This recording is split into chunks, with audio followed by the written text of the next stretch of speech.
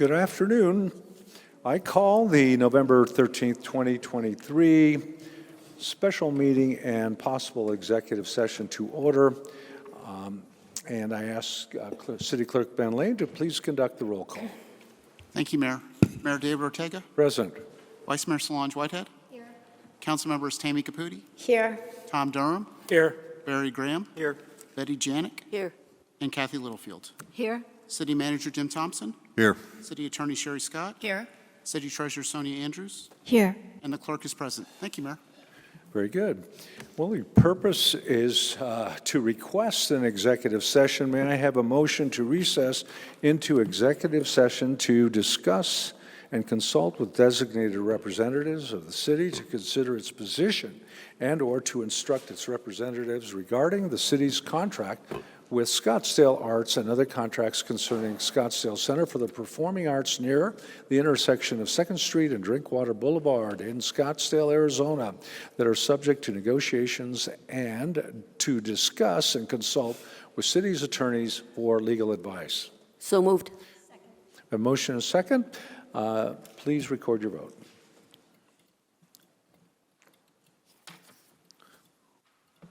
Very good. We are unanimous. Therefore, we adjourn to our special meeting.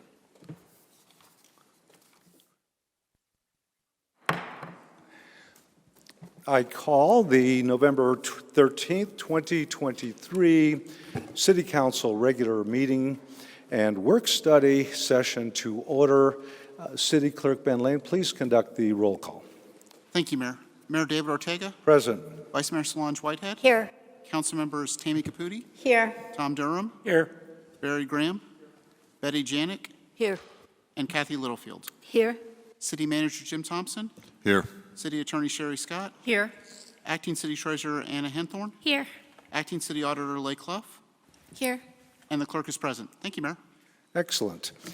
We have Scottsdale Police Officer Ryan Allowing, as well as Detective Dustin Patrick, and Firefighter Brad Reynolds, should anyone need assistance. I will also point out the public restrooms are through that rectangular opening at the upper level. No one's allowed beyond that or behind the dais. Let's begin with the Pledge of Allegiance. Ms. Caputi.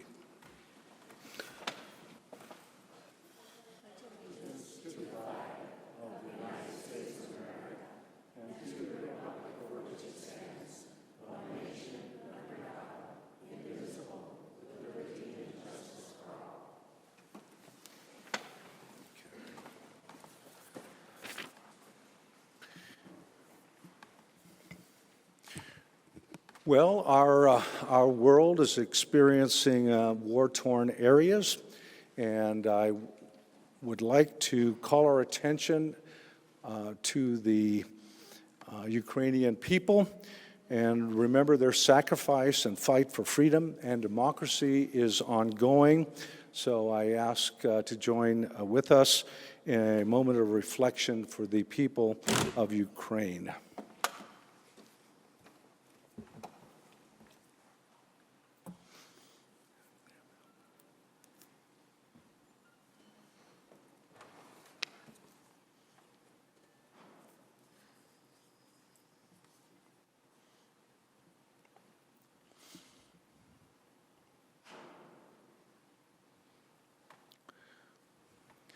Thank you.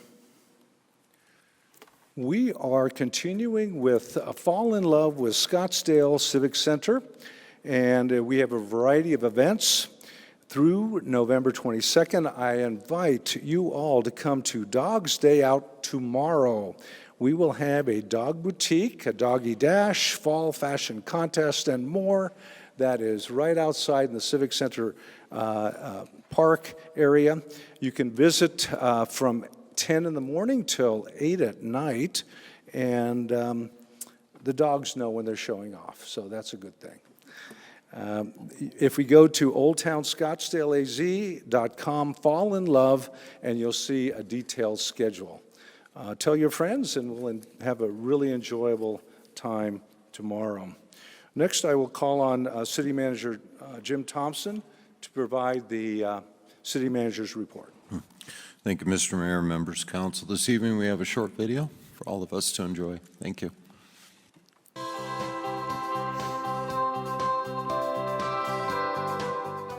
Hi, I'm Public Affairs Specialist Stephanie Hirata with 5 fast things happening around the city you need to know. Starting us off at number 5, heads up drivers, we have new traffic signals coming to 2 Scottsdale intersections. Traffic signals at the intersections of Osborne Road and 64th Street and Scottsdale and Dove Valley Roads will be installed based on current traffic and pedestrian volumes to improve safety and connectivity.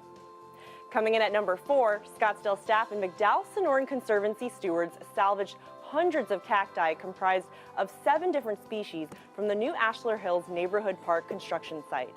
The cacti will be planted in the Diamond Fire Burn area to help reestablish these species.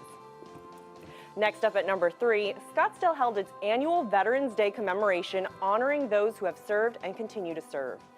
This year's keynote speaker was Michael McLaughlin, retired submariner and former APS Palo Verde executive. The event was held on the Memorial Lawn at Scottsdale Civic Center in partnership with American Legion Post 44 and other veterans service organizations. The city also proudly displayed banners featuring local veterans along Drinkwater Boulevard. This recognition program was initiated last year by the Scottsdale Veterans Advisory Commission. Scottsdale is dedicated to celebrating veterans across Arizona year-round. Learn more about Veterans AZ, a video program and podcast, and see a full list of resources at scottsdaleaz.gov and search veterans. At number 2, who's ready for the most wonderful time of year? Your favorite event to get you in the holiday spirit returns at the end of November. Holiday lights at McCormick-Stillman Railroad Park will run from November 24th through January 7th. Come and experience the mesmerizing winter wonderland illuminated with lights and enchanting displays. All the details can be found at therailroadpark.com. Wrapping things up at number 1, Scott's Dazzle kicks off November 25th with the sing-along and tree lighting ceremony. Enjoy live musical performances, holiday treats, and guest appearances at the Scottsdale waterfront. And this is just the beginning. There will be plenty of fun and magical activities through the end of December. Check out all the incredible events at scottsdazzle.com. And that's Scottsdale's Fast 5 for November. Thanks for watching. Excellent. My next announcement is that during tonight's meeting, the council may make a motion to recess into executive session to obtain legal advice on any applicable item on the agenda.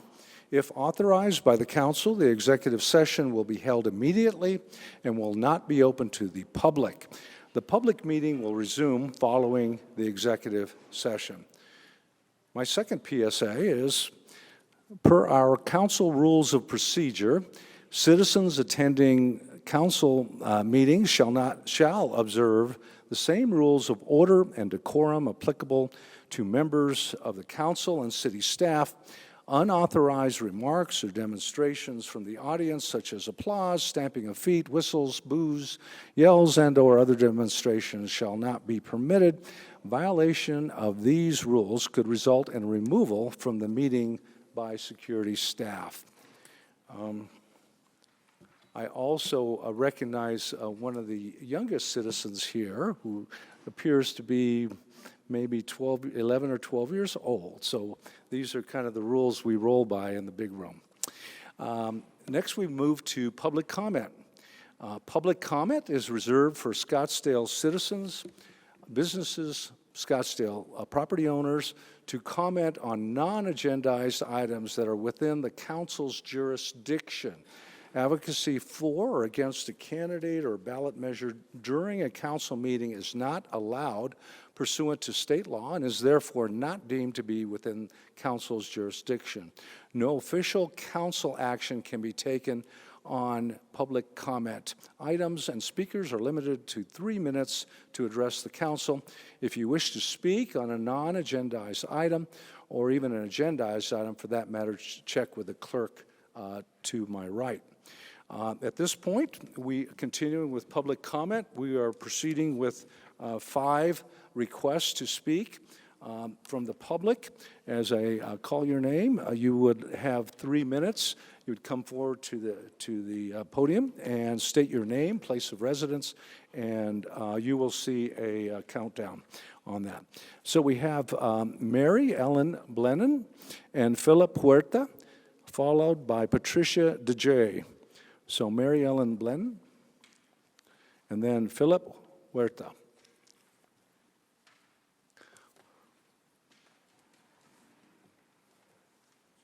Thank you. Please proceed, Mr. Huerta. And so, Is that thank okay? you. My Hello. wife puts Okay. sells. You have something for the overhead, and we will get that on for you.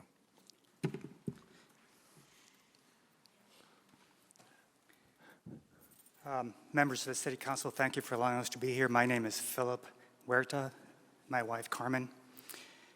Our address is 12417 East Cayuse Court, Scottsdale. We're 40-plus year Scottsdale residents. To get right to the point, this is regarding, we would like your support on a paint issue that we are currently. You'll need to place that on the white portion, if there's something right in Yes. front of you there. Yeah, It was off to she the was gonna- side, She was going to actually. wait for me to. Okay. We Now would like we to can see it. support on a paint issue we are currently experiencing with the city. I was speaking to Councilwoman Tammy Caputi on this, and she encouraged me to come before the council. My wife and I embarked on building our own dream house last year as owner builders. The project went well for the first year, pretty smooth through the myriad of inspections you go through, up until the end, or very close to the end, 2 or 3 weeks before the final inspections. We received a typical red tag saying you didn't pass something, typical red tag. We were surprised to find out that they wanted us to repaint our house. It wasn't dark enough. It didn't comply. Our house, by the way, falls in the environmental sensitive lands area at the very, very south tip. The lot is located south of Shea, between 124th and 128th Street. We're at the very southern end, but it just barely catches us. But I'm sure most of you know, per ordinance, Scottsdale Ordinance 455, Section 6.1070, you're not allowed to have light reflectivity values higher than 35%, which is basically a pretty dark color along the lines of this. When we designed and wanted to build our house, we picked the color early, an off-white. We picked it based on 2 reasons. First, the architectural intent. It's a contemporary house, and typically these days they're being painted light colors or off-whites. But the second most important reason is we scouted the area there where our lot is at, and there were many off-white houses in that area. In fact, we based our color close to one of the houses that's there in the immediate area. And just to show you, and forgive the quality of these prints. They're off my printer, but you can tell by the relative shades of the colors. There's about 13 houses just within 2-block radius. They're all off-white. The first house is ours. The one below is a new construction. It was finished 2 years ago, and it's actually not an off-white color. It's a very, very light silver, almost white, but definitely a far cry from conforming to the 35%. Then as Carmen flips through these, you'll see these are just within the 2-block radius. There's so many white houses that we figure we fit in. So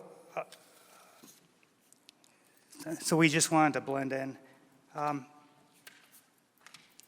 So there's 2 things why we feel that it's not justified that we have to repaint our house. First is that they let us go through the whole inspection process. The paint was up 6 months into construction. We went another 7 months of construction and inspections, and not one inspector mentioned anything until one person complained about the color, and the inspector told me that's why they flagged us.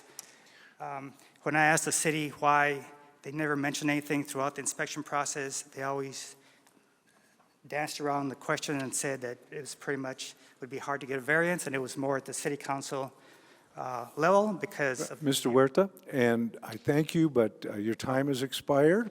went Also fast. take note that you did send an email to us, and at this point, we will follow through whether it is a a Board of Adjustment or a HOA question. Sometimes the HOAs as well specify what the restrictions are. Thank you Now, very much. Thank you very much, and There's- we will have staff follow up with you.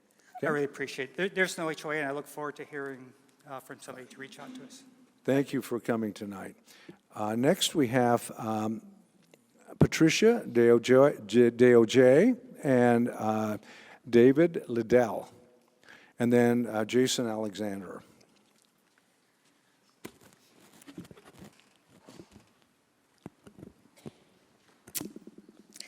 Greetings, Mayor Tega, councilmen and councilwomen. My name is Tricia. I'm one of your 250,000 plus Scottsdale constituents. First, I want to thank you for serving our beautiful city of Scottsdale as leaders in addressing our authentic city needs. Having listened to your campaign promises, I trusted that identified city needs would be achieved in a manner that valued and respected your constituents, the people who placed you on that dais. Approximately 3 years later, I must share that I am deeply troubled by the frequent 4-3, sometimes 5-1 votes impacting the quality of life of the families in Scottsdale. Higher taxes, road diets, high-density development, example, the park, impact all of us. At meetings, I see no evidence of evidence-based exchange of ideas regarding your votes.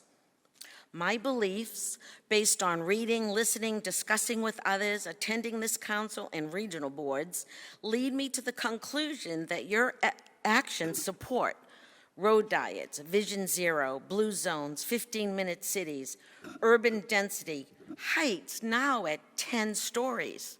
I'm curious, are you proud?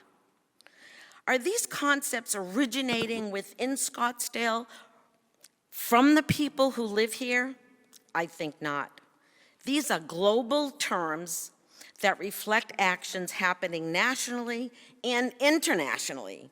These concepts are written in documents from the World Economic Forum, from the UN, and others representing specific ideology driven from the top down, not local up. When these concepts are raised by public comment, the verbal and nonverbal responses and reactions by some on the council are startling to me. I wonder, can you see the forest through the trees? Your isolated actions lead to a way of life unimaginable in this country and in this city. Many residents now are knowledgeable and are voicing their concerns. Are you listening? Actions by this board need to be driven by authentic data elicited from your constituency, not driven by grants that fund a specific outcome. All grants have strings attached, a term some council members challenged at a previous meeting. Please, be a council for the people, not driven by money from developers, national and international funders, that leads to a Scottsdale that we do not want to live. Your actions tell a story. Let's hope it's nonfiction. We, based on your campaign promises, are on the same team. Thank you. Or are we? Thank you very much. Next, we have David Liddell and then Jason Alexander.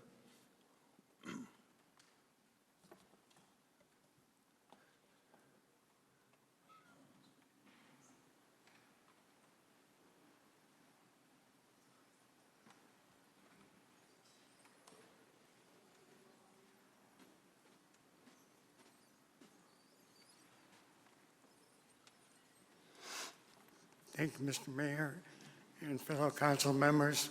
I appreciate the opportunity of standing before you today. I'm ill prepared, as you'll soon find out. I come before you regarding the Rawhide Wash that's runs through nearby East Pinnacle Peak and Scottsdale Road. It's been in works for a while, and it's going to continue to work for a while. We moved here in 2021.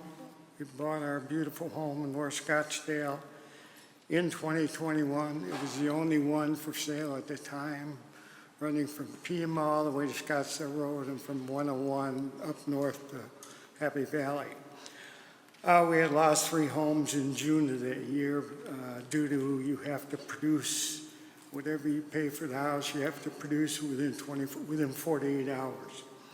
So we were able to do that because the UPS lady in Georgia, where we moved from, worked there 35 years, and she had $2 million worth of UPS stock, which of course, excuse me, she did not pay for my house there, but I did pay substantially over the asking price here, as if you real estate people will know.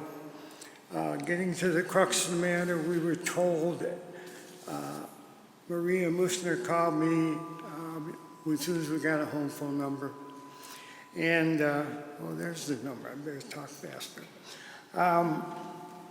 She called me, and I had no knowledge of the wash at that time. Neither did my neighbor at the time, nor the fellow that bought after him. Apparently, the real estate agents do not have to notify anybody about that. So long story short, I've been in contact with Maria for the 2 years since. We were told on 4 different occasions that the fence would be no higher than 72 inches, which the old fence was.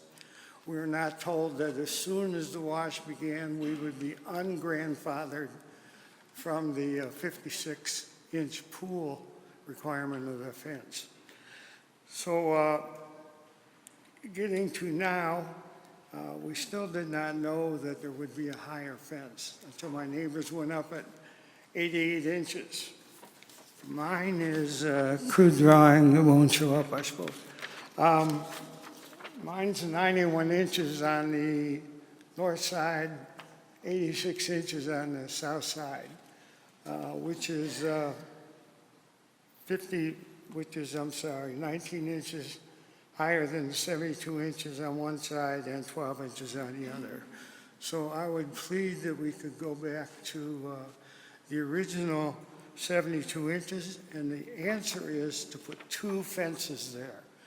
Take the fence off. The fly wall had to be 40 inches on one side and 32 inches on the other.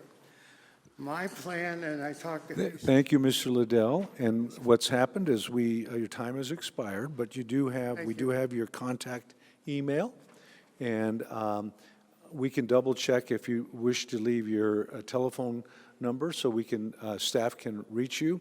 In general, street and drainage solutions run hand in hand, so they'll straighten that out.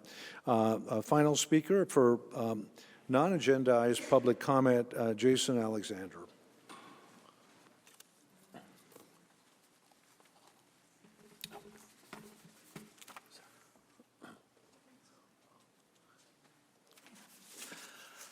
Thank you, Mayor Ortega. Jason Alexander, 7578 East Sundown Court. And I will also be putting a couple slides on the overhead, please.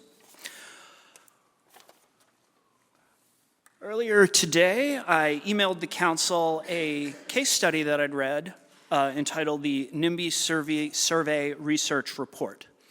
And 2 factors in this study really stood out for me.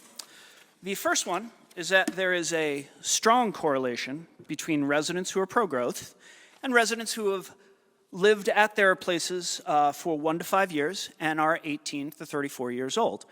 So a correlation between age, time at the location, and having a more pro-growth attitude. Correspondingly, the study goes on to say that there is also a strong correlation between folks who are anti-growth and have lived at their residences 20 years or more. The second key takeaway I got from reading this study was that 77% of those surveyed trusted developers when they believed there was transparency and the developers were seeking to create a win-win consensus among the community for their developments. Now, Scottsdale is full of people who support growth and win-wins with development projects. Our demographics back up that conclusion. The city's surveys back up that conclusion. And as we all know, people who are happy don't tend to complain. Now, it's wrong to assume that the emails one might receive in favor of or opposing a particular project represent the entire community. Surely those voices all matter and should all be heard, but opponents emailing do not represent all those people who are happy and are simply going about their business, going about their lives, and not reaching out to the city council. Now, another factor that I've come to find that I feel has squashed public comment, often in support of projects, is the outing or pressure applied sometimes by opponents to those who support a project. During the Southbridge issue several years ago, a supporter was verbally assaulted in their place of business by an opponent of the project.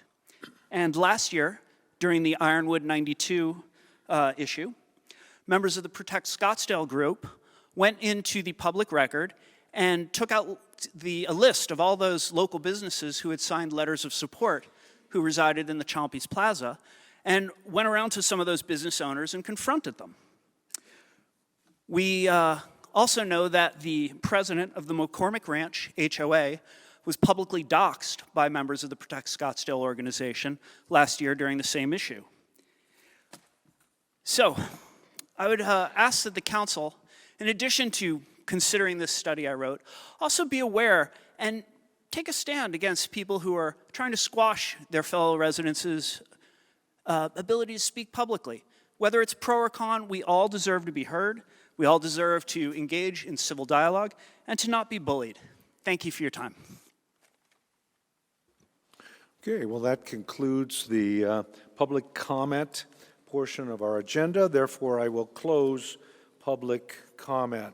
Next, we have consideration of the minutes, and if any revisions, I request a motion to approve special meeting minutes of October 10th, 2023, executive session minutes of October 10th, 2023, regular meeting minutes of October 10th, 2023. Do I have a motion? So moved. Second. A motion is second.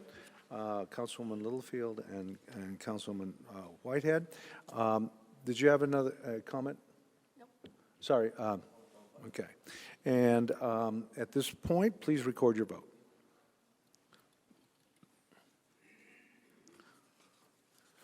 Unanimous. Thank you. Next, we will turn to the consent agenda portion of our program. That includes items as posted, items 1 through 14. There's also an opportunity for the public to comment on any of those items. They're all on file and a public record. I have one request by an individual to speak on item 11. Therefore, I would open that up. And then also, if any council member, well, let's hear first of all from any one wishing to speak. And in this case, item 11 is Jeff Caldwell. Thank you, sir. Please state your place of residence, and you have 3 minutes. You'll see the timer.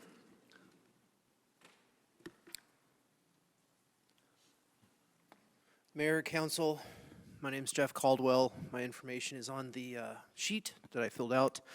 So this is an item that has the government getting involved in public affairs, trying to create fun events, make people feel welcomed and accepted in the neighborhood.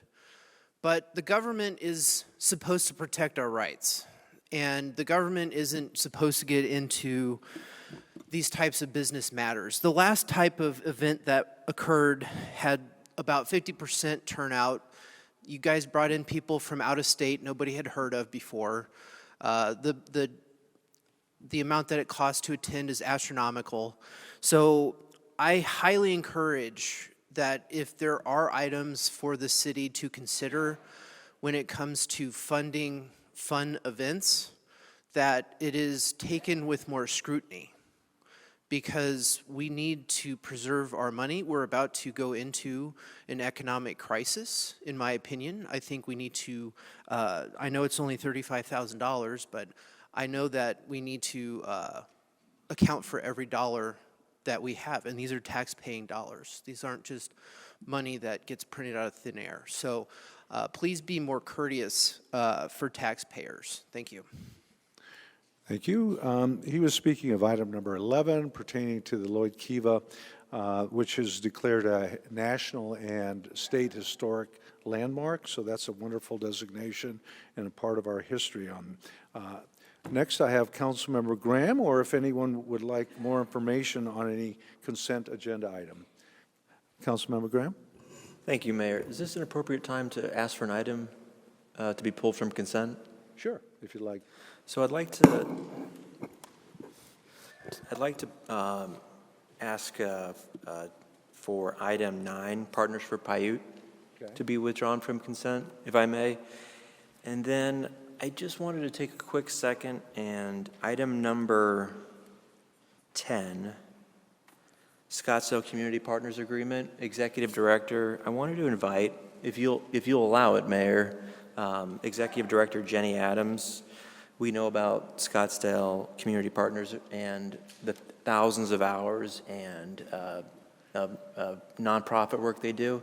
If she could just make a few brief remarks about that contract. So in one case, you're saying that you'd like an additional less formal presentation on item number 10, so we could come forward. The other one would require the full staff presentation. You want both? Thank you, Mayor. Okay, so we will call forward on item number 10 regarding Scottsdale Partners for a full public, well, to answer his question on your mission and accomplishments. Thank you.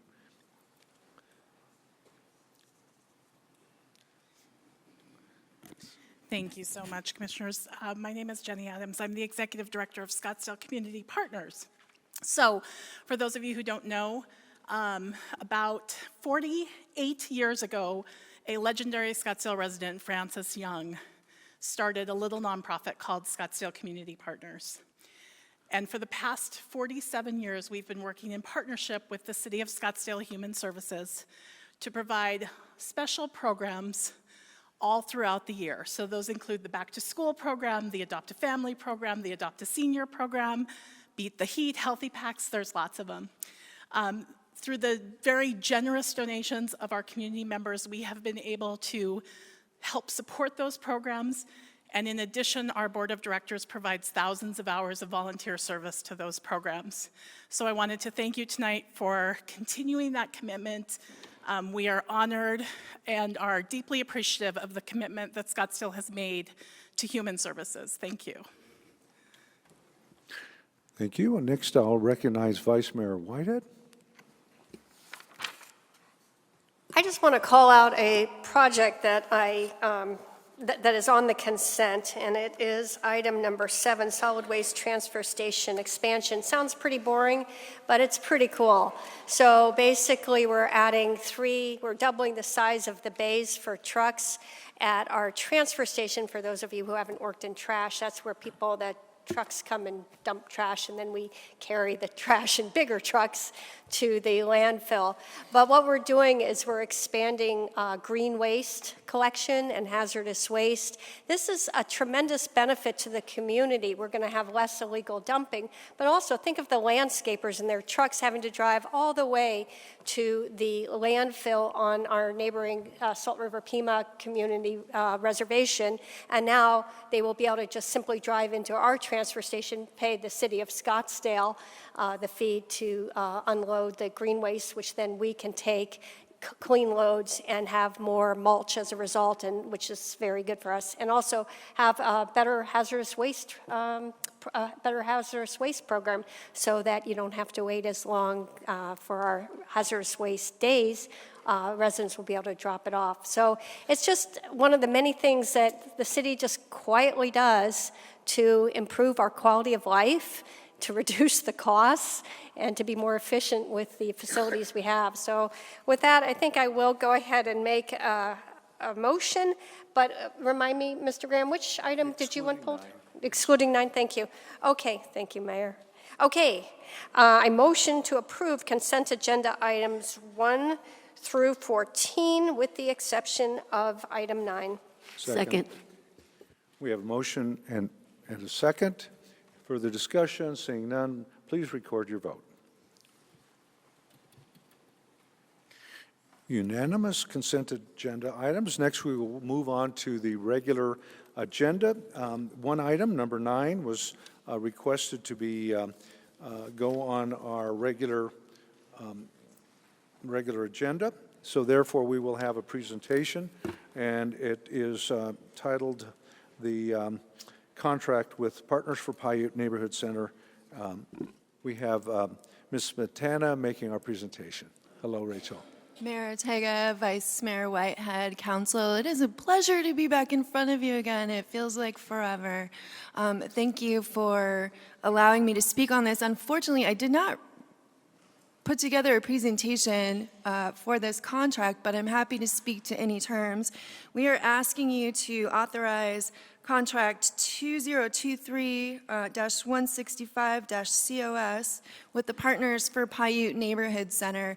We have, since 1995, Partners for Paiute was incorporated to help the neighborhood around Paiute Community Center after the city purchased it and uses that property for social services, early childhood education, lots of brokerage agencies who provide wonderful services to the community. And right now we also have a Title I charter school in our community assistance office, which oversees all our housing programs are on campus. Partners for Paiute helps support those agencies on campus, as well as many of our social services needs that can't be met through Vista del Camino or elsewhere. And I am happy to answer any questions you may have. Okay, thank you. Councilmember Graham. Thank you, Mayor. Rachel, we're glad to have you back in the Kiva, so welcome back. We all know about the good work they do, Partners for Paiute. Any material changes between the prior contract and this one? It really is just an administrative cleanup. If you looked at the two contracts together, the Steve Helm, who apologizes that he couldn't be here this evening, and the board decided if it ain't broke, don't fix it. So it is largely the same. Okay. Well, when you see Steve, tell him hello. I will. Now, this agreement extends the contract up to 15 years. Council, we recently authorized 2019 bonds. We're going to be doing a lot of construction there. How is that going to look as far as construction disruption? There's a Title I school there.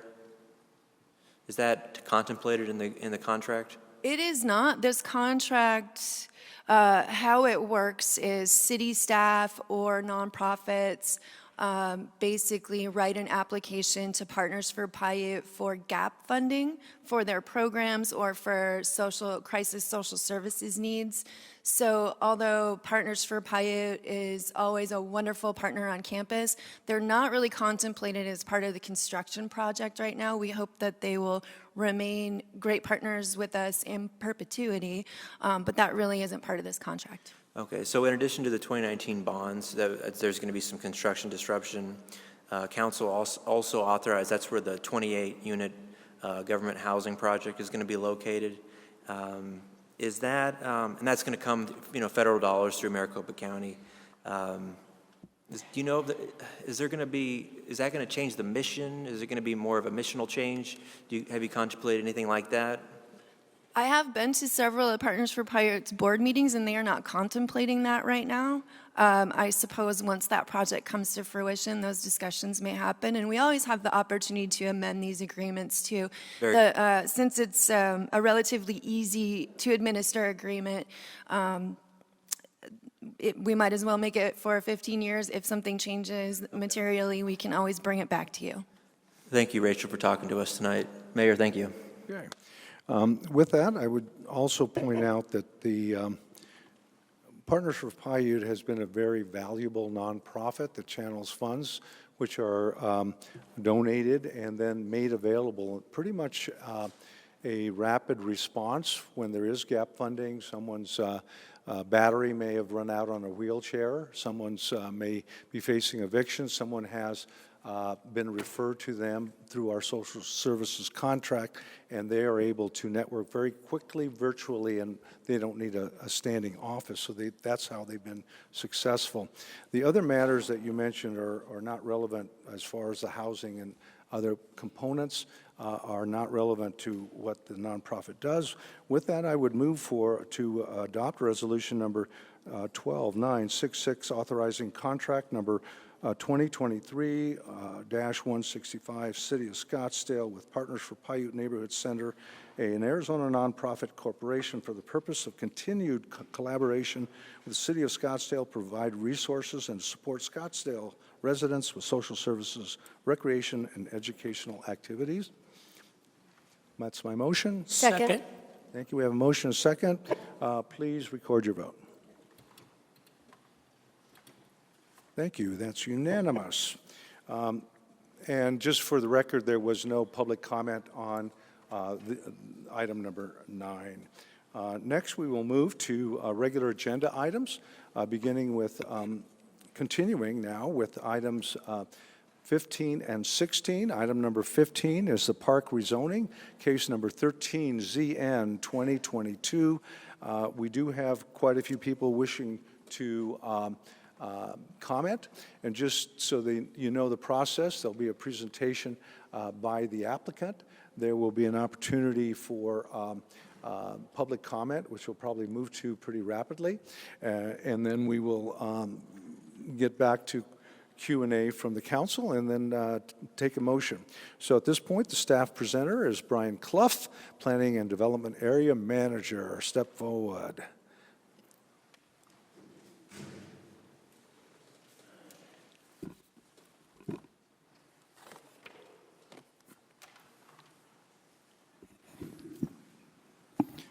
Good evening, Mayor Ortega, Vice Mayor Whitehead, and members of the council.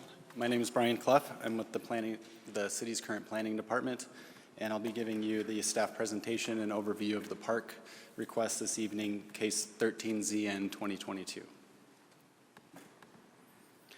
And specifically this evening, the request from the applicant is for approval of a zoning district map amendment from our general commercial C4 district to planned air park core with the air park mixed use residential subcategory.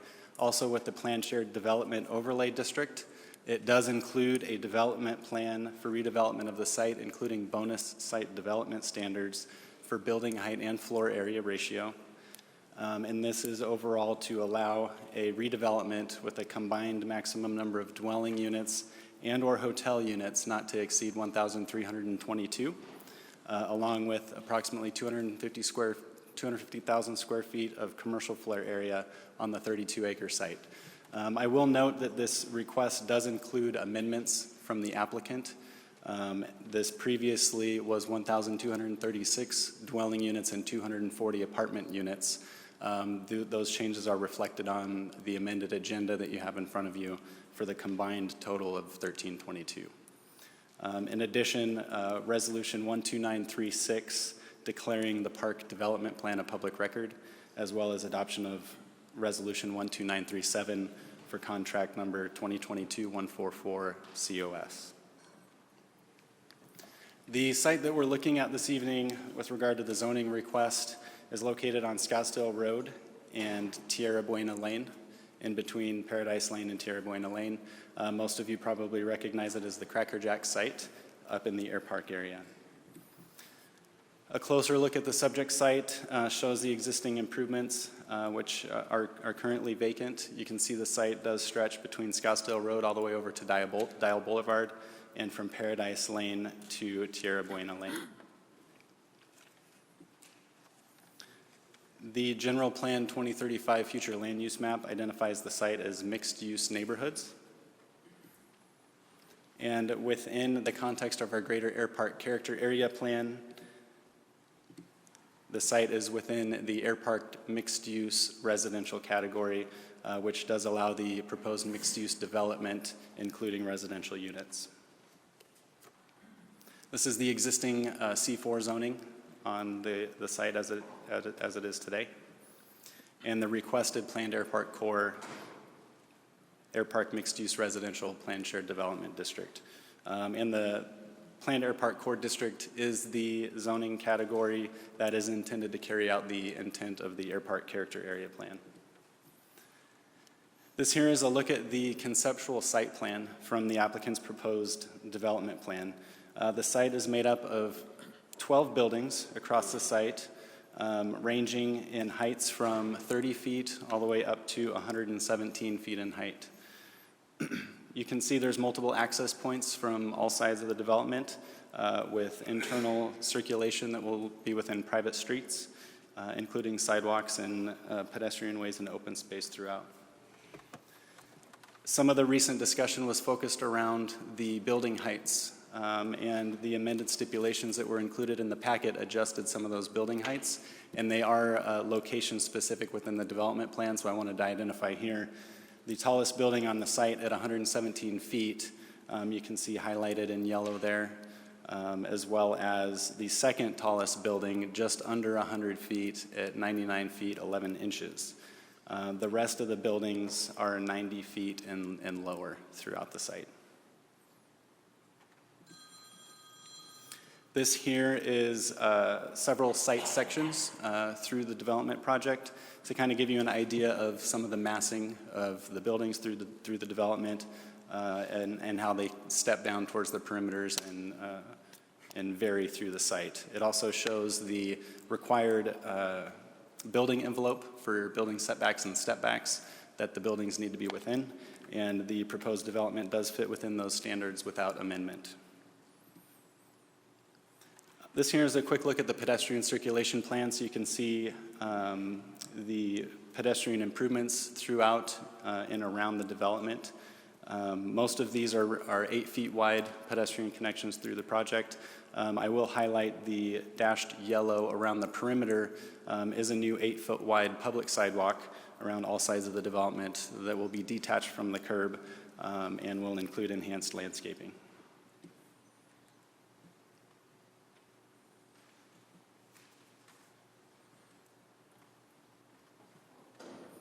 And into the bonus development standards, I mentioned that the applicant is requesting use of bonus standards for floor area ratio and building height. The floor area ratio base is a 0.8 times the net lot area. They're requesting 1.73 times the net lot area, which equates to a little more than 1.1 million square feet of bonus floor area. The building height base is 84 feet with the requested 117 feet. That is 33 feet of bonus height. Overall, with the requested floor area ratio and building height bonuses is about $16.2 million in bonus payment that will be required of the developer, and that would be paid to the city into the Air Park Improvement Fund for future use on capital improvements in the Air Park area. And in addition to those improvements that may be constructed with the bonus funds, I also wanted to identify some of the other public realm improvements that will be provided as part of the development that are outside of those funds that are required as part of the zoning request. I'll just highlight a few of them. A new traffic signal at Tierra Buena Lane and Scottsdale Road. I mentioned already the 8-foot sidewalks around the entire development. New bus shelter and new street lights on Tierra Buena, Paradise, and Dial Boulevard. An enhanced pedestrian crossing that would be across Paradise Lane, providing a connection from the site up to the promenade development. And then a few terms of the development agreement that I would highlight is consideration of power line undergrounding for along Scottsdale Road. Those are the larger power lines. They're considered in the development agreement that some of those bonus funds could go towards that. Additionally, water conservation measures as specified in that development agreement. Those water conservation measures in general is a partnership with the city to harvest stormwater that can be metered into the city's sanitary sewer for reuse and treatment to inject back into the aquifer. Additionally, workforce housing units, that would be 10% of the for rent unit count At this time, based on the current unit count, that would be approximately 95 workforce housing units, and that would be for a period of 10 years. This request did go before our Airport Advisory Commission in June and was approved with a vote of 5-0. There were a couple stipulations placed by the Airport Advisory Commission with that approval, and those have already been addressed by the applicant. This was also heard by our Planning Commission in September, and approved with a vote of 6-0. And just in summary, again, the action requested this evening. And I would note that we did have several public comment come in over the last week or so, both in favor and with concerns about the proposed development. Those have all been forwarded to you, mostly in the supplemental packet and over the last couple days. That includes staff's presentation. I'm happy to answer any questions, and the applicant team is here with a presentation as well. Thank you. Good. At this point, we will move on to the applicant's presentation. Let me just point out that we have 17 or 18 requests to speak from the public. Many times I would shorten the period of comment to 3 minutes per, well, I would shorten it from 3 minutes to 2 minutes. However, tonight, I'm not. You will have a full 3 minutes, even though there may be close to 20 requests to speak. So hang in there. Next, we go to John Berry as the applicant presenter. Thank you. Mayor, members of the council, for your record, John Berry, 6750 East Camelback Road in Scottsdale. Before we begin the countdown here, Mayor, with your permission, on behalf of Mr. Kurtz and myself, would like to respectfully request approximately an additional 5 minutes for our presentation, if that's in accord with your desires. Sure, that's fine. Thank you. Mayor, members of the council, just a little bit of additional context from staff's presentation. In this aerial, you can see Scottsdale Road running north-south. The blue on the left side of the diagram is the city of Phoenix, which craves that this part of Scottsdale was actually in Scottsdale, but they have the Scottsdale mailing address, as you know. Our site is in green right here. To the north, directly across the street, is the Scottsdale Promenade Shopping Center, which was purchased by my client, Mr. Kurtz, last year. 1 block south of our site is the Scottsdale Quarter, which is the same size parcel as the park site. To the east is the airport and air park. So after Cracker Jack's closed due to competitive pressures, folks wondered what was going to happen to this property. And the what, as is often the case, is almost as important as the who. Without the who, you don't get the what. In this instance, in this case, the who is good news. The who is George Kurtz. George is a visionary who literally transformed an industry in the endpoint cybersecurity globally with a company that he founded in 2011, which is now a NASDAQ 100 company. Now, speaking of vision, George was also smart enough, shortly after he founded his company, to leave California and move to the area. I do want to highlight a couple of quick things before we get into some of the details. And that is that, George's vision very much aligns with the city's vision with your economic development 5-year strategic plan. And if you notice that last item, George can be that champion that the city is looking for. And this project can be the accelerator for this unanimously adopted economic development strategic plan. George, if you've got a minute, it'd be great if you could come on up. Thank you.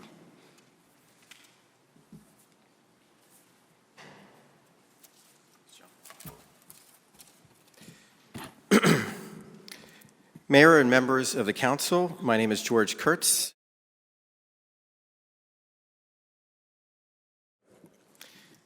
Transformation begins with a vision. In the case of the park, our vision is to create a true mixed-use project that not only represents how special Scottsdale is, but a project that respects residents' values and embraces our community's high standards of sustainability. I believe the park will be a catalyst that attracts the company's top innovators, technology entrepreneurs, venture capitalists, and knowledge workers. This culture of the best and brightest will accelerate Scottsdale's growing technology community and serve as a cybersecurity center of excellence. Knowledge workers are in high demand and can afford to go anywhere in the country or world. Why not make Scottsdale their destination to live, work, and contribute to our community? I believe you have the opportunity tonight to show the Valley and Arizona and perhaps the country that Scottsdale is a city evolving into a North Star of innovation and sustainability. Thank you for your time and consideration of our project. Mayor, members of the council, before we summarize the advantages and benefits of this project, I do want to bring you up to speed. Staff alluded to this, and there have been some changes in the proposal. And I just want to note that thanks to the mayor and council and also the community, we listened. And since our initial plan was brought forward, the height of this project has been reduced. We have one single building at the 117 feet and one building at less than 100 feet. In terms of the density of the project, that has been reduced by 24% from our initial plan. Now, in summary of the community benefits associated with this project, we're going to invest over $1 billion to transform this abandoned infill site and create something very special for Scottsdale. We have a unique opportunity to do that with a unique owner to help make it happen.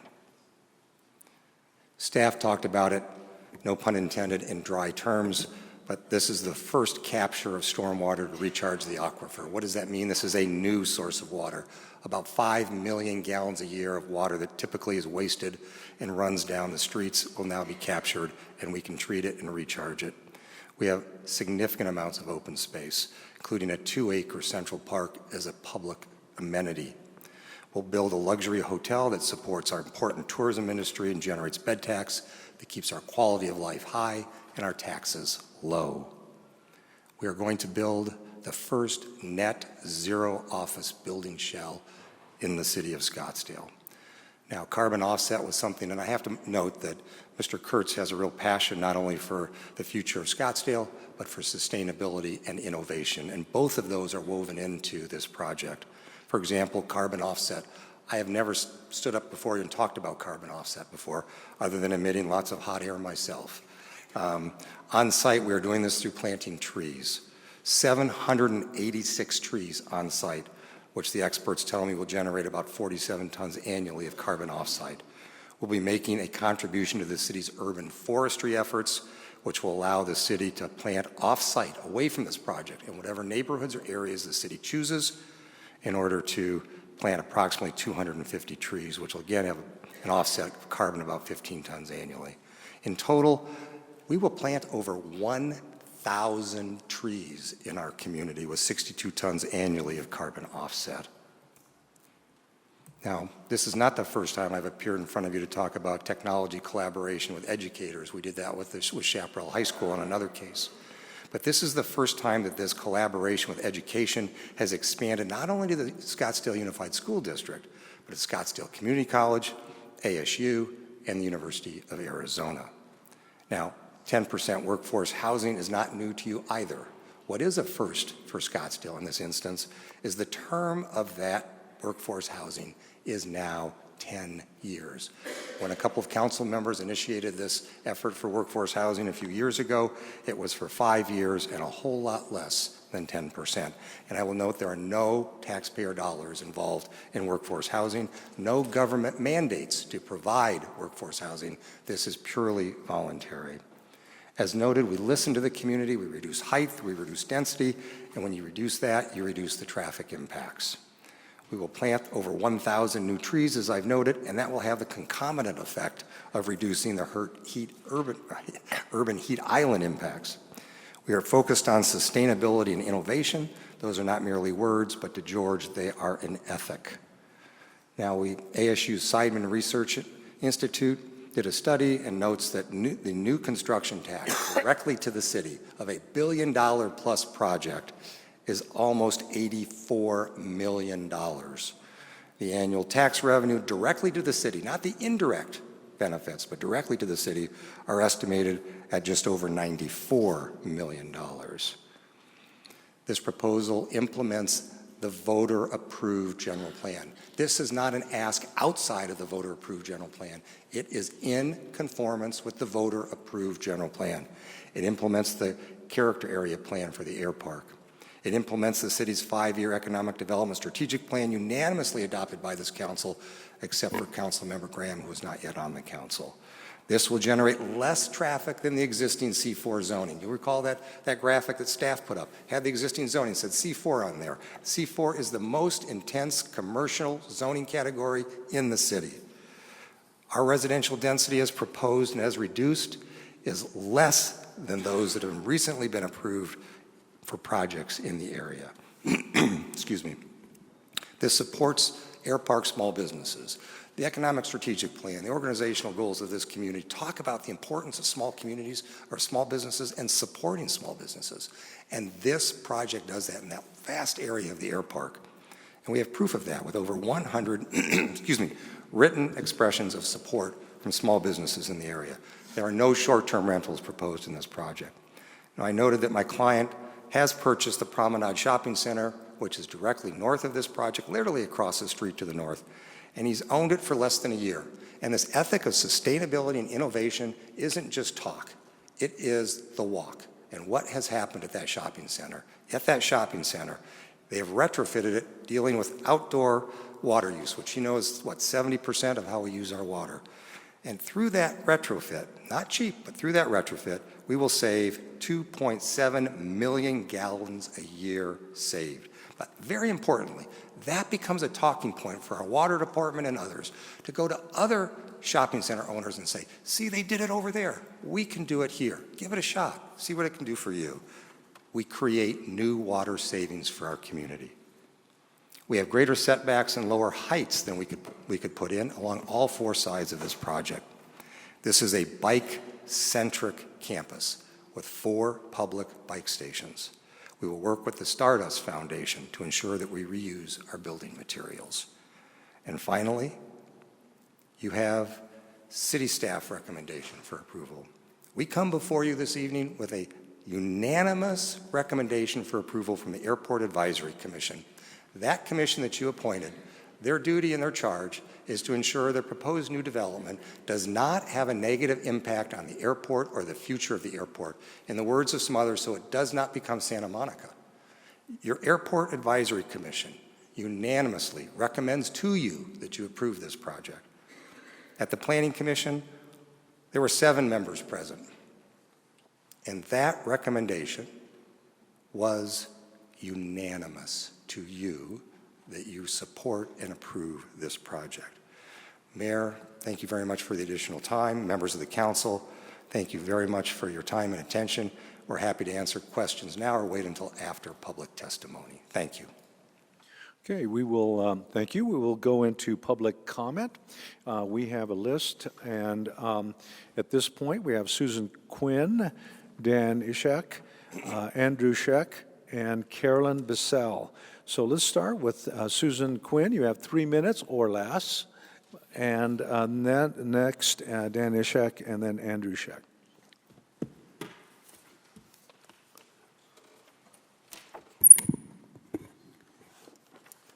Good evening, Mayor Ortega, members of council, and staff.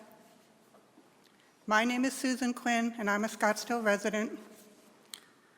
Today, I've come here to talk about a wonderful, positive story, the park.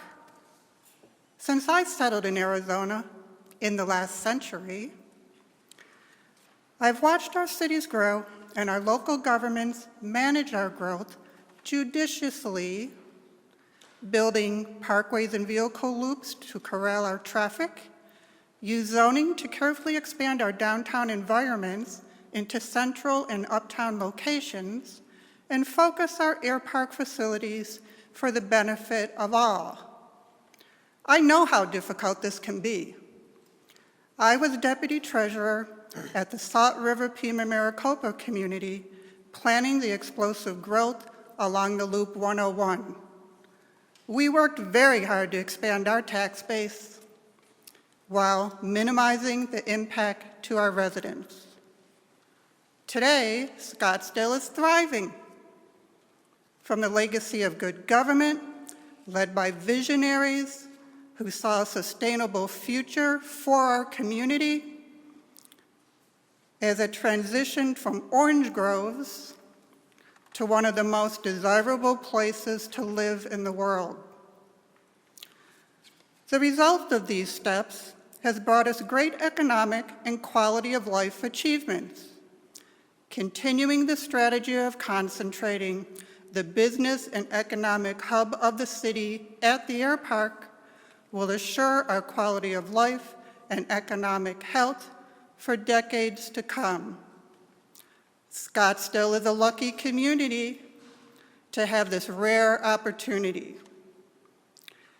We have a local resident going above and beyond the required standards and conditions in partnering with our local universities, businesses, and citizens.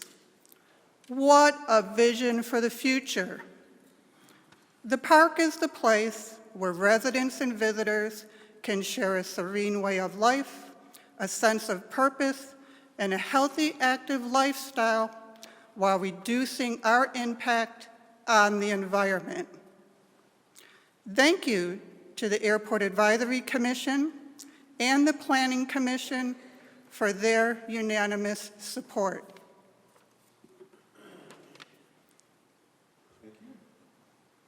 Next, we have Daniel Ishak, and then Andrew Scheck, Carolyn Bissell.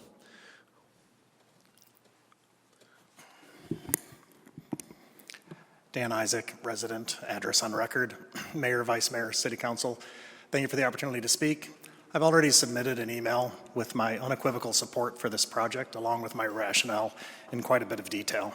I'm not going to repeat all of that this evening.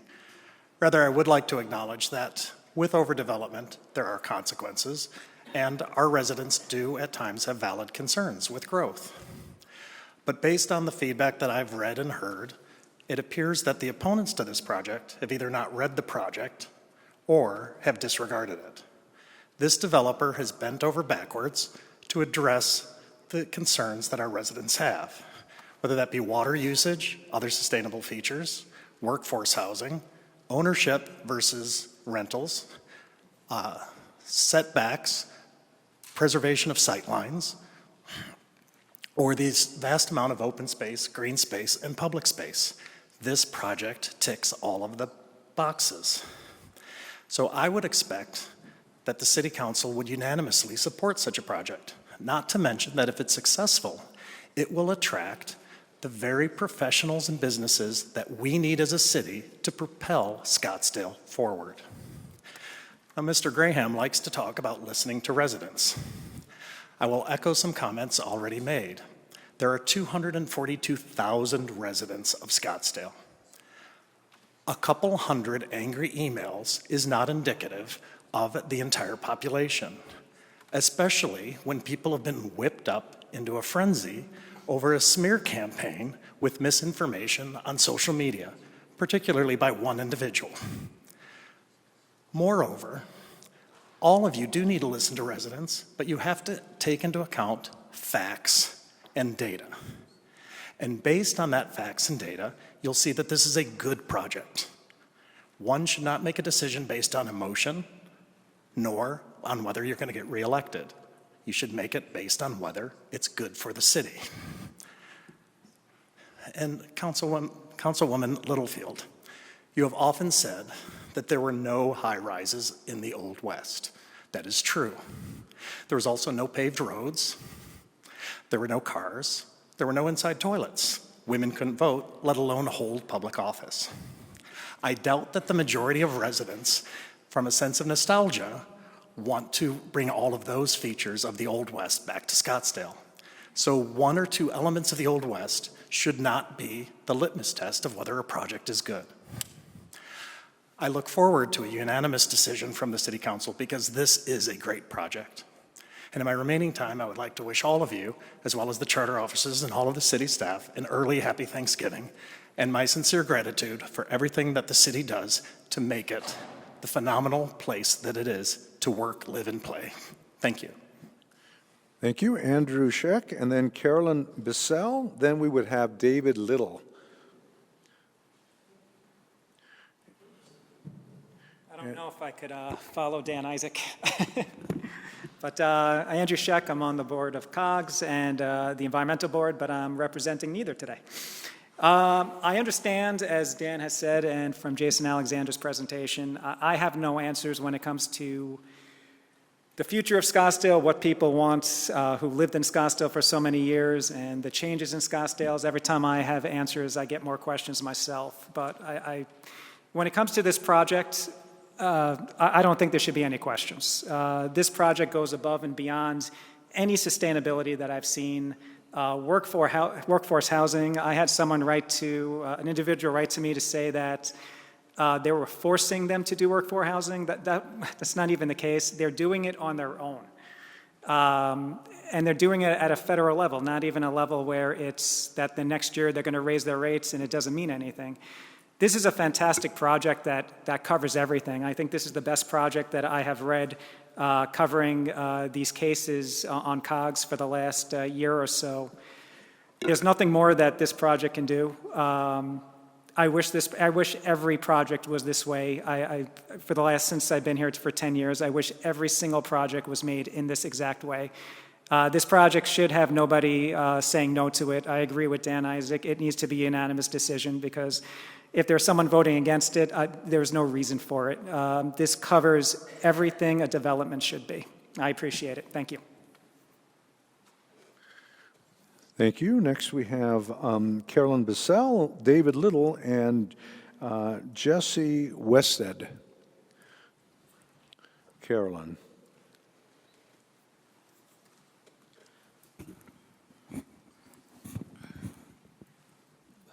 Good evening, everybody.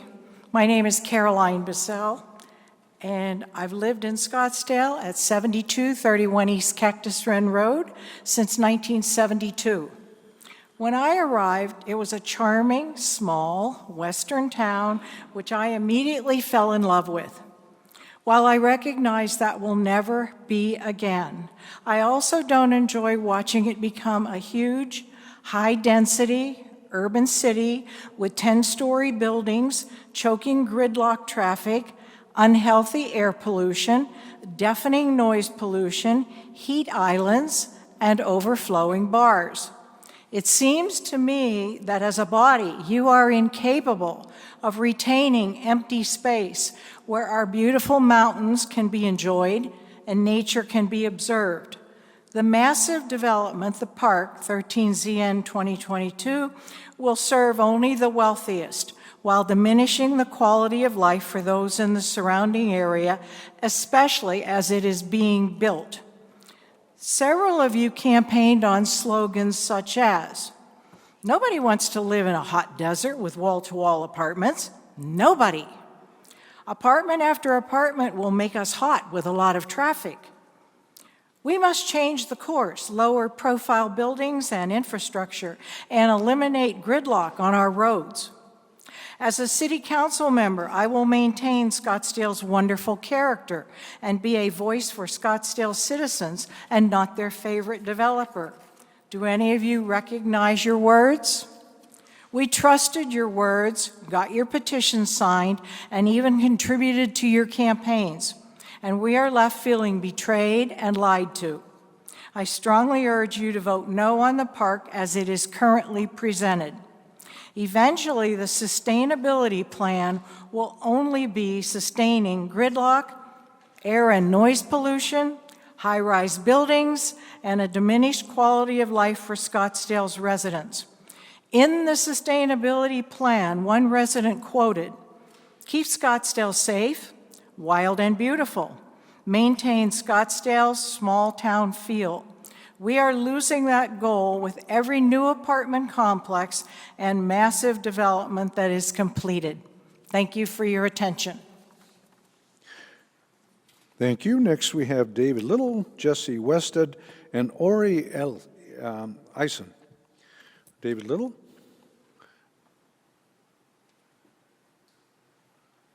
Going once, going twice. We will move on to Jesse Wested and Ori Eisen.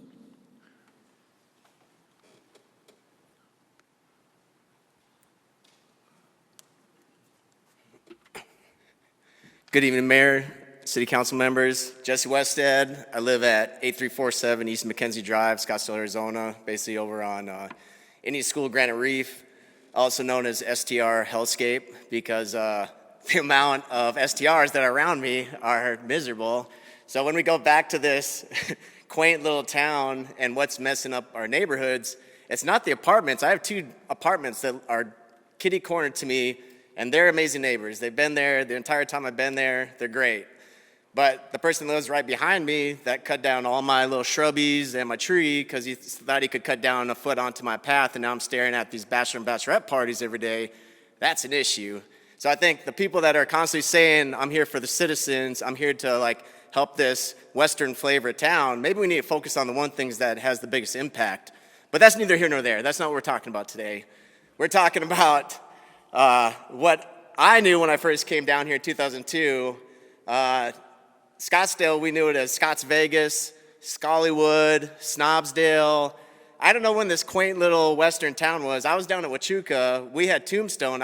Every time I think that when I'm hearing these things, I'm like, okay, yeah, we're talking about Tombstone, not this giant metropolis that's part of Phoenix. I don't know where this is all coming from. We're not Tombstone. We're not even Tucson. We're Scottsdale. It's something completely different. So we've got this project that's an infill development. We're putting in some crazy amount of trees. So let's not talk about urban heat island, because right away we're punching that down because of the amount of trees that we're throwing on it. We're capturing all this rainwater. I'm loving that. By the way, I'm a landscape architect, so I love my tree boys and harvesting some water. What else we got? Oh, public bike stations. I ride my bike everywhere, but again today, so that I could be counted, I grew my beard out, got some gray hair, because normally when I'm coming here, I don't get counted as a citizen, so I got the gray hair. I drove my F-150 today, so I'm a motorist. I'm an avid motorist. What other things are always? Oh, I'm wearing my Goodwood hat. It's a bar right here, local. I moved my office here right in the corner, so I'm a business owner. I'm trying to check all the boxes here, guys, so I'm for this plan. We got a bunch of trees. We're harvesting rainwater. It's an infill development. I'm for it. Just want to say that. And let's do something about them STRs, though. Let's just work this out, too. Thank you. Thank you. Ori Eisen, and then Jessica Jankowski, and Michael Joyner.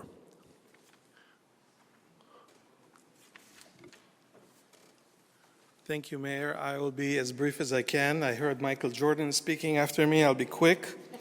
My name is Ori Eisen. I've lived in Scottsdale for 20 years now at 7501 North Via de la Escuela. I wrote my notes, so I'll go as quick as I can. On Friday, I marked 32 years in the United States. I came here to New York City with $1,000 in my pocket. And through my journey in the United States, I got to Scottsdale. What do you know? I was the head of risk at American Express here in town, and that led me to start a few companies in the cybersecurity space. Our area is unique to this space because we don't have natural disasters like earthquakes, flooding, all those other things California has. I started my company here when people said you can't do it in Scottsdale because we don't have the very talent you need to start a technology company here. That was in 2004. However, we banded together a few business people here in town to start a website called cybersecuritycanyon.org. You can look it up. And people like me and Todd Davis got money from the biggest VCs in the world to start companies here because we told them we live here and we want to make this community relevant to security and technology and the internet. So, why am I here?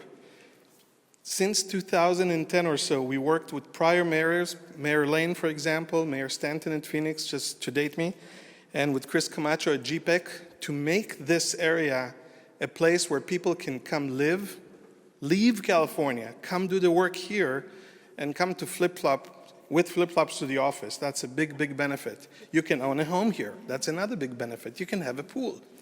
So I'm happy to report that we're now at a point where we have a few amazing companies here in town, but we need to do more. And for that reason, I came to speak here. I don't have to do this, but I believe that this project, the park, with George's visionary tenure in the space, will bring startups, business, and more jobs here to town so we can have a real ecosystem and not sparsely few companies around. The proposal is sustainable, as you heard, so I won't add anything else. My own wife said, I just want to make sure it's not too high, so I do live here, and I want to make sure that they're doing everything within the space, and I love the fact that it's already reduced from what it was. And the last thing I'll say, I look forward to supporting it as a person because I know I want my kids not to go to school here and then run out to California to get a job in technology. We want to keep this talent here because we want the families to stay together, we want the city to be with more jobs, and we want Scottsdale to be the best place to live. Thank you so much for listening tonight. I appreciate it. Thank you, sir. Jessica Jankowski, Michael Joyner, and then Landon Klein.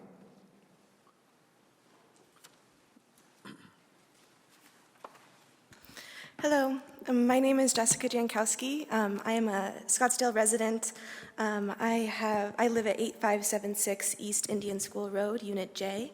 That's a condominium that I recently purchased as a Gen Z community member in Scottsdale. I'm very proud of being one of the few younger homeowners in our community. I really do think that the park redevelopment project is going to be great for our community. The fact that it is a low-density development, that is lower density than the adjacent Scottsdale corridor, I think speaks a lot to what the developer is doing to listen to the community. I've had a lot of fantastic experiences around the Scottsdale corridor and Kierland Commons, and I'd like to expand my realm from downtown Scottsdale with my friends to just enjoying and experiencing northern Scottsdale. I think that the open space, specifically the park that's on the site, and the sidewalks that are going to be redeveloped there really create an awesome opportunity for us to gather in North Scottsdale and outside, which is special. I attended this council presentation previously when the council voted to implement the IGCC International Green Construction Code. Sustainability is very important to me as a young resident in Scottsdale. And from the gardening to having the first net zero, which means the energy that the building produces is the same as it needs to generate day by day use, being that a first net zero office shell is really exciting to me, and I think that it's unique that Scottsdale is trying to achieve these feats. Even though the code requirement isn't there yet, we should, I think, support developers who are going above and beyond. The technology incubator tenants that we're trying to bring to the park, I think it's a big deal. Technology is going to keep developing. People my age are going to keep researching. We're going to keep working, and we're going to go to the places that allow us to do that, whether or not Scottsdale is ready for us. It's going to happen. So let's let it happen in our community. Let's build each other up. Let's look towards the future and not the past. And let's create a better Scottsdale for my fellow peers who are maybe not brave enough to come to these type of meetings because they're young, but I think that it's important that you listen to our voices, and that's all. Thank you. Thank you very much, Jessica. Next, Michael Joyner and Landon Klein, and then John Doring.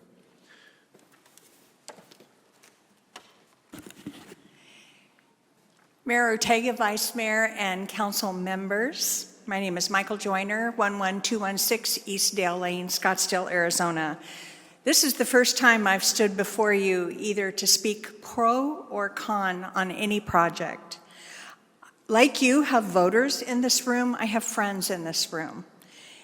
Some would have you believe that you should vote no on every project that comes before you, no matter what it brings to the city.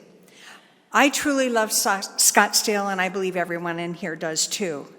But we love the amenities that we have, and these amenities do not come without a cost. To remain vigilant, we must evaluate each and every project and choose how that development will add to Scottsdale. I remember the uproar that occurred in Scottsdale when the quarter was coming in. Yet I'll bet you everybody in this room has been to the quarter in the last 2 weeks. I know I have. Maybe even this week. This project had unanimous support from Planning and the Airport Commission. The park has heights, but the east faces the airport, the north and south are commercial. The interesting thing is, in talking to some of the residents who approached me who were against this project, most of them were completely unaware of what was really in the 522-page application that was part of this. I read every one of them. I found that many were unaware of the 2-acre public park that's going to be there, and none of them knew about the state-of-the-art recapture water system that's being implemented. This is a visionary development, and we should be applauding them for coming to Scottsdale. Also, I think this project is an architectural design jewel. Kudos to the architect. This will bring value to the Open, to Barrett-Jackson, to the horse shows, and to the airport, and many other elements that will serve our community. Please vote yes. Thank you. Thank you, Michael. Next, Landon Klein, John Doring, and Mike DeAndra.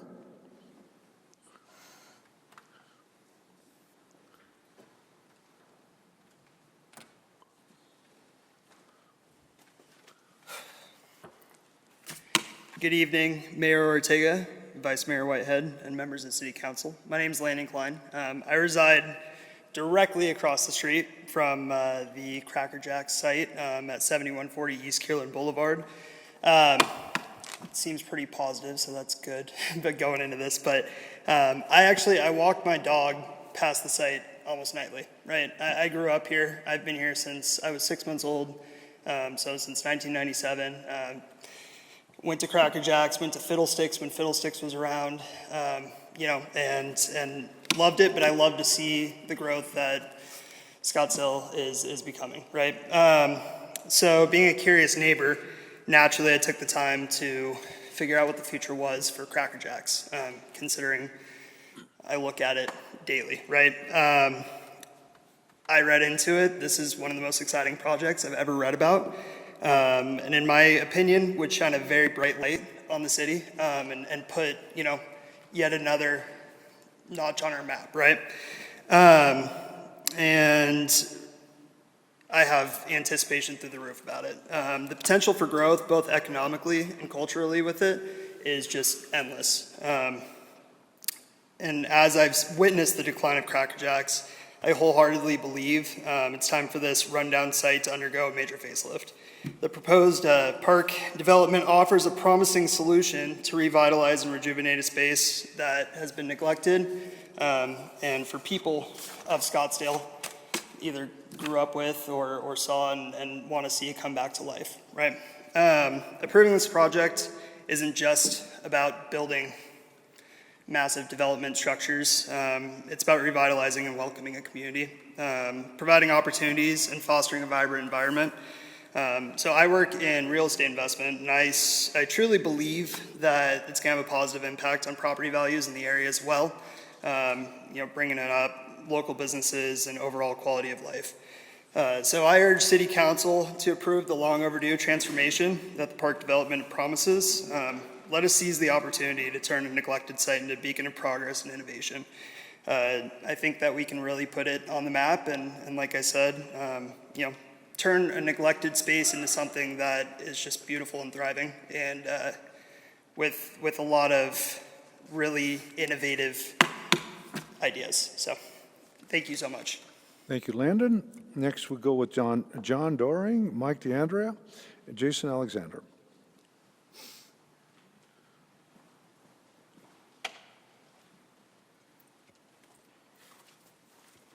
Mayor, with your permission, I brought my business partner with me. Good? You got 3 minutes. All right, go. Enjoy. My name is John Doring, and this is Dr. Amber Enright. As the founders of Scottsdale Living and co-founders of Scottsdale Living Business Edition, we have a deep connection with the small businesses that define Scottsdale. Our community engagement extends over 1,600 small businesses, 50,000 Scottsdale residents, and 455,000 Scottsdale residents between Facebook and Instagram. With an intimate understanding of Scottsdale's residents and businesses, we want to express our support for the park project proposed for the old Cracker Jacks location. In our daily interactions with a diverse group of residents and local businesses, it becomes clear that the heart and soul of Scottsdale lies within our small business community. Recently, in a comprehensive survey of 600 small businesses, there were 2 things that were consistent across the board. First, the need for more opportunities to collaborate with fellow small business owners, and secondly, options for increased financial support through grants, angel investing, partnership, etc. The prospect of establishing a tech incubator in Scottsdale, one that could garner regional or even national attention, holds the promise of fulfilling both of these requests. Our small business community represents the lifeblood of Scottsdale, and the creation of such an incubator would provide them with valuable opportunities for growth, innovation, and collaboration. Hi, I'm Amber Enright. Outside of running community groups, I am a small business owner and a healthcare provider here. I care about people, I care about their stress, and I care about the health of my entire community. Scottsdale Living alone manages over 500,000 community interactions that we see and hear and trust, and we're here to give honest feedback about what they would say. The top 3 discussions and requests are for housing, jobs, and recommendations for places to go and things to do. Of course. People want housing that's close to work. Thank you for providing that. Small businesses want opportunities to compete and provide their skills and products. Thank you for providing that.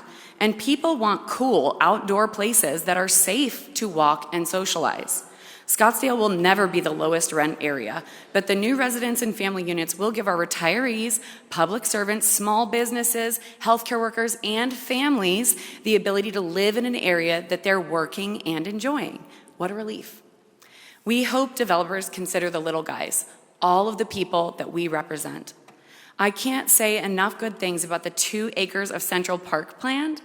There's nothing worse than staring out of your office window or living room at brick walls and dirt lots, which is basically what they see right now. And all of the area around this is actually already developed just like it. So saying no doesn't really make sense.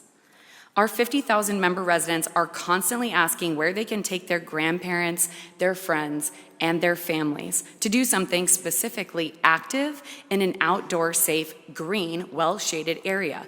The Park in the Park plans to take that serious interest in using the most beautiful of our Arizona trees, shrubs, all of that into account. So it's still gonna look like Arizona when you're sitting inside the park. I think that that is absolutely amazing.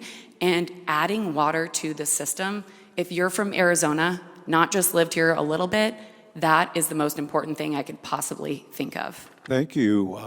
Thank you to the very mayor, much. thank you to the city council, and thank you for Mr. Kurtz for the opportunity. Thank you. Next, Mike DeAndrea, Jason Alexandra, Frank Aceta. Wow, things look different from this side, so haven't been here for a while. Mayor Ortega, members of the council, for your record, my name is Mike DeAndre. I kind of wear a lot of hats here tonight. 26-year resident of Scottsdale. My girls, my family's here. My parents moved from the very cold, chilly Chicago, and they're glad they're here.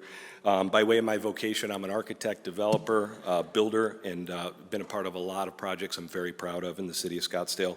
And then finally, I was your Scottsdale Planning Commission chairman for 12 years on the DRB, and in fact served with then council member Ortega, and hopefully did a lot of good things while I was here. I'm here today in support of the park project.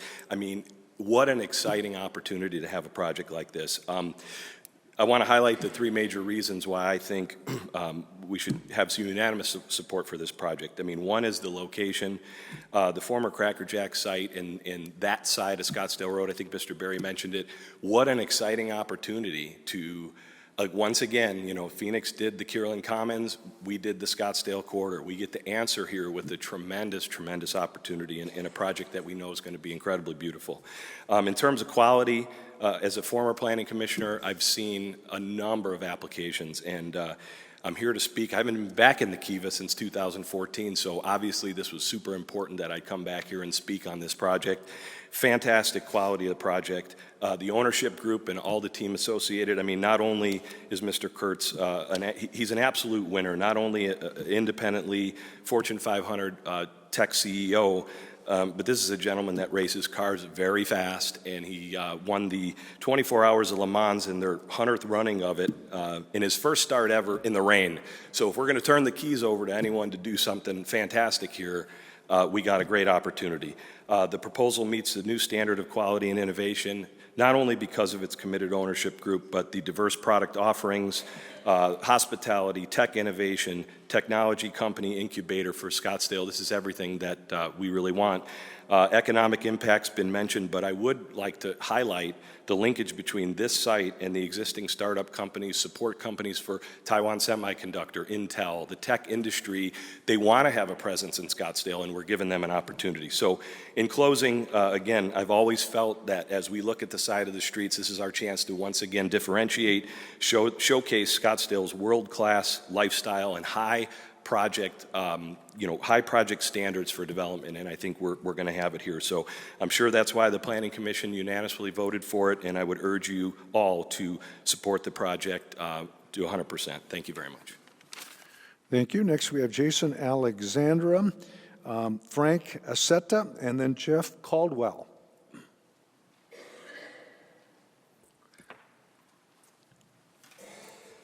Thank you, Jason Alexander. Address on record. Again, I'm going to use the overhead briefly. So I have worked as a software engineer here in the Valley since 2000, and I've been based in Scottsdale and lived in Scottsdale since 2010. What I'm showing you here is a site called Greg's List with a G, not Craigslist. It is a software research site that tracks software companies in all the major markets around the country. And you can see in Phoenix here that there are 784 software companies in the Phoenix area. Now, when you drill down on this site into Scottsdale, you get 276 software companies just here in Scottsdale. That's pretty amazing. We have 1/3 of all the software companies here in the Valley.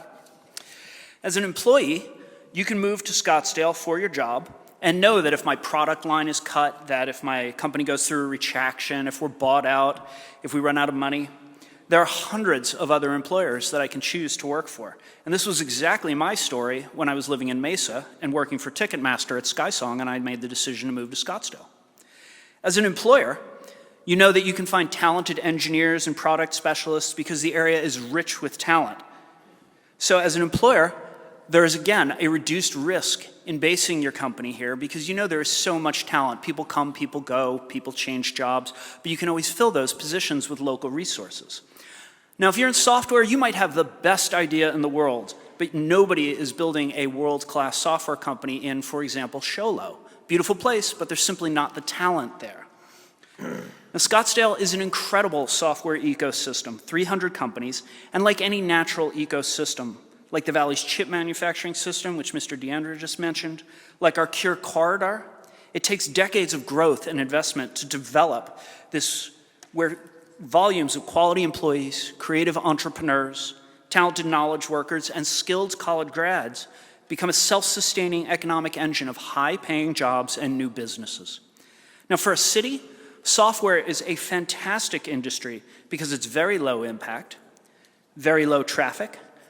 Many people work from home, so the trips are reduced. I myself have worked from home full-time for 6 years and was part-time since 2006 working from home. And it's a clean, pandemic-proof industry. High-paying jobs, knowledge workers, people who invest in the community, and then reinvent the community by creating new jobs and new companies. Scottsdale has a track record of supporting software tech jobs with SkySong, and this offers to further accelerate our economic engine and industry diversity. Like SkySong, it will be an anchor of the tech industry. I think it's going to be a phenomenal project. It's going to further diversify our economy and give us another engine, another economic feather in our cap, again, along the same lines as the Cure Corridor. I urge you to vote yes. Thank you so much. Thank you. Next, Frank Setta, Jeff Caldwell, and Kelly. How are you, Jim? Mayor, City Council, good evening. As you can tell from my accent, I'm not originally from here, but I chose to be in Scottsdale for a reason. It's beautiful, I love it here, and what you're doing is taking away the loveliness, the genuine beauty of this city. Having a 100-foot building just obscures the beautiful trees that we have lining the road. I don't know how you can vote for this, and with all the soft soaping and whitewashing these developers are doing, all they're doing is ruining the beauty of Scottsdale. If you vote for this, you are morally bankrupt. Thank you. Next, we have Jeff Caldwell and James Keeley, followed by Leanne DeWitt.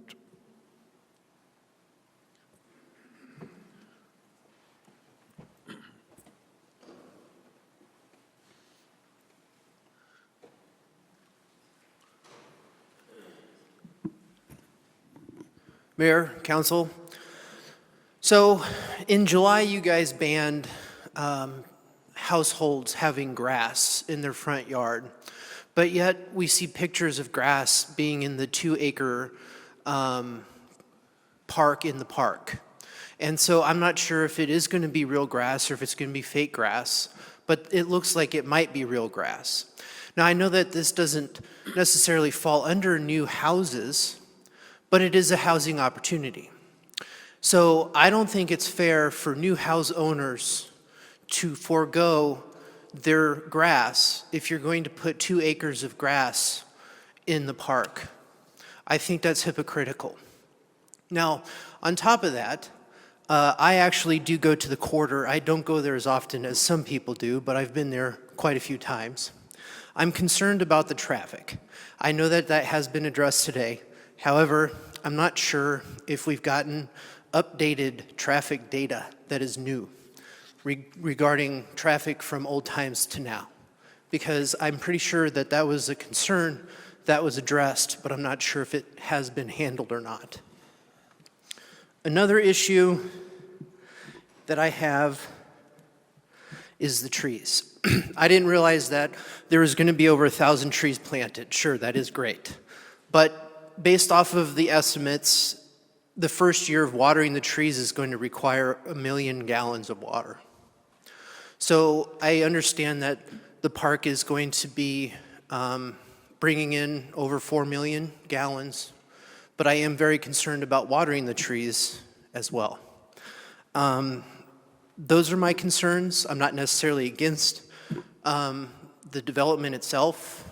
I'm just concerned about the sustainability issues and the traffic. Thank you.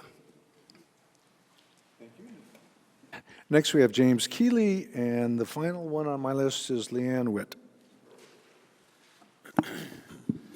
Thank you, Mayor, council members, and staff. I'm Jim Keeley. I reside at 9785 East Doubletree Ranch Road in Scottsdale. The Scottsdale Air Park is kind of my baby. I started working there in 1981 when there was 1 million square feet of buildings, and today there's 46 million square feet of buildings. So I've had a chance to work with small business people, with developers, with numerous city councils and mayors, and I got to tell you, I'm so excited about this project.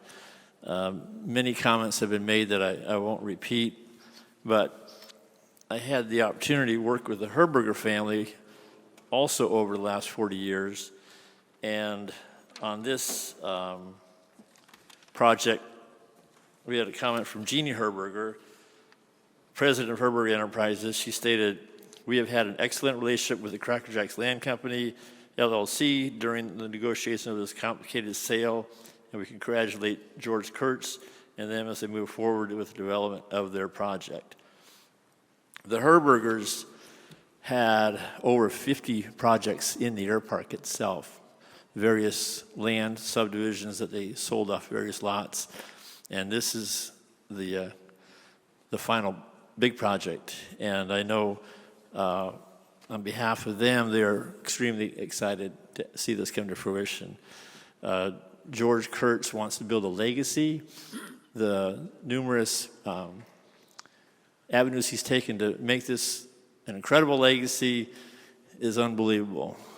One of my hobbies is traveling and curious guy. So, you know, I visited the Las Colinas in Dallas, the Denver Tech Center, the John Wayne Airport Irvine area, the Research Triangle Park in North Carolina, Hudson Parks in New York. And all those projects have an element that reminds you of what that project is. And I think this will be the epitome of what the Greater Scottsdale Park is. I support it. Thank you. Thank you. Next, Leanne Witt.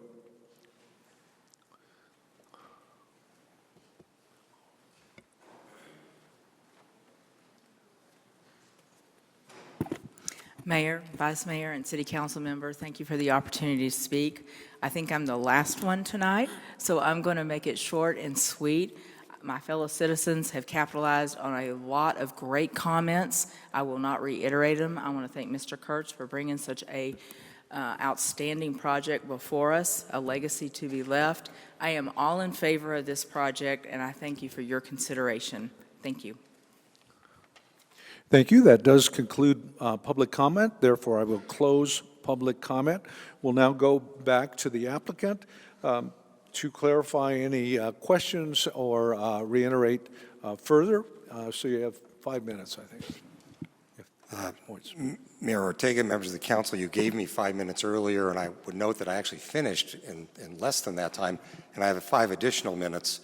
I don't have much to follow up with those public comments, so I am happy to give my 5 minutes back plus to the council and to the mayor. Thank you. You can step aside for now. And we have an order of, as council has queued in. I will lead off. And this is not the first time that a best-in-class technology national defense and encryption company has come to Scottsdale. When the President of the United States challenged us as a country to advance technology, world leadership, Scottsdale played a major role in making it possible with communication equipment developed at Motorola here in Scottsdale, Arizona. Scottsdale has always, well, Motorola already dominated the wireless radio sector for law enforcement. Scottsdale already advanced, Scottsdale Motorola had advanced technology used by the military. And a great part of that success on the Motorola campus, remember that started over 60 years ago. So when people moved here in 78 or, you know, in the 60s, Scottsdale was and has been the westmost western town, but it also had a very skilled technology edge.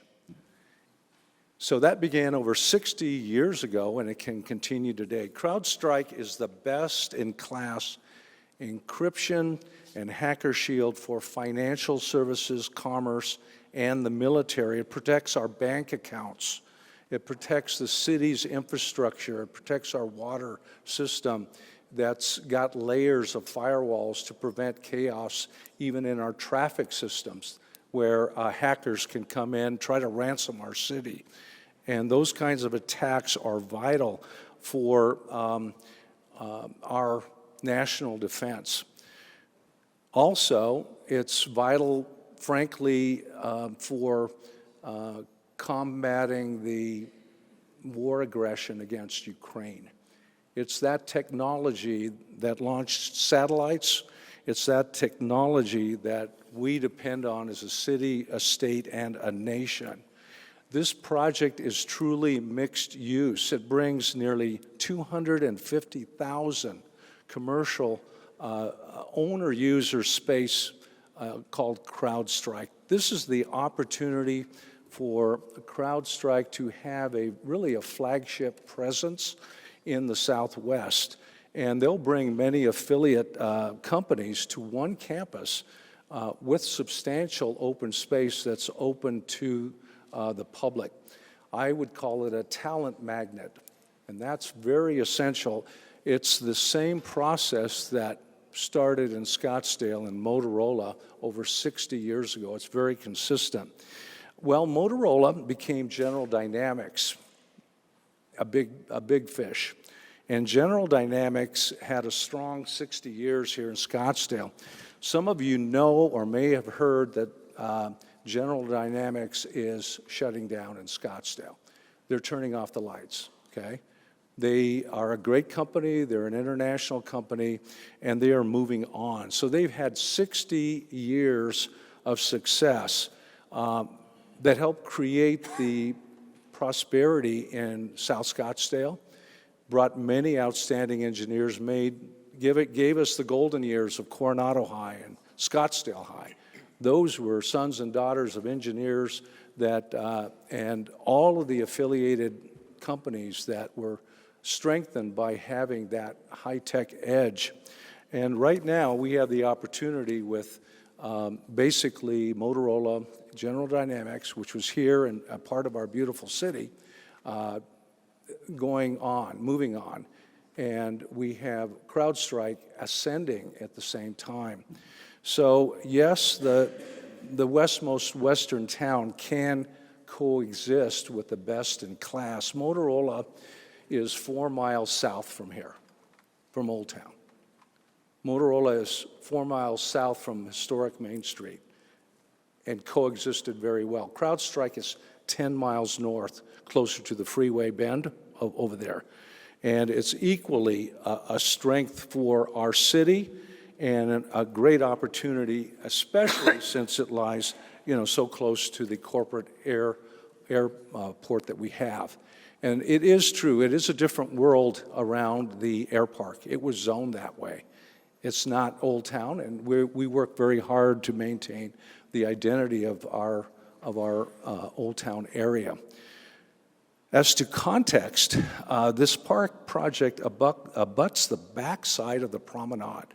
So if you look at the backside of that, all you have is basically loading docks and a storage facility there. You also have a street leading to the Department of Motor Vehicles to the east. So it's not exactly intrusive or invasive for anything.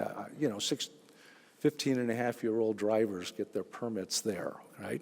So it has access by street all around it, which is, I think, excellent. The setback from Scottsdale Road and the 2 acres of open space is watered really by the water that we can capture from rainwater and reuse. So that's great. That matters. Otherwise, water would be purged into a storm drain system, okay? It would go down and eventually come out somewhere else. This project pays for water. That's a requirement when it comes to me and other members of the council. Since 1978, Scottsdale was the first city to say development must bring water. So we were the first one to assess a water development fee for anybody. If they want to have housing subdivisions, if they want to look at commercial development. Other cities have, of course, followed suit. So this is so important as a connection to weave together so many of the future possibilities for Scottsdale. I see Councilwoman Janik and Councilmember Durham and Vice Mayor Whitehead. So go ahead, Councilman. Thank you, Mayor. I do have a question for Mr. Barry. I think we could use some more information on what you've done to preserve the view quarters.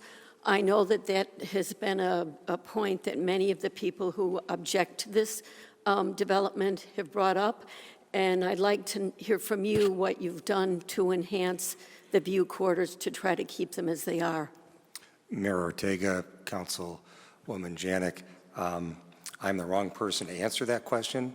I would prefer that we have our architect, Jeff Brand, come up and give you some of the insights and analysis that they did on that issue, because it has come up pretty consistently. So, Mr. Brand, if you could come up, we appreciate it. Thank you.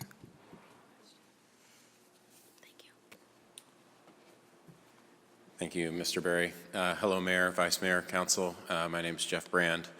I'm a Scottsdale resident at 8128 East Mitchell Drive, as well as a partner at Nelson Partners, and we're the architect and planner of the project. Also want to thank John for insisting we use the overhead and harken me back to 4th grade. Let's see here. I think we want to go through, Councilwoman Jan, if you want to clarify, which are you talking about the height or just the height of the buildings and the openness of the site? What I'm talking about is a diagram that I saw where the height was moved to the east side of the development, and you showed the angles and what it would look like for someone on Scottsdale Road looking to see the McDowells again, which is a beautiful view. Let me go through the section real quick. So there's a lot to this conversation, but hold on. Let me find a slide here that we need. Here it is. So again, I'll start with this, the comparison of the building down the street. So I do want to note that the openness along the Scottsdale Road corridor is incredibly important. So compared to Scottsdale corridor, where we've got 21% of the frontage on the open space of Scottsdale Road, over 50% of this development is 1 story or 0 stories across the frontage of Scottsdale Road. So the idea is to preserve the view corridors from Scottsdale Road that are in place. This is the section that describes the view angle from a person standing either in the median or on the west side of Scottsdale Road.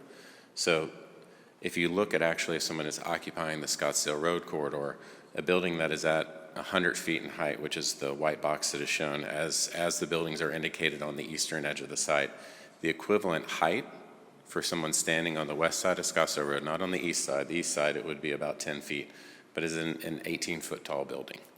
So the visual impact of where the 100-foot building is on the site, which is all the way to the east portion, the 99-foot, 11-inch building, which is here, is the impact of an 18-foot tall building built on Scottsdale Road. So a 1-story retail building is the same visual height comparison of that, or the height of a semi-mature street tree. And so the idea is that for the height in the open space is to have the ability to step back buildings along the street and roadways so that you get views through the streets and roadways into the site and through the streets so that you're able to tier back the buildings instead of creating larger buildings with larger footprints. Thank you. With that in mind, I would like to propose the adoption of ordinance number 4612, approving a zoning district map amendment from general commercial C4 to planned air park core development, air park mixed-use residential, planned shared development overlay, PCP, AMU, R, PSD, including a development plan with bonus development standards for building height and floor area ratio to allow a mixed-use development with approximately 1,236 dwelling units, now 1,182 dwelling units, 223 hotel keys, now a minimum of 140 hotel keys, for combined maximum number of dwelling units and/or hotel units not to exceed 1,322 feet, and 253,000 square feet of commercial floor area on a plus or minus 32.29 gross acre site. 2, adopt resolution number 12936, declaring the document titled the Park Development Plan to be a public record. 3, adopt resolution number 12937, authorizing development agreement number 2023-144-COS with Cracker Jack's Land Company, LLC. I'll second that motion. And would you like to speak to your motion, and then you can speak to your second? Yeah, thank you, Mayor. Yes, I would. I want to start by saying I have been and will always be a proponent of thoughtful growth. I have not veered from that pathway. I appreciate all the emails and I appreciate all the people who spent the time to come here tonight and speak. That's why I love Scottsdale. Now, I went through the negative comments as well as the positive comments. You've heard a lot of them tonight, and I just wanted to address them. I don't want to take too much of your time, but I want to make sure that you know we have studied this, we have looked at it, and I think I'm hoping that after I've spoken to these different issues, that some of you will have changed your objections to the plan. Now, what I want to start with is the mixed-use zoning. I think a lot of people say, boy, it starts at the top. Why are we changing this zoning? And when I look back historically, application 8GP in 2011 was approved by City Council in October 2011 for the subject site, amending the Greater Air Park Character Area Plan from Air Park Mixed Use to Air Park Mixed Use Residential, allowing for the addition of residential units to the existing mixed use designation. It was laying the groundwork for future redevelopment of the subject site with mixed-use development, including residential, hotel, and commercial land uses. So we have a historical pathway as to why we feel that it is appropriate to make this zoning change. We've already talked to the preservation of view quarters. I think our development team and I think the people who've worked on this project have done an outstanding job of listening to the citizens. I love sustainability. I want to address a couple of the issues. I've heard a lot about the heat island effect. Well, here's what they're doing to minimize the heat island effect. High solar reflective index, hardscape, and roofing. That means you want the light to reflect off the surface rather than being absorbed by the surface, contributing to the heat island. They're going to select hardscape to mitigate the urban heat island effect. Now, what I'm hoping here is, I am not sure what the 2-acre green is going to be, real grass or artificial turf, but I think that's an issue that can be worked out and discussed. The other thing, we're going to have covered parking with solar panels, covered rideshare areas, e-bikes, secure bike parking, changing stations. We're going to create a shade-rich environment with pavilions, building overhangs, and a lush tree canopy. We're going to mitigate temperatures across site with heat regulation strategies, including cool pavement. So you'll be able to walk on that sidewalk, you'll be able to take your dog on that sidewalk, and you won't burn the dog's paws. Next, I'd like to address the workforce housing. There were some concerns that it was limited to certain people and that it was discriminatory. That is not true. It is open to all who qualify using the federal guidelines. The next thing, people have said they want more ownership opportunities. There will be over 200 units that are available for purchase. All the construction will be built according to higher guidelines for condominiums. I am sure that there will be an opportunity, should it be needed, to have more condos and fewer apartments. And then this is a huge one, and I don't want to minimize the effect of traffic. There will be more traffic, but a couple of things that we will do to try to mitigate the effects of that increased traffic. We just got a huge grant from the state to improve traffic flow within the vicinity of the expressway. So I believe that will help. That will be intelligent modeling. Now, the other thing that hasn't been brought up, but I think it's extremely significant, especially for this type of project, as of 2023, according to Forbes magazine, 12.7% of full-time employees work from home, while 28.2% work a hybrid model. And what that means, especially with this type of community development, I believe we can expect the numbers that were anticipated by the traffic study to be greatly reduced, because these are the type of people that work from home. Some of them will work from home full-time, but others it'll be part-time. They'll come, they'll change ideas, and then they'll go back to their home, which hopefully is close to the site, and that would mitigate some of the bad side effects of traffic. It's worth noting, but it's been said, the Airport Advisory Board and the Planning Commission were unanimous in their support. I want to go back real quick. Water is a huge issue. I think we've heard some pretty good information on water. When I went back and reread that document for the second or third time, they talked about bioretention cells. I looked it up. It's a rain garden. It's designed to treat polluted stormwater runoff from an adjacent parking lot. And it's based on what the material in the rain garden is, and it can absorb some of the pollution, which will then, when the water's purified to a certain extent, it'll then go back into our sewer system. So those big numbers that you saw, that is the foundation for preserving the runoff from the parking lots, okay? And then the other thing I want to say is the love statue is iconic Scottsdale. I truly believe that the park will be the next iconic Scottsdale. A lot of economic impacts. I'm going to leave that to my friend and colleague, Councilwoman Caputi, to talk about all the economic impacts. But in general, I support this project. I think it's going to be a wonderful project for our city. And I want to give a big thanks to Mr. Clough and his staff for all the work they've done to make sure that this project serves the needs of the citizens. So thank you. Thank you. You can speak to your second, Vice Mayor. Then we have Councilmember Durham, and then Councilwoman Caputi. Well, I just want to comment that those were very good remarks, Councilwoman Janik.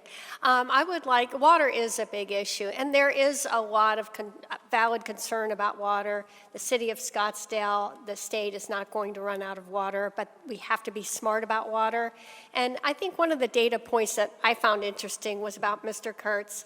You know, who develops a project, who owns a project matters. One of our best sources of new water, of course, is conservation. And when Mr. Kurtz bought the Promenade Shopping Center to the north of Cracker Jacks, the data that we received is he reduced the water usage of that shopping center by 57%. So it's not about not developing or developing, it's about developing right. But on the water issue, I'm going to see if our water director, Mr. Biesmeyer, would be willing to come down and talk about the stormwater recapture system. Scottsdale sets the bar on so many fronts. And this, once again, we're going to set the bar on this particular aspect of the project. Here he comes.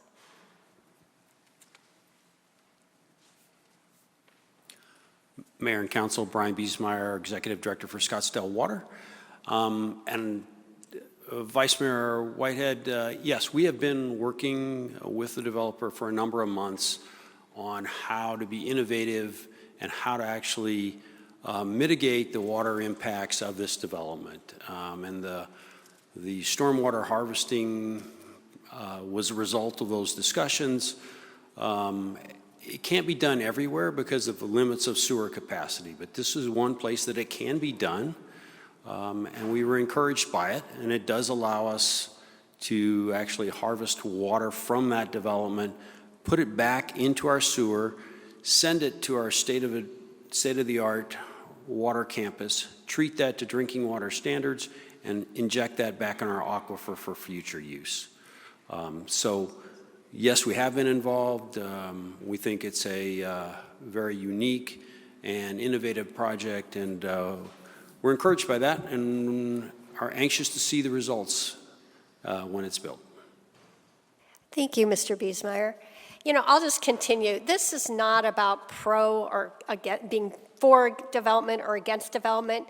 You know, Arizona has really strong private property rights, and that's a pretty good thing. So we don't tell you what to do with your house, but we also cannot stop a developer from developing land. And when I came here, many of the neighborhoods you all live in weren't here, and it was wide open spaces, and I'm grateful to the city councils back then that allowed development. They upzoned, yeah, they upzoned a lot, but they allowed development that raised the bar, raised the quality of life, added open space, increased the value of all of Scottsdale, and that's definitely what we're doing here today. You know, the waterfront in its day, 250-foot towers in the middle of downtown, ooh, that was a pretty controversial project, but anybody who spent any time in downtown, wow, especially Canal Convergence. I brought my husband there in May or June. He doesn't come, he biked down with me. He was like, this is a great downtown. He's been here 27 years, but I guess he hadn't been there much. you know, the waterfront transformed that area. It was really the first that I was aware of height for open space project. And so it was not to the detriment, as people worried. It did not ruin Scottsdale. In fact, it probably is one of the factors that saved our mall as opposed to all the malls that are going out of business. So, yes, we were elected to protect Scottsdale character, and what that means is we, and I'm one of 7, so my colleagues, we fight pretty relentlessly to protect our neighborhoods. Yeah, the big developments like this get all the attention, but believe me, there are little developments trying to chip away at the character of our neighborhoods all the time. And I've had more than one zoning attorney, including one zoning attorney who happens to be present tonight, tell me that his client, his developer client, pulled the plug because of my opposition. So we are fighting every day to protect your neighborhoods. But when we have an urban growth core, did I make this urban growth core? No, I didn't. Actually, Councilwoman Littlefield was one of the votes that added apartments to Scottsdale Quarter, and I thought, what is she thinking? But she was right, and I was wrong. Scottsdale Quarter is a success. And so we have a growth quarter. So now what we want, we can't stop development, but what we want is great development. And that doesn't happen by accident. It happens because I have colleagues up here who have the audacity to really raise the bar. We have fundamentally raised the bar on development. And I'm going to talk about a few ways that we have done that. We have absolutely reduced heights and reduced the density that from in the surrounding areas. The projects we have approved are often lower in heights than what would be allowed, and this one is about half the density of Scottsdale Quarter. We have demanded architectural excellence. We have removed an incentive that gave developers financial and time considerations to build lower quality buildings, higher buildings, buildings that didn't adhere to our standards. We got rid of that. We have stringent water and energy codes, and we are always demanding something that really never happened in a lot of the projects until I was elected, which is this perpetual public open space. Scottsdale's value isn't because we have nice houses. There's nice houses in a lot of cities. Scottsdale's value is that for generations, the city council valued open space. And we have about 33% open space. But as we build infill projects, we don't own the land. We can't buy the land. The open space that we're getting in this development would cost us millions and millions of dollars. And we're getting it in exchange for one building that is above 100 feet. So one more thing I just want to mention. This council spearheaded the workforce housing component. You know, it's one thing to say that you stand by the small businesses or your first responders or nurses or all the people in this town that every day provide services to us. But it's another thing to deliver. And we've heard from all those groups that what they want is housing that they can afford. And so we've delivered that, my colleagues and I, and I'm really proud of that. This particular project is 10% for 10 years. You know, we set the bar high, and then we asked for more, and in this project, we got that. So I'm incredibly supportive of this project. I guess it sounds like Councilwoman Caputti's in charge of the economics, so I won't go into that. But I do want to thank all my colleagues for the negotiations, and I do want to thank the applicant for not only investing in this piece of this property, but other properties in our city and doing it right. You're setting the bar high, and that's what we demand anyway, so thank you. Okay, next we have Councilmember Durham, Councilwoman Caputti, Councilwoman Littlefield. Proceed, Tom. Thank you, Mayor. Gentleman asked a question about the irrigation of the lawn. I don't know if it's going to be grass, and the irrigation of the trees, but I believe there's a system for recapturing any irrigation water, isn't there? Mayor Ortega, Councilmember Durham, yes. All right. Thank you. So that solves that problem. I'm going to be supporting this project also. I think it does push the envelope in a number of ways to what we should allow in Scottsdale. So I think it needs to make a very strong case for approval, and I think it's done that. When I ran for the council, I promised to support smart growth, thoughtful growth, as Councilmember Janik referred to. Some people have misinterpreted that as being no growth, and that's never what I've advocated for. And I think this fits into the category of smart growth. As Councilmember Janik described, it's in an area that's designed for growth, designed for mixed use, including residential. And the current zoning of this site is C4, which includes warehousing, light industrial. So Mr. Kurtz or anybody else who bought this site could build an Amazon warehouse there. And I don't think anybody wants that. We need to find a better use, and I think this is the right use. Much my support for this depends upon Mr. Kurtz. I think he will be the type of person who can develop this into a job center. He's done that before. He's a leader in technology, and I agree with Councilmember Janik that I think this will become an icon in Scottsdale. Some people have claimed that we are allowing an exemption from zoning for this and some other projects, but that's not really true. The bonus provisions that we have do allow for increased height and density, and this project falls within those provisions. In fact, it could have conceivably have gone up to 135 feet under the full bonus. But I'm not a fan of those provisions. I don't think I've voted for any project allowing the full bonus. I think we've pulled back every project from using the full bonus. So I'm not a fan of those provisions, but as a member of the council, that is our law. Those are our rules. Developers are entitled to the use of our rules, and it's our obligation to rein those in as we think appropriate. And I think that's what we've done here. Mr. Brand covered very well the question of height. The height on this, unlike our neighbors to the west, we don't allow height along Scottsdale Road. It's pulled back over to the east, and so it will preserve sight lines. It's not going to interfere with the sight lines of anybody who lives near there. The only people who might have a detriment is people who live on the west side of Scottsdale and our Phoenix neighbors. So everyone is interested in water. We've covered that quite a bit here.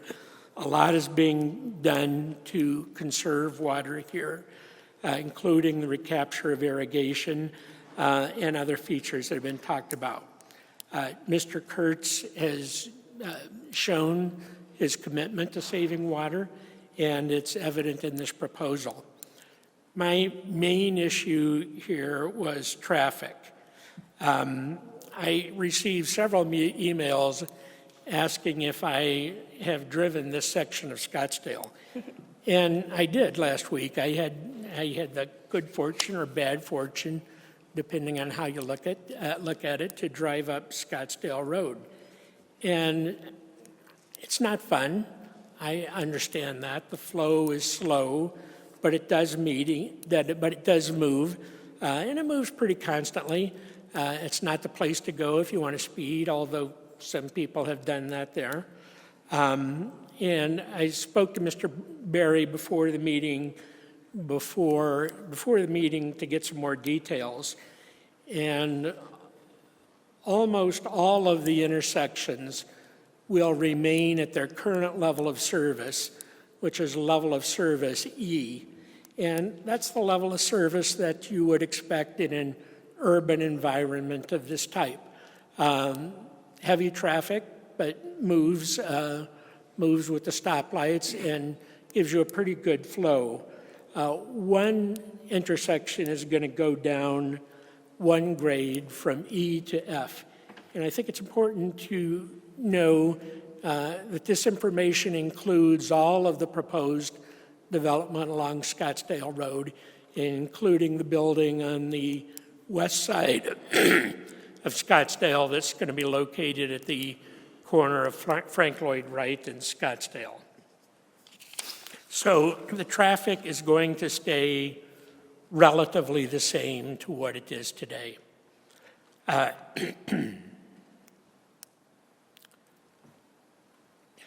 There's a gentleman here who talked about how he wanted to live here and he wanted to move here because it's such a beautiful city. And I understand him. That's the reason I moved here too. But the problem is 240,000 other people are in agreement with him and they want to live here. And we have to allow them. We can't stop them. What a problem to have. People want to come here because it's such a wonderful town. And that's due to the success of generations of people who have lived here and made it into a great city, past mayors, past councils. As Ms.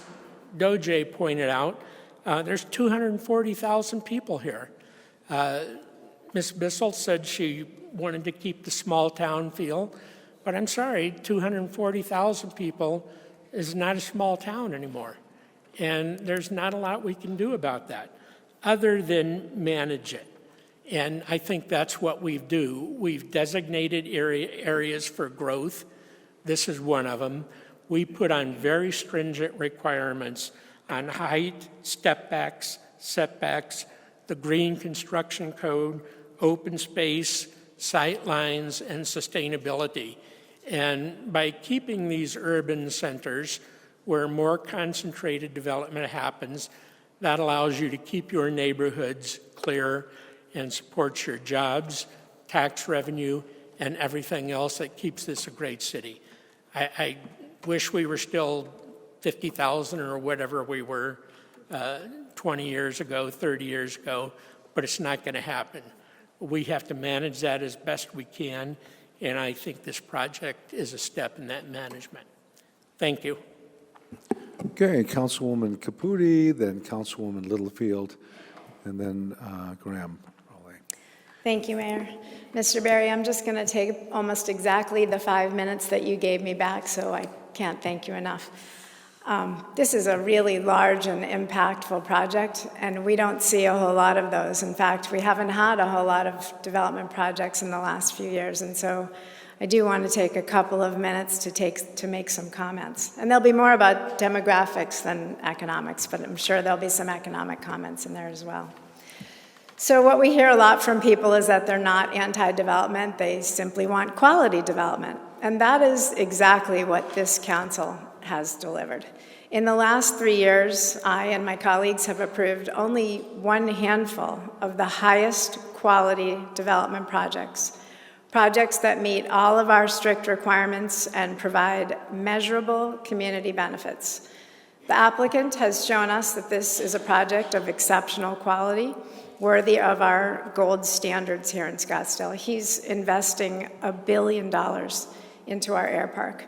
And we made the project even better over the last 2 years of negotiations, removing height and density, adding a meaningful amount of desperately needed workforce housing, increasing the view corridors, and all of these other great benefits that you've heard tonight.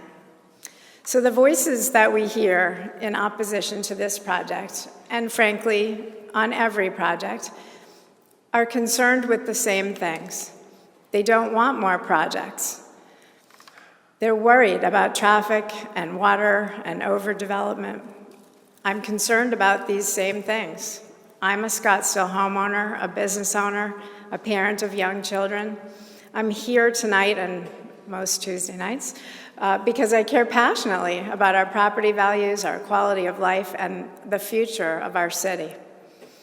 We judge each project on its own merit, but I think we do need to take a couple minutes and just big picture step back and look at how this project actually fits into our city's overall long-term plan. So Scottsdale as a city is close to build out. A lot of people don't realize that. We are looking at only infill and redevelopment projects at this point.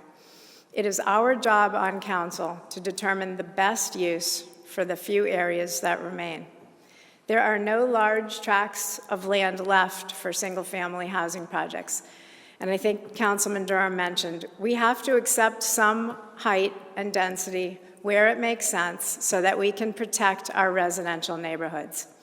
There are only 3 growth areas in our entire city that allow for more intense development.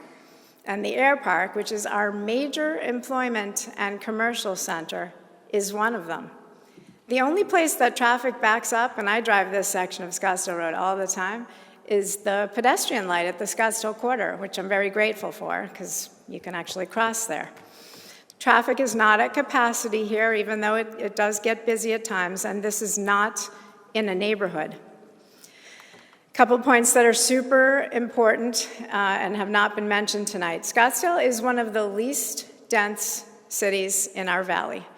We have 3 times the landmass of Gilbert or Chandler and only 3/4 the population.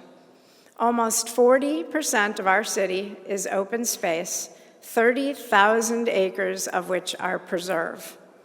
Our population growth in the last 10 years was less than 1% per year, with most of that growth occurring in people over 55. We are losing employees and families with young children. We are facing decreasing state shared revenues because our population growth is actually slowing. We have approved 6 quality development projects in the last 3 years that I've been sitting on this dais. That is 2 projects a year. We are not growing out of control. We are certainly not becoming LA. We are Scottsdale. We are planning incredibly carefully for the future. Our general plan and all of our planning documents are extremely clear, and this council is very deliberate. We're actually having a work study session tonight on our sustainability plan, and you will see that our water treatment facility is one of the most sophisticated in the country, and I think this bears a couple moments of comment.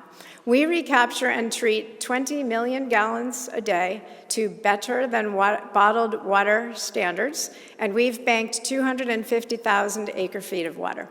Scottsdale is using 13% less water per person per day today than we did 20 years ago, and less water overall, even with our increased population. And we are still improving, as again, you'll hear in our next work study. We are always planning for a future of living in the desert with scarce resources. This project fits into our sustainability plan, and it also reflects our community values listed in our strategic plan, which, interestingly enough, is our next agenda item. It's so cool how that works.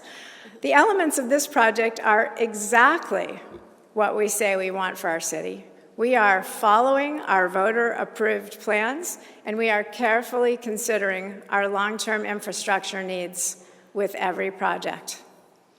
We need to balance our sustainability efforts and our controlled growth with economic vitality to maintain our highest amenities and our open space and our lowest property taxes.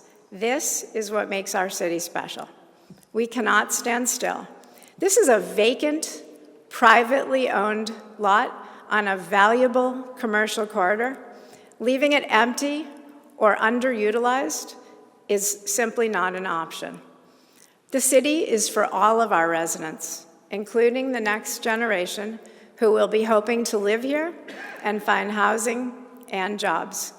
Successful cities do not stagnate, and after careful consideration, I support this quality project, and I hope that the rest of my colleagues will as well.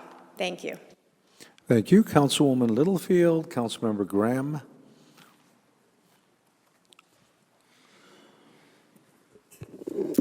Thank you, Mayor. Get this over here.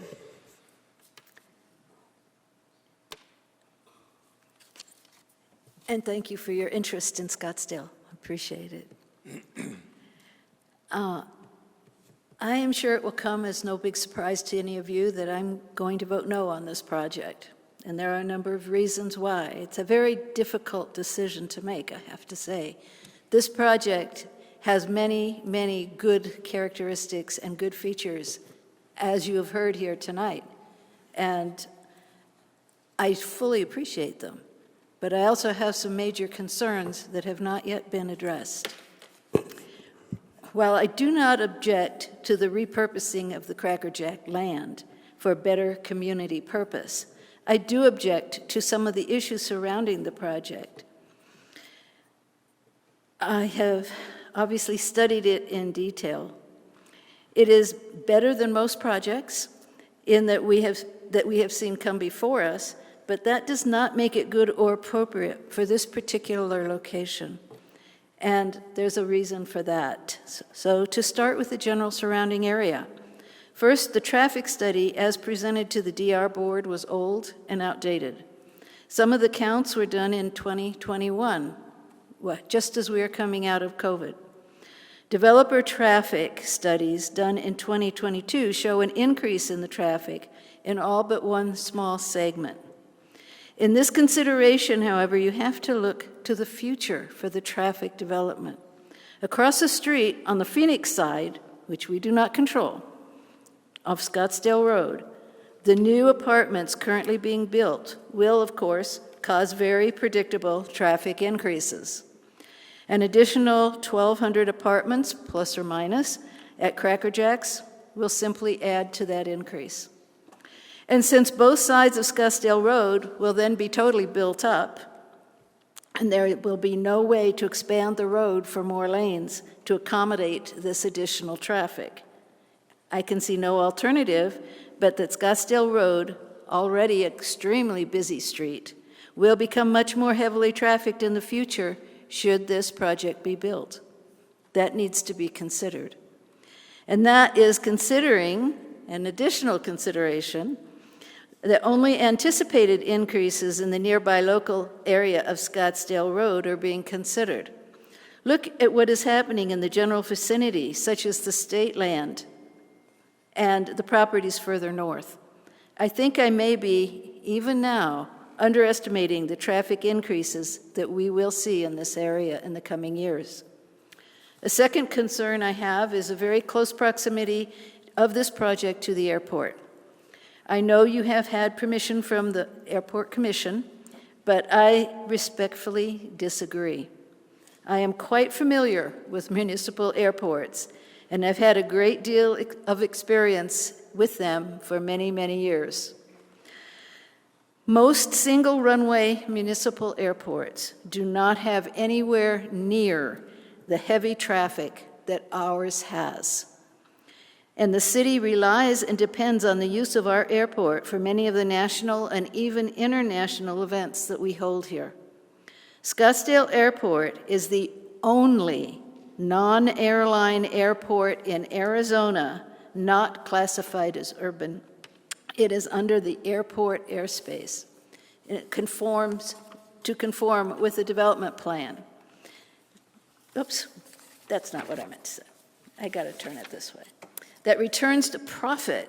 This airport is the only one like it that returns a profit to the city that owns it. In addition, the most affluent 2% of our tourists who visit Scottsdale arrive here via our airport. Why is this a concern? Because all over the country, municipal airports and their operations are being restricted or even being closed because of noise complaints from surrounding neighbors and residents. You mentioned one, John, Santa Monica. Either of these outcomes would be a disastrous negative impact on Scottsdale's economy, and allowing 1,200 apartments, plus or minus, to be built that close to our airport will put it in more jeopardy. It only takes one accident. 2 years ago, we had such an accident in Scottsdale, and 4 people were killed in a crash. it was going in the other direction, but what if it was going toward Cracker Jacks? I urge the council to look ahead with a realistic and non-emotional and pragmatic view for the future possible negative consequence to our city of approving all of these apartments that close to the Scottsdale Airport. We are increasing accident possibilities. Another issue I have is apartments versus condos. I much prefer condos, where those living there own the homes and have a vested interest in Scottsdale and its future. I'm glad to see there are some. That kind of personal financial concern for their investment and the future of the city helps to ensure that our residents have a say in how our city grows and keeps its unique character and charm that they liked when they bought here. If you must add more residential to the mix in Scottsdale Road, let people buy to own so they can accumulate value of ownership and build for themselves an independent future. That's the American dream. That's what we want. And I'm glad to see there is at least some of that here. Finally, in addition to the concerns I have listed above about the project itself, I have some concerns with the development agreement we are asked to approve.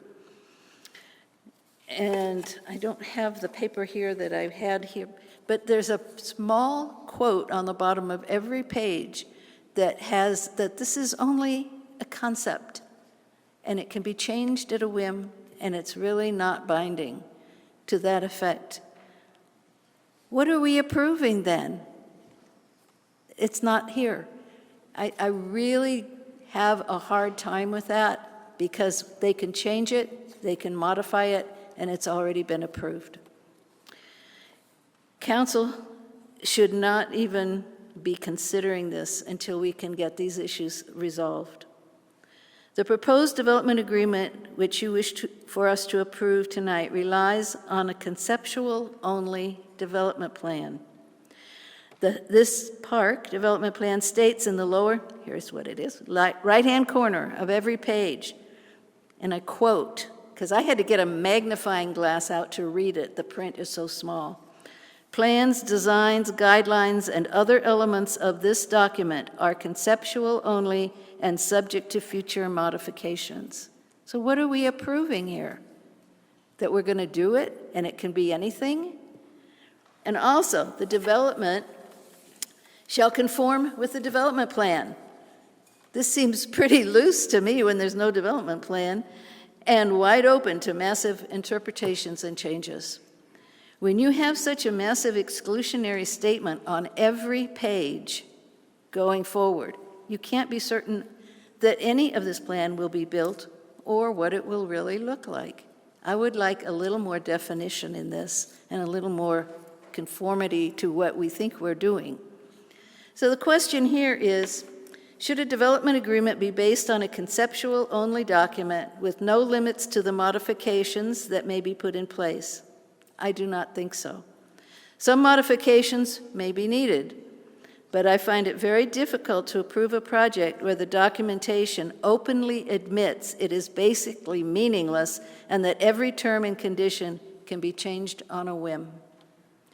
The park may end up being a quality development, and if built, I hope it does.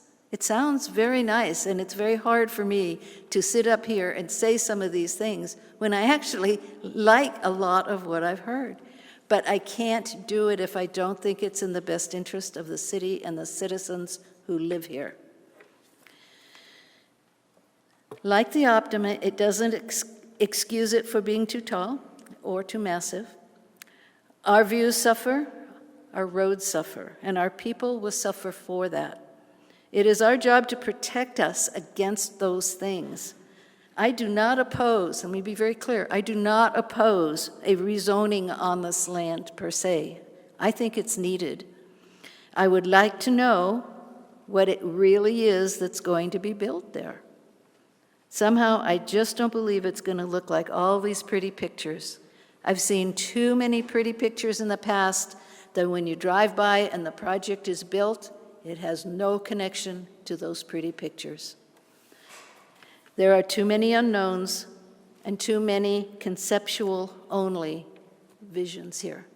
So I unfortunately and unhappily having to vote no on this. Thank you. Okay, Council Member Graham, Vice Mayor Whitehead, and we'll take a vote. Thank you, Mayor. A lot's been said on both sides, and we've heard from many people on this project. As Council Member Littlefield said, this project does have a lot of good features. I have fond memories of Cracker Jacks as a kid, and I was not only sad to see it go, I'm also sad to see the abandoned property as it sits there today. And it's been crushing to see what they've done across the street on the Phoenix side with 10 or 12 story towers practically hanging over Scottsdale Road from Phoenix. It reminds me of how lucky we are to live here in Scottsdale and the standards that we set for so many of our projects. I studied the application, and I noted there are several positives that many of my colleagues, speakers, and the applicant have mentioned tonight. We're setting new environmental standards and sustainability standards. The voluntary workforce feature is worth remarking on. It's going to be a very high-quality hotel and condominiums for sale. We appreciate the energy efficiency features and open space in the project, the water recapture and harvesting and adding to the city's affluent. We've seen some of that proof of concept in the abutting property at Promenade, and which, by the way, I believe that was voluntary, right? The applicant nodding his head. I am pleased about the tree canopy that's going to be offsetting a lot of heat island. So if passed, or when passed, I hope the project succeeds. Without belaboring it more, with all of this said, everything that has been said, considering the positive aspects of the project, I still struggle with overall size of the project and how it may impact the area of the city. So I'll keep my remarks brief, and I'll leave it at that. Thank you, Mayor. Good. Okay, so we are at the point to vote, and everyone has spoken. I just had a couple other things to add, that we have several processes, and once, for instance, we do have Development Review Board. We have other opportunities. I don't sit on the Development Review Board as mayor, but other council members do, and that's a good thing. The standards quality expressed can be achieved, and I think that's how we roll in Scottsdale. At this point, I would just ask, please record your vote.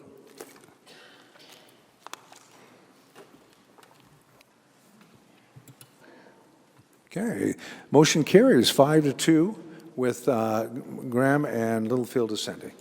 Thank you. Next, we will take a, can we take a little break, or are you ready to go? Well, we have only one more item, 16, but let's take a break as the crowd moves on, and we'll take about a 8-minute break, okay? Thank you. Yes.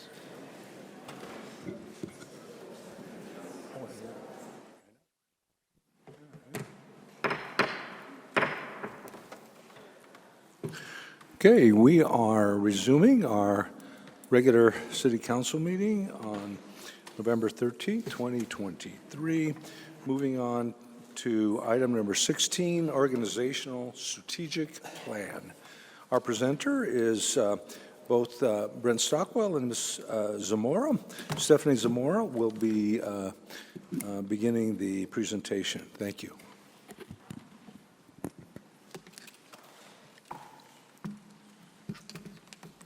Good evening, Mayor Ortega and members of the City Council. My name is Stephanie Zamora, and I'm a Management Associate to the City Manager. Tonight, you will hear from me about the proposed 2024 Organization Strategic Plan, and if accepted, this guiding document would be in effect through December 2024.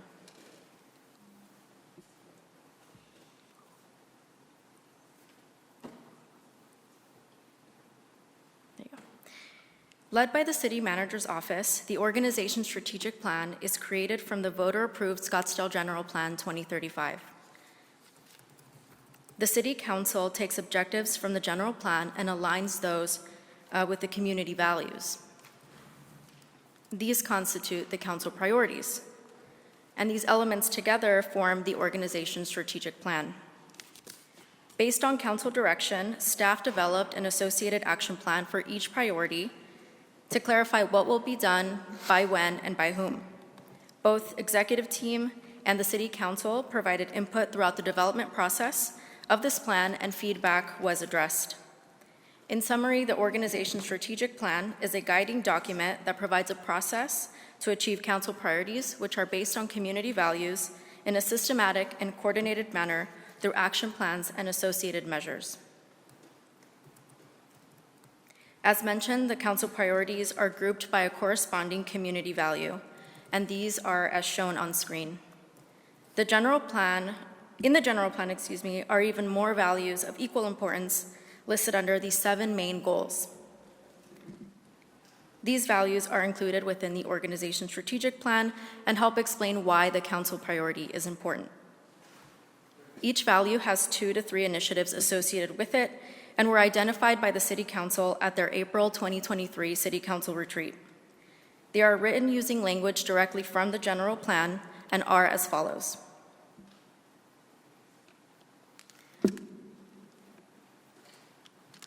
To fulfill the community value to respect character and culture, public art and character area plans will be focused on. To create vibrant and attractive places that accommodate a variety of ages and incomes and support the arts and multicultural traditions, the Tourism and Events Department will focus on updating and amending public art ordinances, policies, and procedures. Specifically, the Art in Public Places Ordinance and the Cultural Improvements Program Ordinance are being looked at. Council has already heard a work-study session on the Art in Public Places Ordinance in October, and any updates will be decided on by the end of this calendar year. The Cultural Improvements Program ordinance changes are proposed to be done in June 2024 per the organization's strategic plan. To enhance and protect Scottsdale's neighborhood identity, back one slide. There you go. Thank you.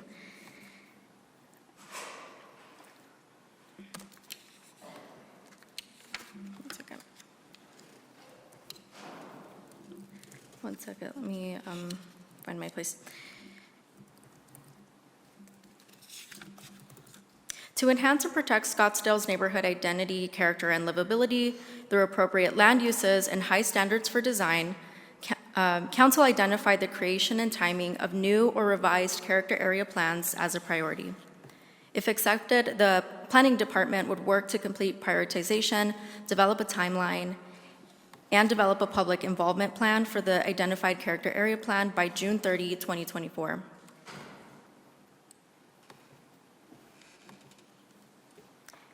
To lead the region in the stewardship and sustainable management of the Sonoran Desert environment, these initiatives were aligned with the Conserve and Preserve the Environment community value. The organization's strategic plan lays out a goal to adopt the sustainability plan and to finalize the community-led heat plan for Southern Scottsdale by June 30, 2024.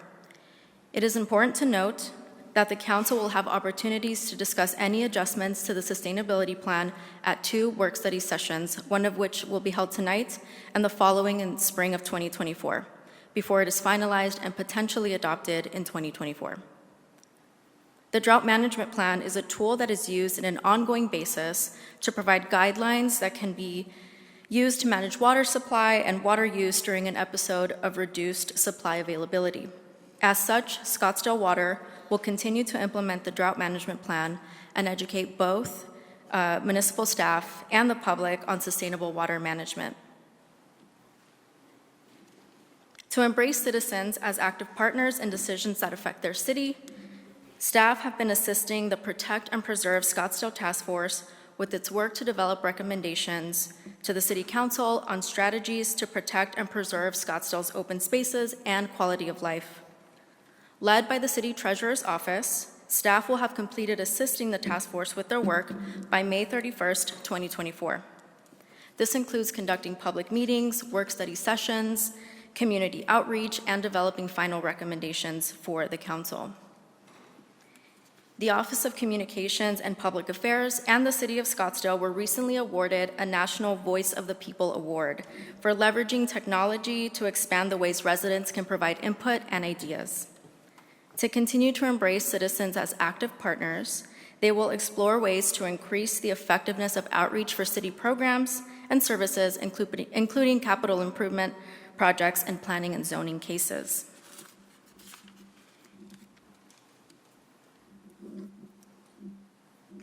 To support the foster well-being community value, staff will work on these initiatives to help promote a culture of lifelong physical and mental health and well-being in our community. These include supporting Honor Health and partners by participating in the Scottsdale Blue Zones initiatives. In addition, Human Resources will identify strategies for ongoing workforce training and staffing needed due to attrition. And further, the Human Services Department will work on implementing a citywide housing study and participate in bridge housing efforts. Focusing on connecting the community and to protect the safety, form, and comfort of urban communities, transportation staff will work to update construction mitigation and roadway noise policies. To ensure cost-effective, adaptable, and efficient capital projects, the city engineer will regularly monitor Bond 2019 construction project design, construction, and spending.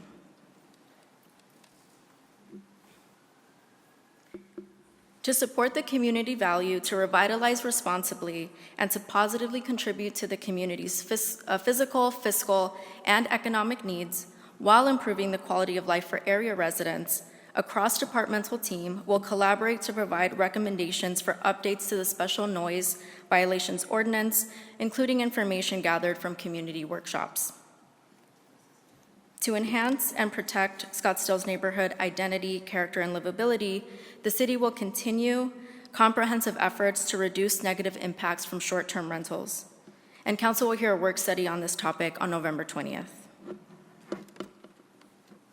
And finally, to embrace a diverse and innovative economy to sustain our high quality of life through a variety of businesses, tourism, and cultural elements, the Economic Development Department will work collaboratively to develop a program to support Scottsdale businesses. Additionally, staff will focus on comprehensively marketing city-owned tourism and events facilities. The organization's strategic plan guides the city and provides a pathway to deliver on our community's values through council-identified priorities. To ensure completion of these initiatives, each priority has an associated action plan and an accompanying operational measure. If accepted, the plan would be in effect through December 2024. Updates on the progress towards completing the objectives of the organization's strategic plan will be available by going to scottsdaleaz.gov and searching priorities. Just as some of the priorities have already had work study sessions scheduled, the remainder will also have opportunities for input. Thank you, Mayor Ortega and members of the council. Tonight we ask that you make a motion to accept the 2024 organization strategic plan or to provide direction. Thank you. Thank you. We have two requests to speak. So we'll open a public comment at this time. Item number 16, is it Darius Green or Doris Green? Darius Green, excuse me, and Jeff Caldwell. If you could please come forward. You have 3 minutes to discuss item, if I have it right, 16. So we're on this item.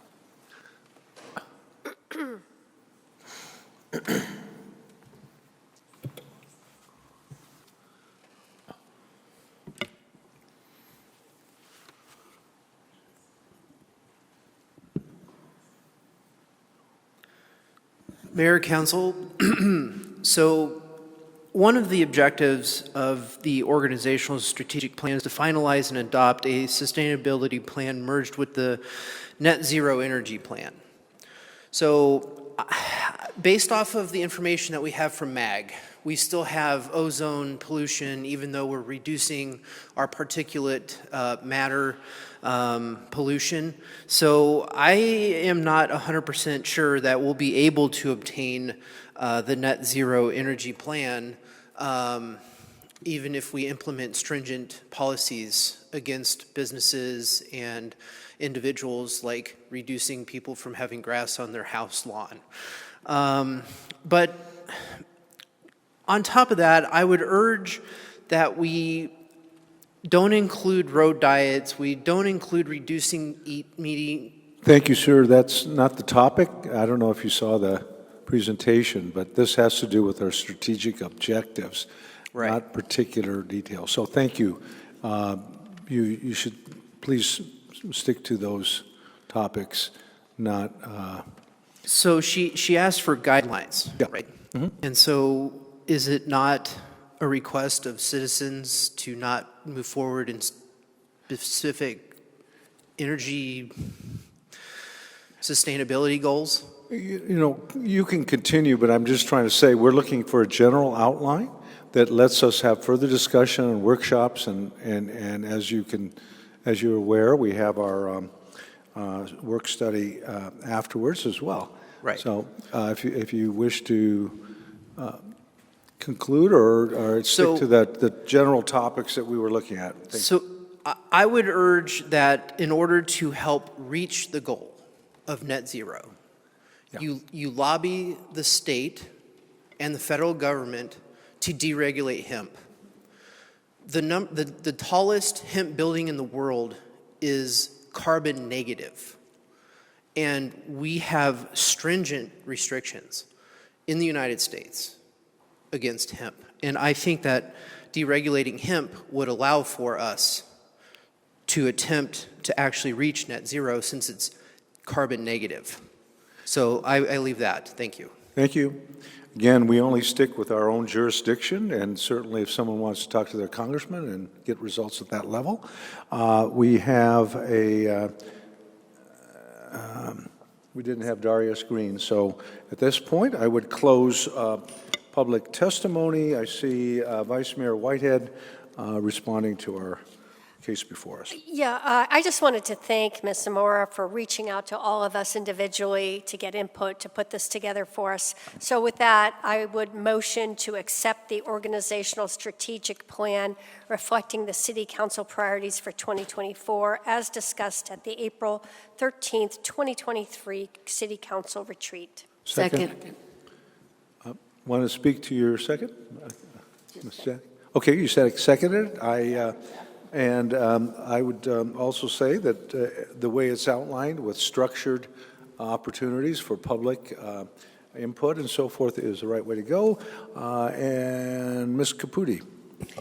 Just super quick, Stephanie, I gave this presentation about a month ago to my daughter's 8th grade class, which Mr. Stockwell helped me put together, and it had our community values listed. And every single kid in that class was just super excited about our list of community values, and I think that speaks volumes that even at that 8th grade level, they got it instantly, and they were just so excited to see that those were our community values. So great job. I'm totally supportive. And I would just add, you know, aspirationally, Scottsdale will continue to be a leader in the region, and that's very important. Also, our other AMWA cities are all looking at one another to make sure we take conservation measures, and it's very important for every household, business, boardroom, school, any organization to look at the energy use, water conservation, and other measures that make them more sustainable so they can deliver on their mission. Please, at this point, I will ask, we have a motion and a second, so I'll ask for people to Councilmember Graham, go ahead. Mayor, sorry, I thought I hit the request to speak, and I guess I must have missed it. You're pressing the no button. Oh, wait, no, you're pressing there. It just came on. Oh, did it really? Yeah, really, Okay. just now. Sorry. Okay, I'll just ask a couple questions then. Thank you. Sorry about that. Yeah. Thank you, Mayor. Sure. Stephanie, you may have mentioned it, but there's Where is it? 2020.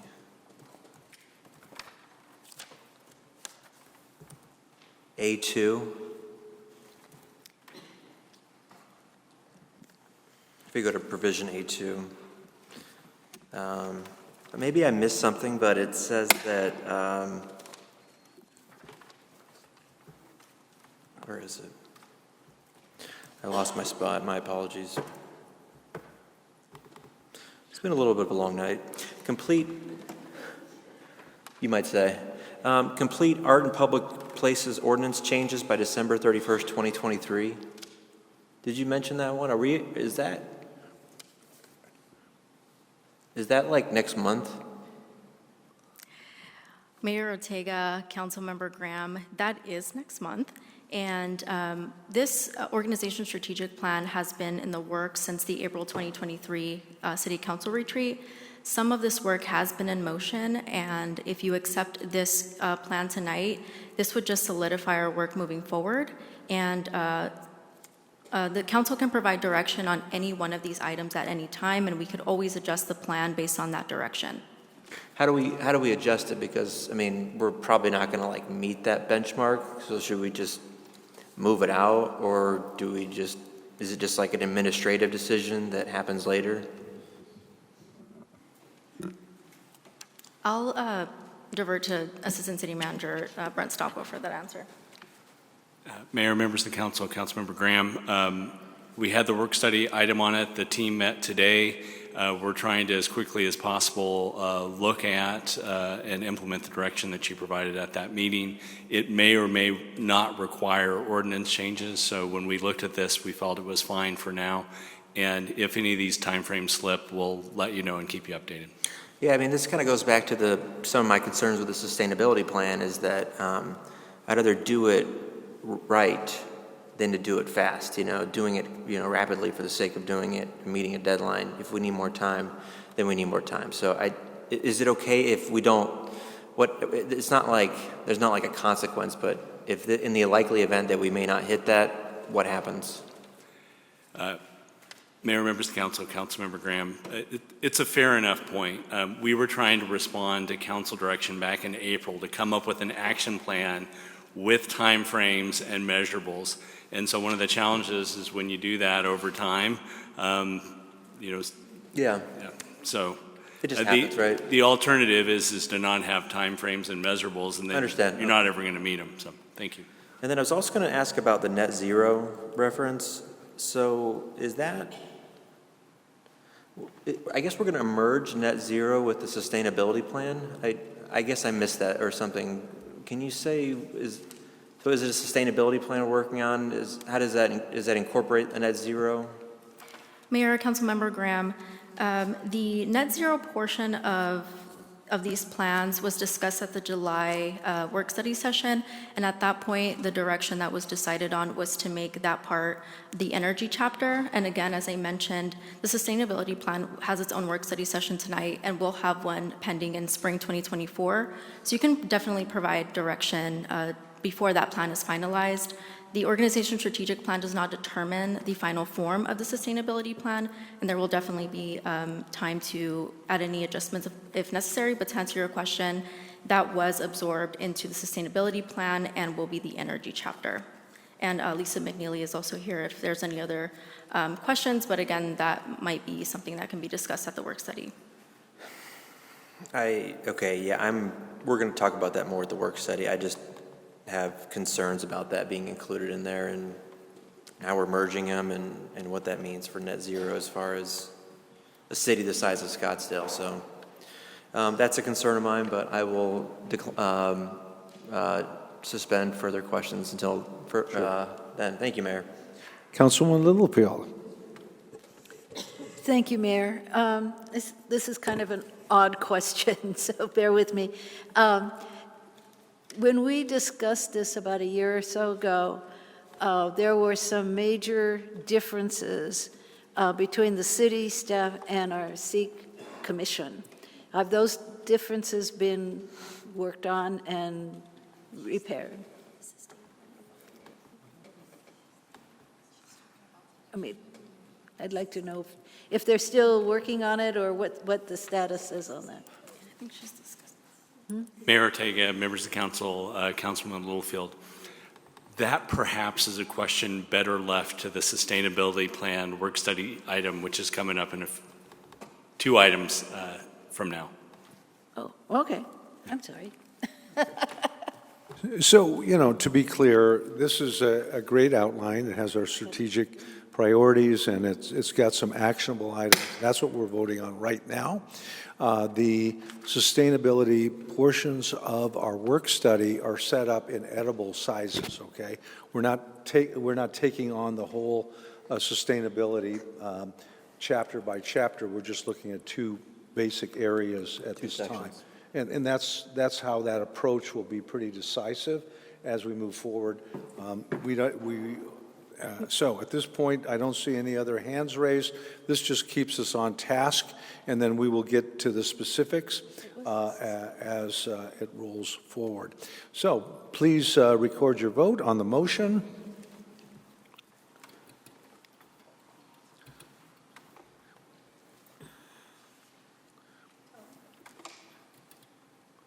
Okay, we are unanimous to move forward. That concludes our regular agenda items. And at this point, we will reopen public comment.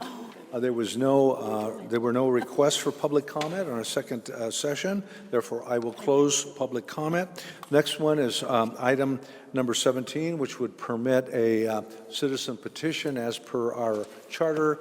Seeing none, we will close that matter. Item number 17 is posted. Next, we will go to the mayor and council, item number 18. Number 18 is the boards and commissions. And at this point, I will turn the meeting over to this is the nominations portion of boards and commissions and task forces. I will turn the meeting over to Vice Mayor Whitehead. She'll be chairing this portion of the meeting. Thank you, Mayor. This evening, the City Council will be nominating Scottsdale residents interested in serving on citizen advisory boards, commissions, and committees. The Scottsdale City Council is responsible for establishing city policies and enacting laws in support of those policies. The council relies on volunteer, citizen-based boards and commissions to research issues and make recommendations in support of the council's mission and goals. The information and recommendations provided by council-appointed advisory boards is a valuable tool in helping council members in their deliberations. Appointments for their positions will be made at a special city council meeting in December. As we begin our process this evening, I'd like to remind my colleagues that an applicant only needs to receive 1 nomination in order to advance to the interview before the council. When I call you, if your chosen applicant or applicants have already been nominated by a council member, please state no additional, and we'll move on. Thank you, and let's get started. We're going to start with the Board of Adjustment. Board of Adjustment, there's 2 openings. The Board of Adjustment is a quasi-judicial body that hears variance requests, appeals of the zoning administrator's interpretations decisions, and decides on administrative decisions on zoning requirements, which creates unnecessary hardships in the development of a property because of exceptional or extraordinary conditions. Brian Kaufman and Matt Metz have terms ending in December, and both are ineligible for reappointment. There are 2 vacancies and 3 applicants. The applicants are Alexander Hayes, Jay Leopold, Azam Qayyum. So now I will entertain nominations for the Board of Adjustment, and each council member can nominate 2, and I'm going to start with Councilwoman Caputi. Alexander Hayes, Azam Qayyum. Councilwoman Janik. Alexander Hayes and Jay Leopold. Councilwoman Littlefield. Well, actually, we've got all 3. We're moving on. Thank you. It's hard to remember. All right, Development Review Board. 3 openings. The purpose of the Development Review Board is to review and approve architectural design and layout of proposed development plans, special qualifications as outlined in the Scottsdale City Code. The membership shall consist of a city council member, a planning commission member, and 5 public members, 3 of whom shall be architects, environmental scientists, landscape architects, or persons otherwise qualified by design, background, training, or experience, and 2 of whom shall be land developers, builders, or contractors.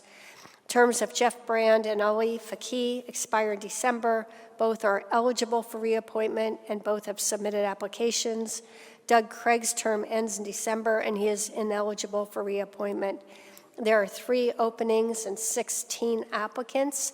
The applicants are Julie Berry, Jeff Brand, Francisco Castell, Michael Corso, Daniel Davis, Paul Egypts, Ali Faki, John Griffin, Thomas Kuby, Ed Pieser, Christopher Schroeder, Brian Silverstein, Robert Stickles, Roger Strasberg, Scott Tiedemann, and Michael Wills.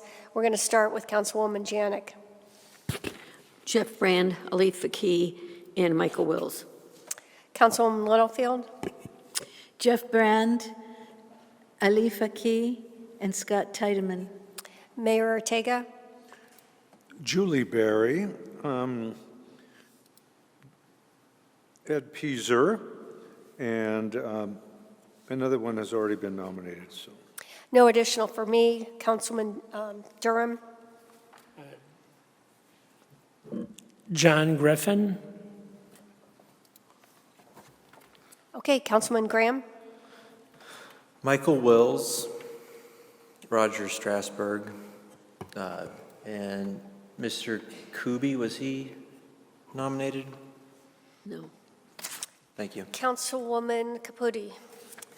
Just add Danielle Davis, please.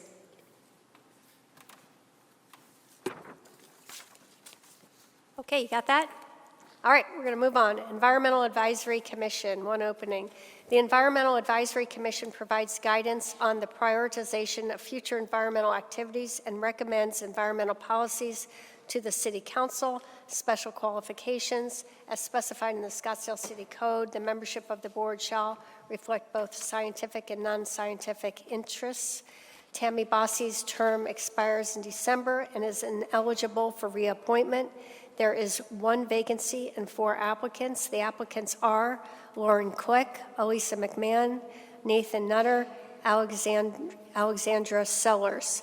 I will now entertain a nomination for the Environmental Advisory Commission where each council member nominates 1 applicant, and we'll start with Councilwoman Littlefield. Alyssa McMahon. Mayor Ortega. Lauren Click. No additional. Councilman Durham. No additional. Councilman Graham. None. No additional. No additional. Okay, we're going to move on to the Judicial Appointments Advisory Board, 2 citizen rep openings. The Judicial Appointments Advisory Board, JAB, makes advisory recommendations to the City Council regarding the appointment and reappointment of full-time city judges. Special qualifications: the 7-member JAB will consist of 2 active judges, 1 representative from both State Bar and Scottsdale Bar Associations, 3 citizens appointed by the City Council who are not judges in any official capacity, nor retired judges, nor members of the State Bar of Arizona. Brian Adamowicz's term expired in August and is ineligible for reappointment. Laura Inganeri resigned from the board in September. There are 2 citizen representative vacancies and 4 applicants. The applicants are Donna Del Felice, Ora Flores, Christina Jensen, and Janice Shimakubo. I'll start with Mayor Ortega. Janice Shimakubo and Aurea Flores. No additional. Councilman Durham. Christina Jensen. Councilman Graham. No additional. No additional. No additional. Councilwoman Littlefield. No additional. Okay, thank you.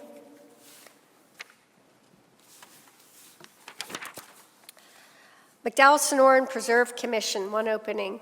The McDowell-Sonoran Preserve Commission provides citizen oversight for the acquisition, preservation, management, and stewardship of the McDowell Mountains and related Sonoran Desert for the benefit of this and future generations.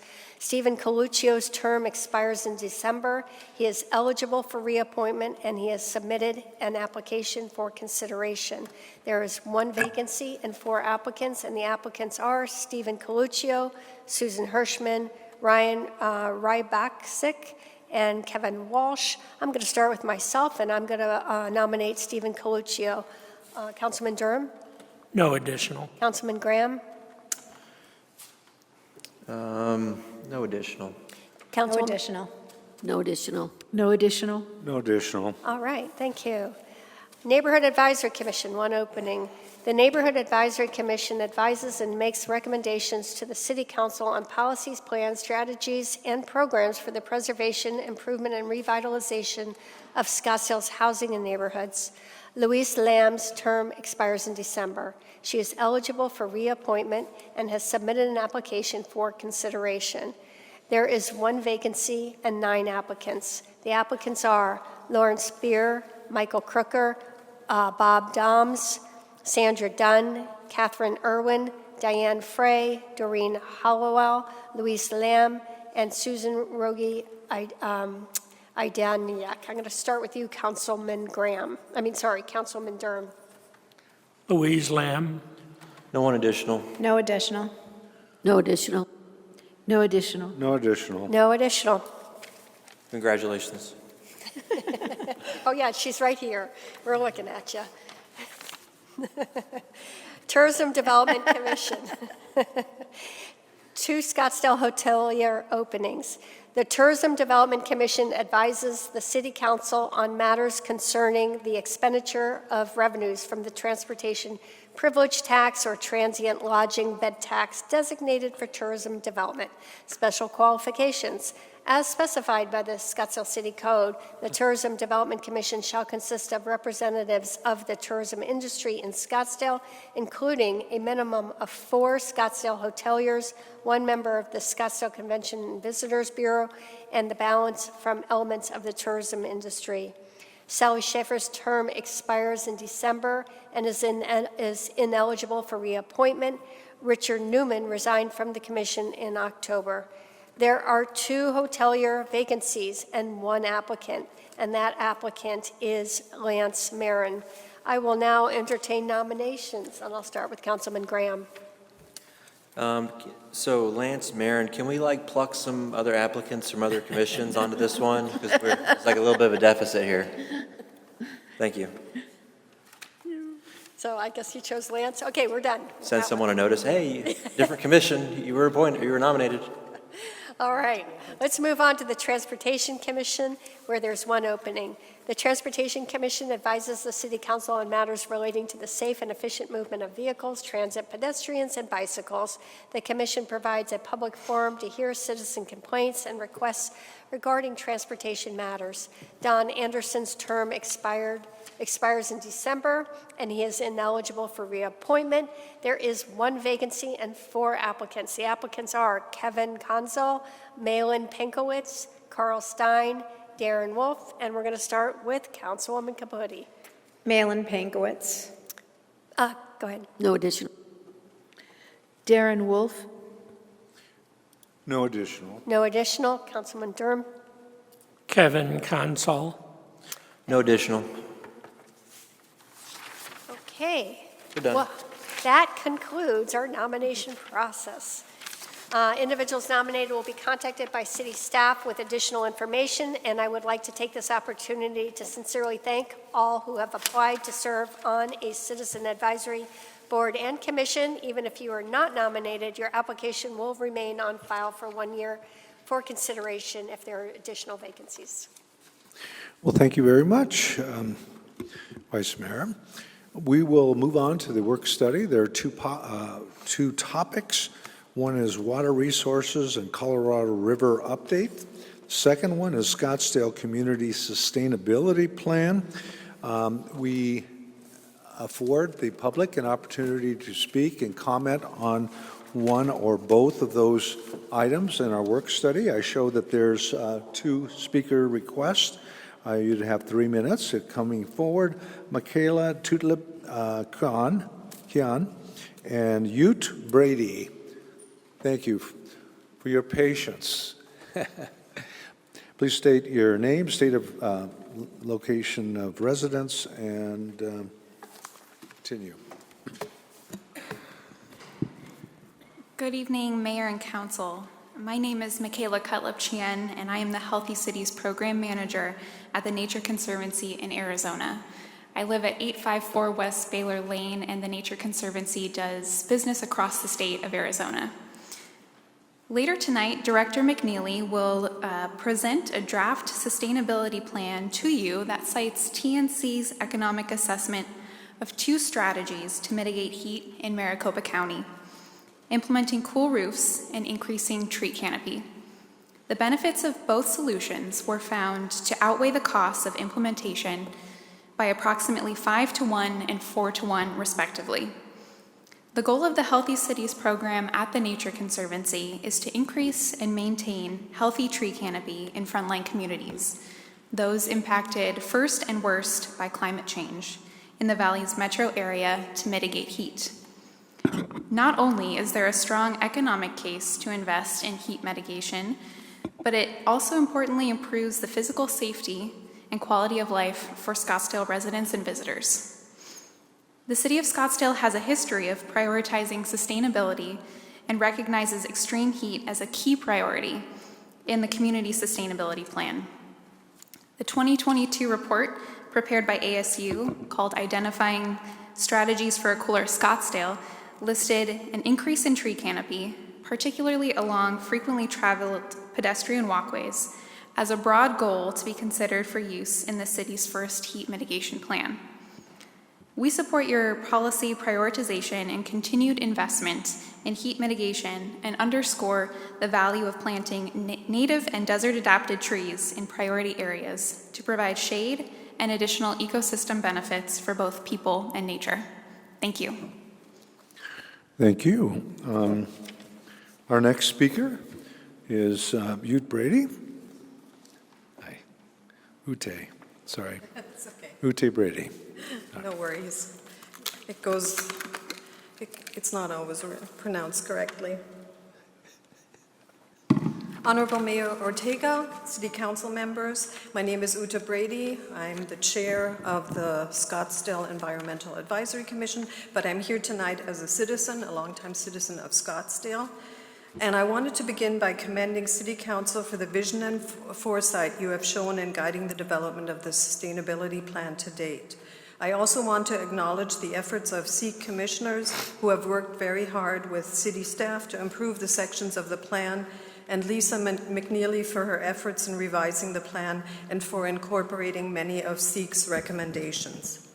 The draft sections of the sustainability plan are much improved from the prior iterations and present a solid foundation from which the city can measure and improve air quality and continue to show leadership in its water conservation efforts. The plan now includes critical components like better indicators and specific goals, and it outlines the environmental, social, and economic benefits of action taken. This is really wonderful.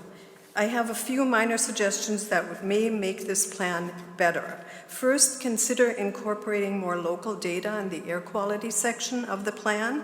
The current plan relies on 5 air monitoring stations. That gives us a rough overview of the general air quality conditions in Scottsdale, but this could be enhanced by drawing on the city's existing commuter and traffic flows to better estimate ozone, PM10 and PM2.5 pollutants in high-volume intersections in the city, and that in turn can inform mitigation strategies like planting trees to improve air quality in adjacent neighborhoods.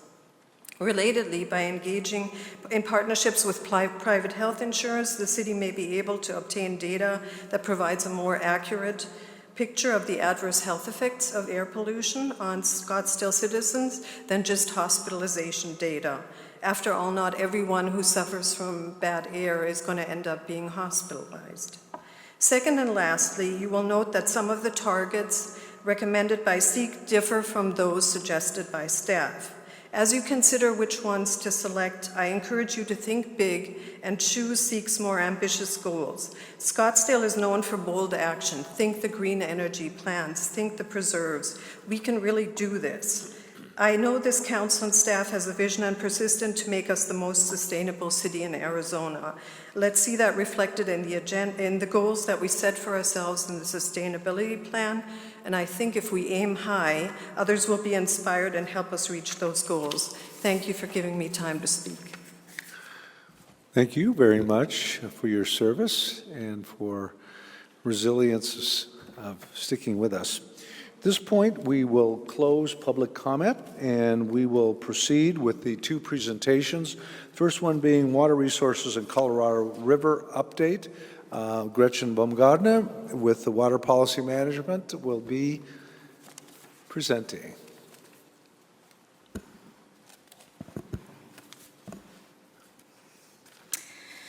Thank you, Mayor and Council. I'm happy to be here tonight. As you know, I've been here every couple months giving you an update on what's happening with our water resource and especially the Colorado River. So I know it's been a late night, and so I'll try to be as brief as possible, but I think it's really important as we move forward, and as you've understand the last couple of years, water is obviously an important aspect in our livelihood, and it comes up in all components of how we manage our community. And so I'm happy to bring the next stage of updates to you tonight.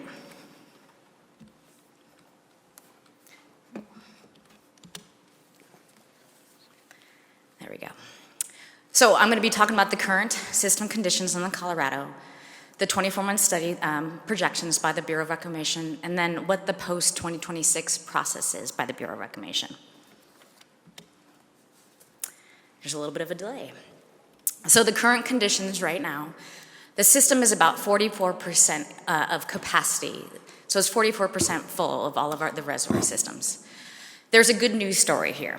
So obviously last winter, it was a really great winter, which means if the system contents this year about 25 million acre feet, and last year at this time it was 19 million acre feet. So we've had a little bit of a reprieve here with the great winter, and it's an El Nino winter this year. So there's a potential for this winter also to be a great reprieve. As you can see from this, the bullet points on the left-hand side of the slide, water year 2023, the precipitation was 161% of median. Now the runoff is 141%, so it was a really great winter. The issue is that the aridification of the climate means there's a differential between the precipitation and the runoff. The previous 3 years, there is a wide differential. So even though this year it was a really great winter year, there's still a little bit of the aridification of the climate. We're not just seeing the runoff in the same amount we're seeing the precipitation. So there's still some concerns about what the winter looks like when it comes to runoff.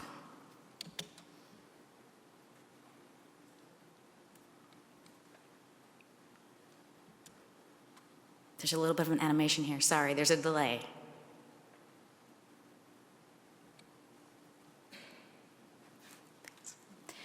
So this figure is of Lake Mead over the last 22 years. And even though we've been in a drought, those vertical dashed line are winters where we've had above 100% median snowpack. So it's telling that even though 1 or 2 really great winters, it does not necessarily change the trajectory of the system. The story here is we have to stay the course with strong water resource management and conversations with our partners, not only within Arizona, but the 7 basin states. So this is the obligatory 24-month study that I showcase every time I come up in every presentation I do. This is the Lake Mead projections over the next 24 months or 2 years, and how it showcases when the system is going to be in a tier 1 or a tier 3. Now, shortage is triggered on Lake Mead's level within the system.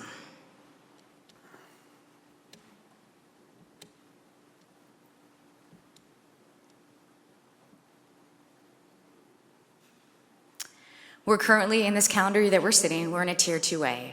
Next year we'll be in a tier 1. There are 2 reasons for this. One is the obvious snowpack that we had last winter. The 160% precipitation elevated the lake. Also, the collaborative effort by the basin states to leave water inside the lake, system conservation, which Scottsdale was a part of. When we walk through how the system is governed, it started in 2007 with the interim guidelines. So the compact of the system was over 100 years old, and that what governs the allocation of the system. But there was no governance on who took shortage when the system needed to take a shortage cut. So in 2007, the basin states got together and negotiated what those cuts looked like. When the system was at a certain elevation, there was a certain cut to Arizona, for example. Then we had the 2019 drought contingency plan, which overlaid the 2007 plan and had additional cuts for Arizona. The 500 plus plan, where we gave up water to keep Lake Meek elevation at a decent level. And then last summer, we came here and talked about what the Bureau of Reclamation was calling for: extraordinary reduction of usage on the system to be able to keep it at a level that was manageable and not fall off a precipice or a cliff.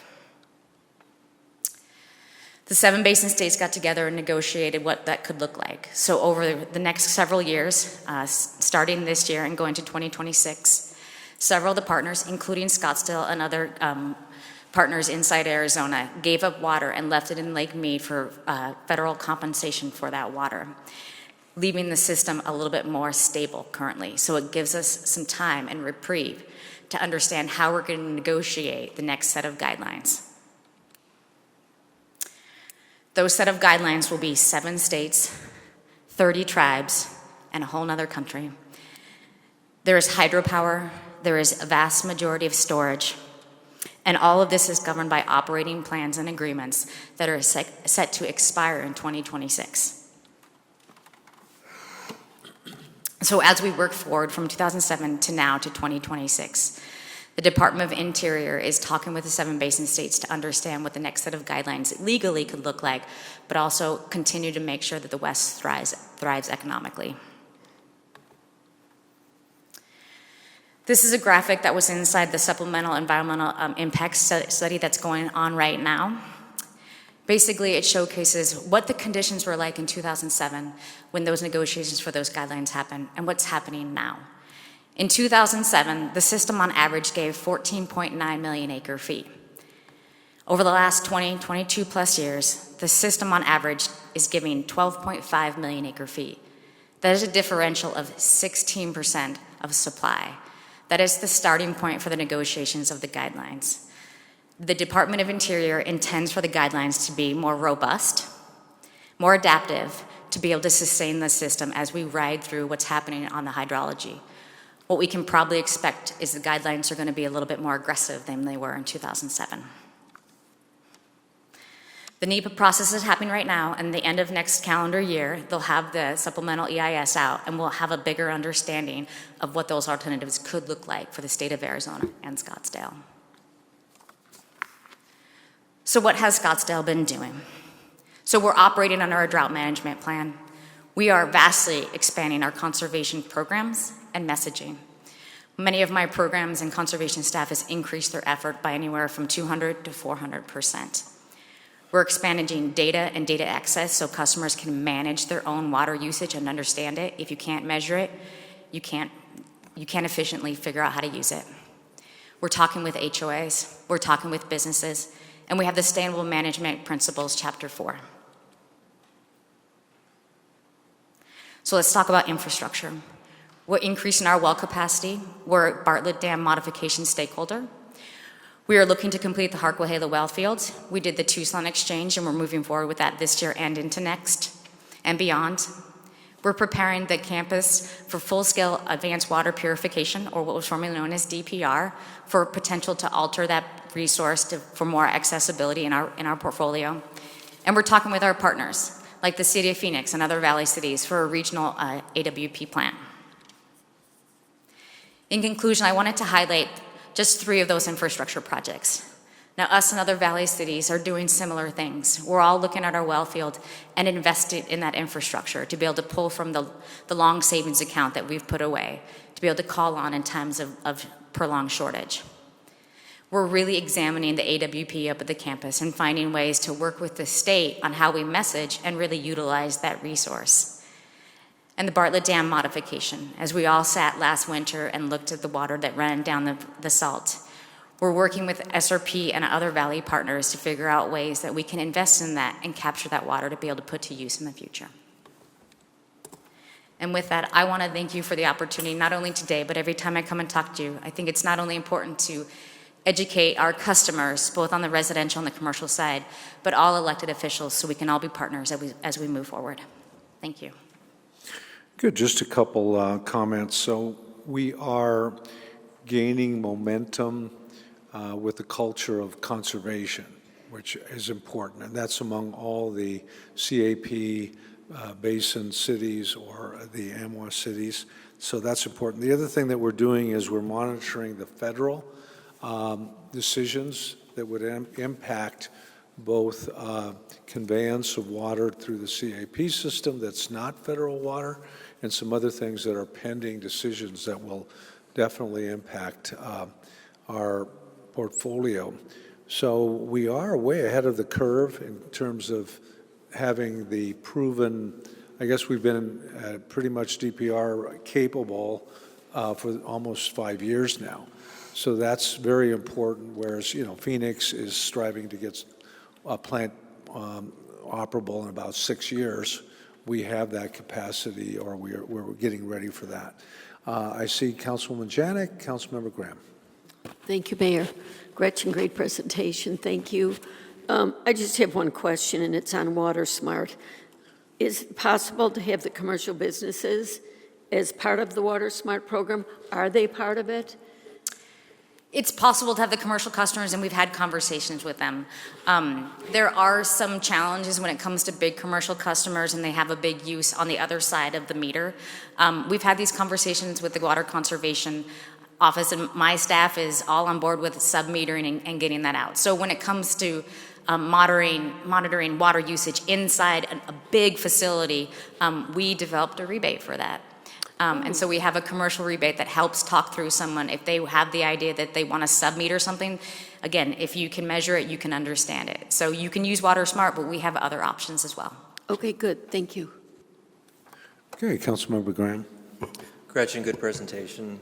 As far as the Bartlett Dam modification, is that like something we would vote on, or we got to send money or something? What are the next steps for that? So we are a voting steering committee member, which means we have given funds to that. There's voting and non-voting, and the voting, everyone has given funds to be a part of that steering committee. Okay. There are 21 members on it. That includes a lot of Valley cities and a couple of folks in Pinal. Once we get to the point of the allocation, so there's twice as much water out there, or that's been asked of, that the water is available. So we're going through the process discussing how we divvy up that water. Once SRP and the Bureau finalize that, there will be some potential funds that will need to be able to be expended for that water. Do you have like a timeline in mind? Like next year or something? I don't know. So the steering committee will meet for another 1.5 to 2 years.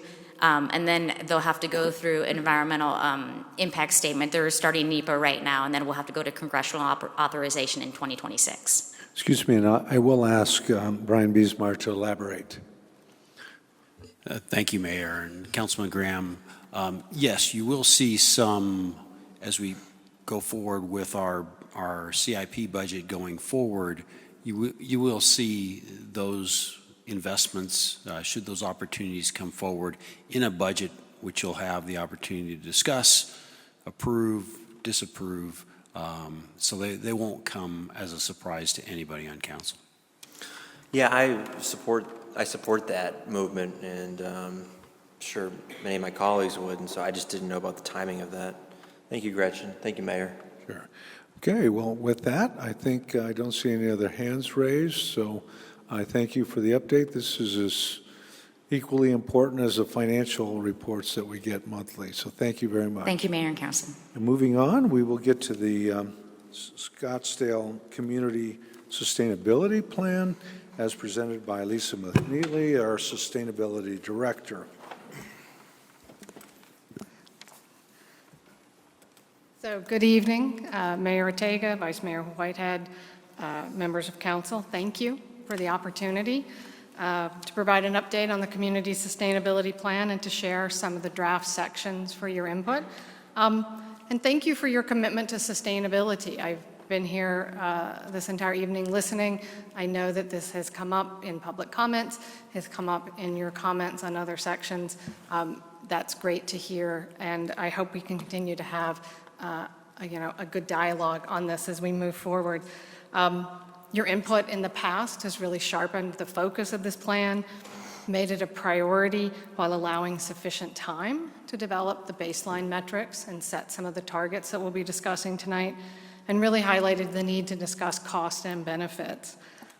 Since I presented in July, we've been working to develop an improved plan that reflects the concerns of residents and businesses. I should go to the next slide, yeah. And the Environmental Advisory Commission, which I'll refer to as the commission moving forward, many of whom are here tonight, or some of whom are here tonight, have been involved in the plan development, sharing their input, reviewing draft text. They've really shaped the plan aspirations and the message, and based on ideas generated at their public meetings. I can tell you that recent commission meetings have involved deep dives and robust conversations, and we thank them for all that they've done. The plan also reflects the work of staff in several departments, including Gretchen, who will be back up here joining me later in the presentation, and the leadership team of staff that's provided guidance. And as I think we've said, tonight I'll be seeking guidance on 3 elements of the sustainability plan: the introduction, air quality, and water. So let's start with the introduction. Sustainability, and tell this story. We've heard so much about the story of sustainability. We're going to try to start telling it here. Scottsdale's not a large city, but we really have, our position here has really shaped our outsized commitment to being good stewards. I think everybody here knows what these pictures are. These milestones that we've achieved over the decades are familiar, I think, to all residents of Scottsdale, from the Greenbelt to the Xeriscape Garden to the work on water, and even recently to the green construction codes that have been adopted. But why a community sustainability plan? Given all of these steps, why do we need a plan?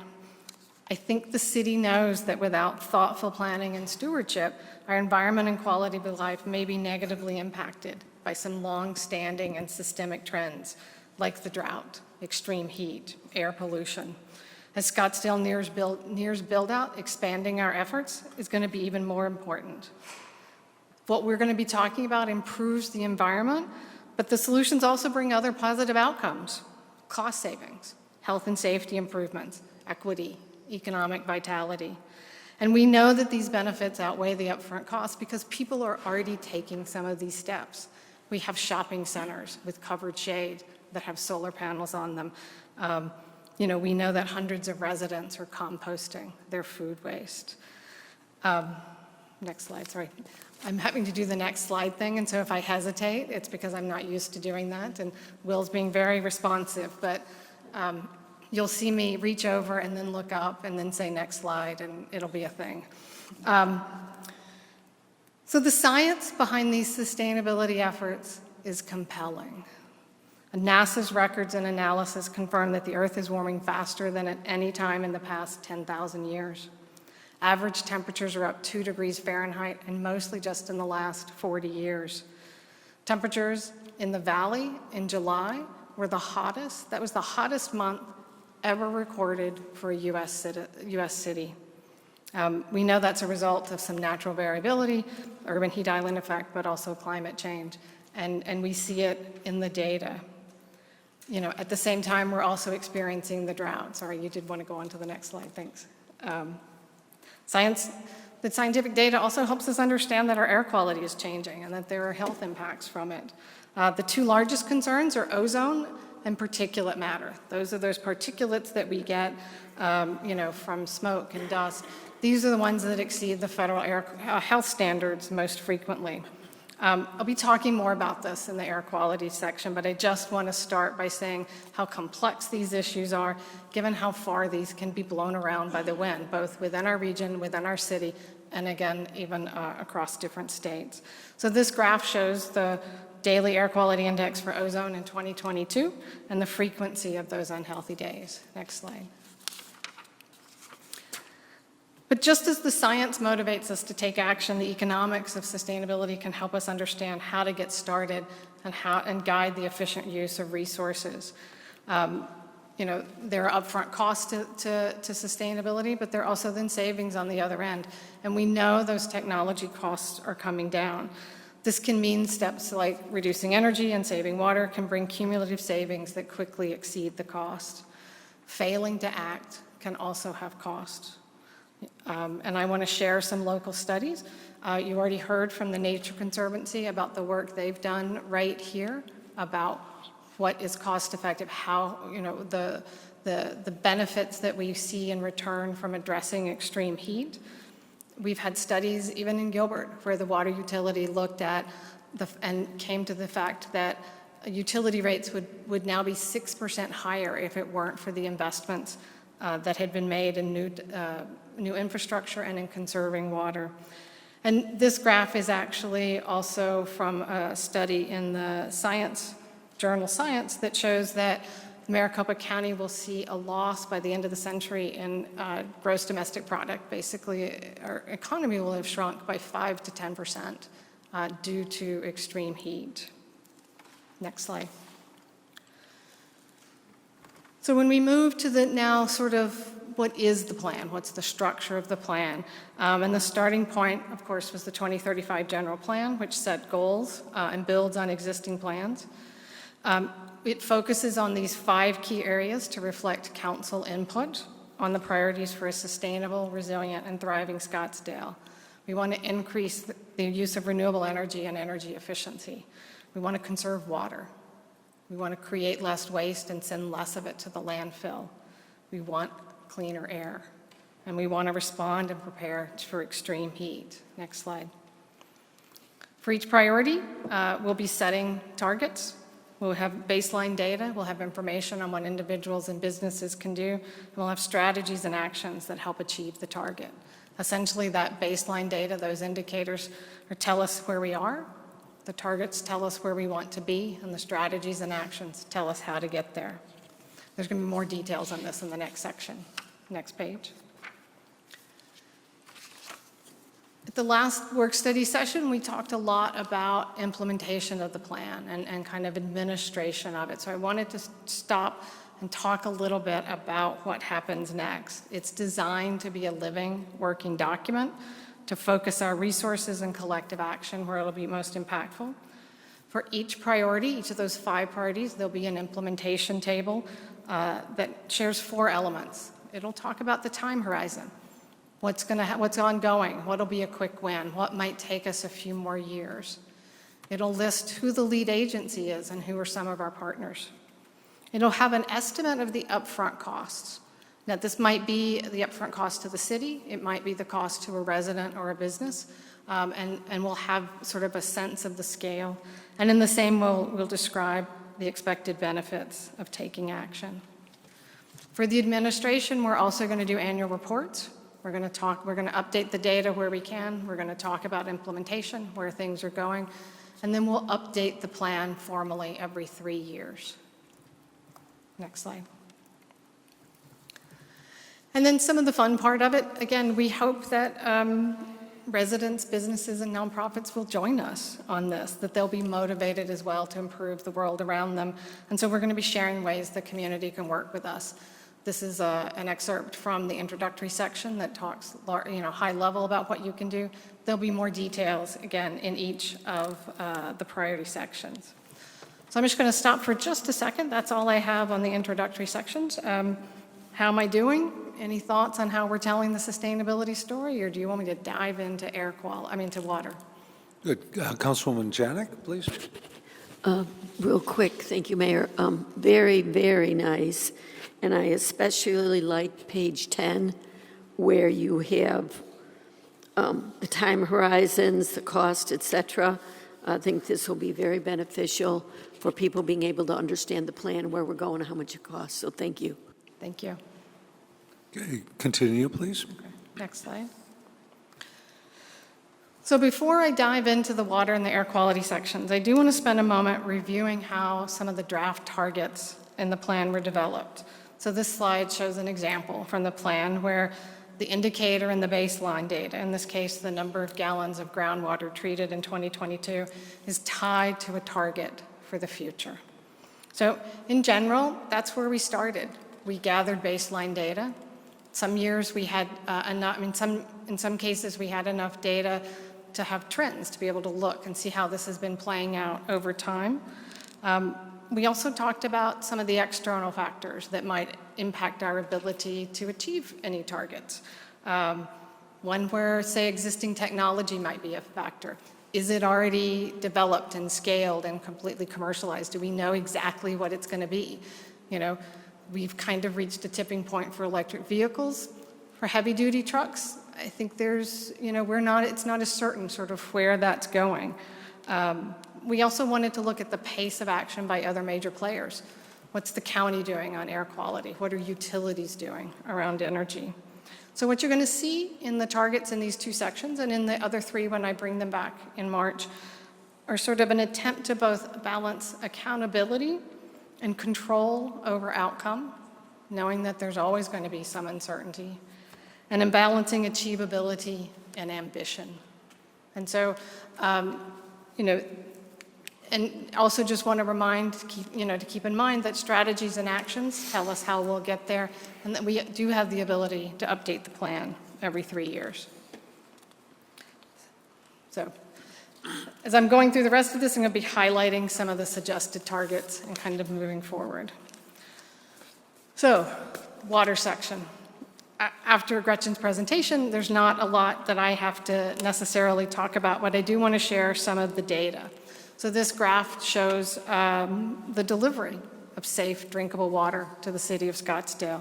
As you can see, total use has been decreasing even as the number of connections has increased by 9%. In response to the drought, the city asked people to reduce use by 5%. Even in July, that hot month that I was talking about, water use in the city dropped by 7% compared to the year before. We have a lot to be proud of on this area. Next slide.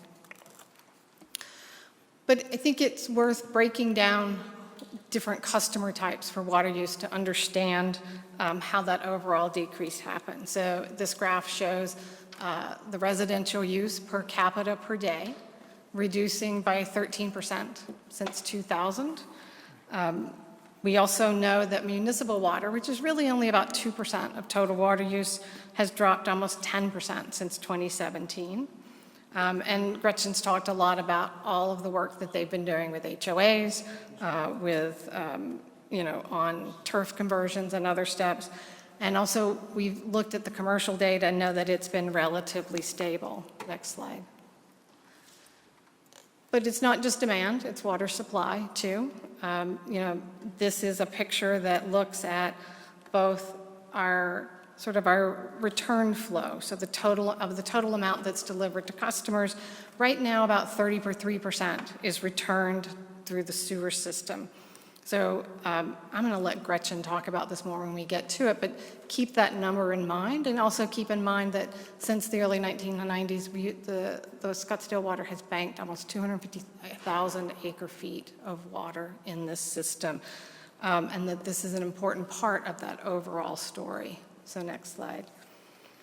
So at this point, what we're going to do is kind of walk through the 8 different targets in the plan related to water use and supply, kind of one by one, and highlighting the progress and the consensus with the committee. And so for each, we'll get your direction, but because Gretchen's here, I'm going to ask her to do that part of this presentation, but I'll be up here in case, you have slings or arrows for me. Thank you, Lisa. So let's talk through some of the water indicators. So gallons per capita day in the residential sector. That's both a single-family residential and multifamily. So we looked at what we're at right now, 199. We also examined what we did back in April with council, and we signed the MOU with the Colorado River Basin states. And one of the items that we committed to is reducing non-functional grass. So not the grass that our kids play and our dogs play, or we find community and communal use, but the grass is just purely aesthetics, that front yard grass. just naming one of the examples. So we did an analysis and we came up with reducing the amount of some non-functional turf in both single-family resident and multifamily by 30% would bring us down to 170 gallons per capita per day over a 10-year period. We thought that for Scottsdale residents that was aggressive and also very achievable.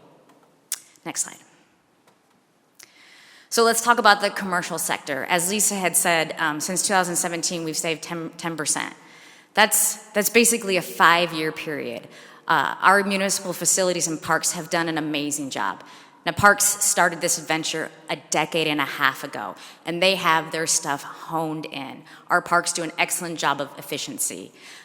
They're still looking at the potential and also taking out non-functional grass in their parks area, but it's a very important communal space for our community. Also, our facilities are great partners in facilities. Since the pandemic, water and facilities had worked in concert together to find ways to save water and efficiencies in our facilities. And one of those reasons why we chose a 5% goal is we've done our job. We've been the forefront and said we are cleaning up our house. The 5% is just the cherry on top. It's finding that most optimal way that we can save water, and we're there. We're at the finish line for municipal facilities. Next slide.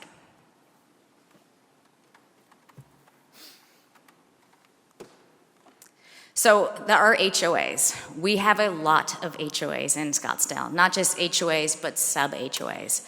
So they're complicated conversations to have. They have their own board. They have their own property management. They have their own irrigation company. So sometimes these conversations we have with them can take anywhere from a year to 2 years to have a conversation with one HOA.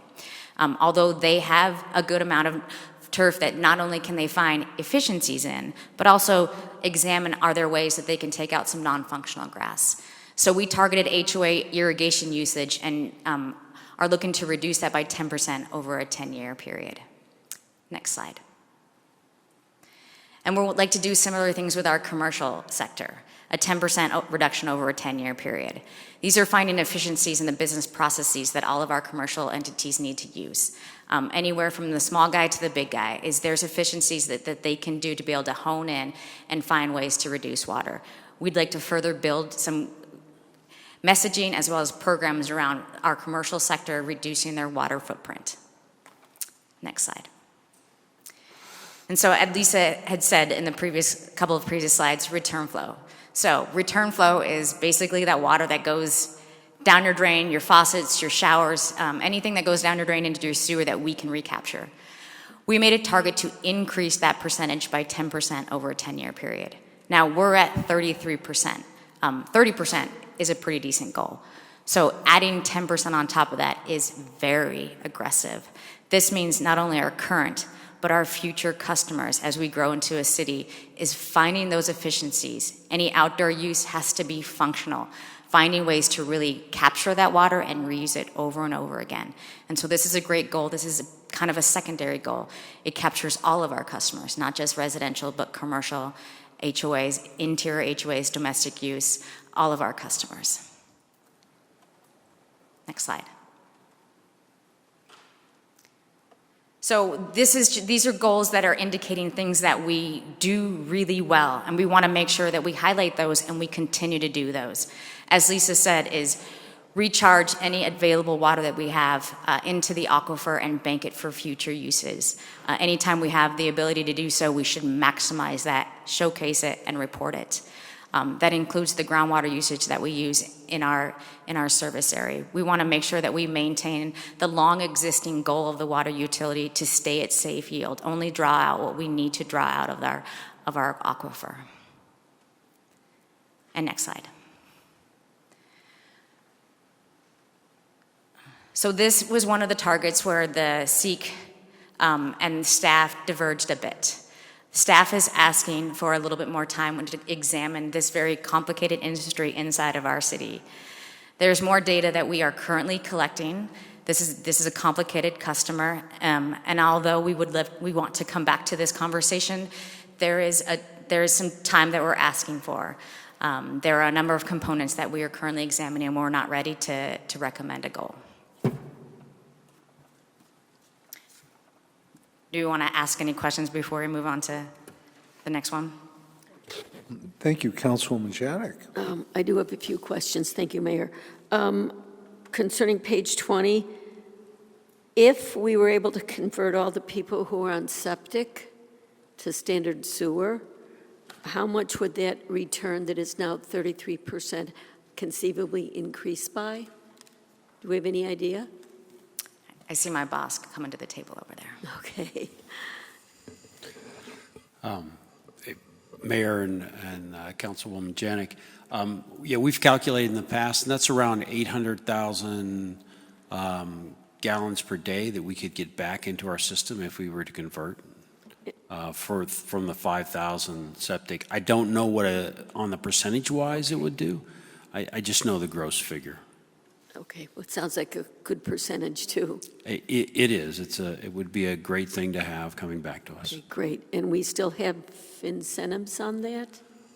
We are, and we've also put in, and we don't have the results. If we get the results, we'll go to council, but we did put in for a over $40 million grant request to the Bureau of Reclamation to enhance that program. We don't have the results yet. If we get it granted, we'll be back to council for council's acceptance of the grant.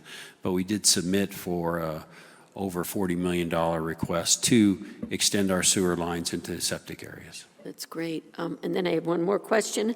Well, not a question, a comment on page 22. Just want to emphasize that the water use by the golf courses not exceed their current allotment. I think we're monitoring all that so that... We do monitor it, and that's one of the items that we're currently examining and asking for time. Okay, Yeah, and absolutely. then the next one would be to continue your discussions with a sense of immediacy to develop guidelines for water use by golf courses. So I guess what I'm saying is pedal to the metal. Thank you. Thank you. And I just add that there is momentum on the return flow among all the native partners as well as municipal cities. We had a very good meeting of the minds with the governor 2 weeks ago, and that is everyone's on board with that policy and trying to get their infrastructure up to speed. Well, we're there, so that's pretty good. But nonetheless, it will be greatly accepted as we move forward, and that's a huge resource for the entire valley. Councilmember Graham. Thank you, Mayor. Did you, Gretchen and Lisa, did you finish the presentation, just Q&A, or is that coming up? I only have a couple more slides about the strategies and actions, but I did want to stop and make sure we got council input on all of the targets, but especially this one that's up. Okay, I'll probably just group my questions or feedback together, and I'll withhold so for the time being, so thank you. Okay. Great, continue on. Thank you. So I just want to make sure that we've got a sense that we've got the direction on this particular target to proceed, to wait to get more data and move forward. Okay.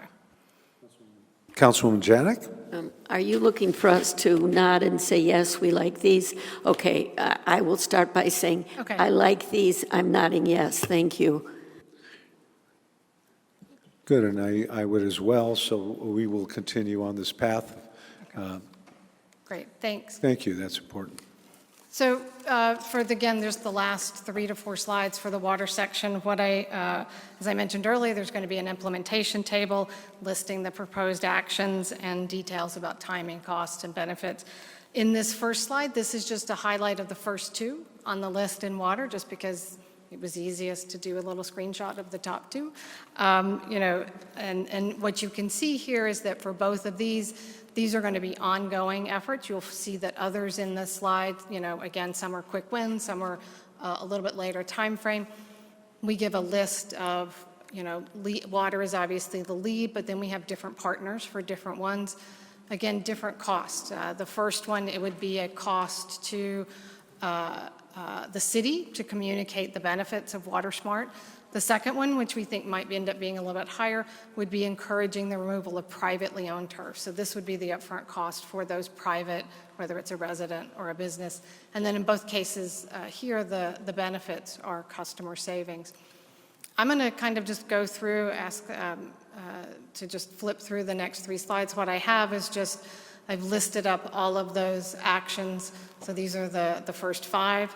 If you keep going, you can see the rest of that strategy 1 with 1.6 and 1.10. And then the last slide are the actions around municipal water use. And so those are in your packets. Wanted to stop here. This is my last slide on water, just to see what do you think? Are there any other inputs on the strategies and actions or on any other aspects of the water chapter?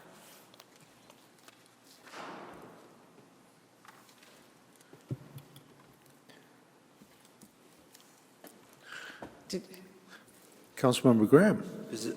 Lisa, is this the end, or do you still have more slides? I'm sorry. This is the end of the water, and we'll go into air quality. I just wanted to give a chance to stop, just to see if there. I'll just ask some questions if that's okay, Mayor. Sure, go ahead. So I think some of the water, I kind of agree with Gretchen. Some of the water benchmarks seem aggressive. We've reduced our water consumption 15%, and despite 9% increase in connections. So I think a lot of that was done, education, getting more efficient. But I like that it's been voluntary. I like that it's been a bottom-up, sort of pull-together approach. So I'm just concerned about kind of moving from bottom-up to top-down. What's the average water usage per resident? You would know, like, off the top of your head, like, what's the average annual water usage per resident?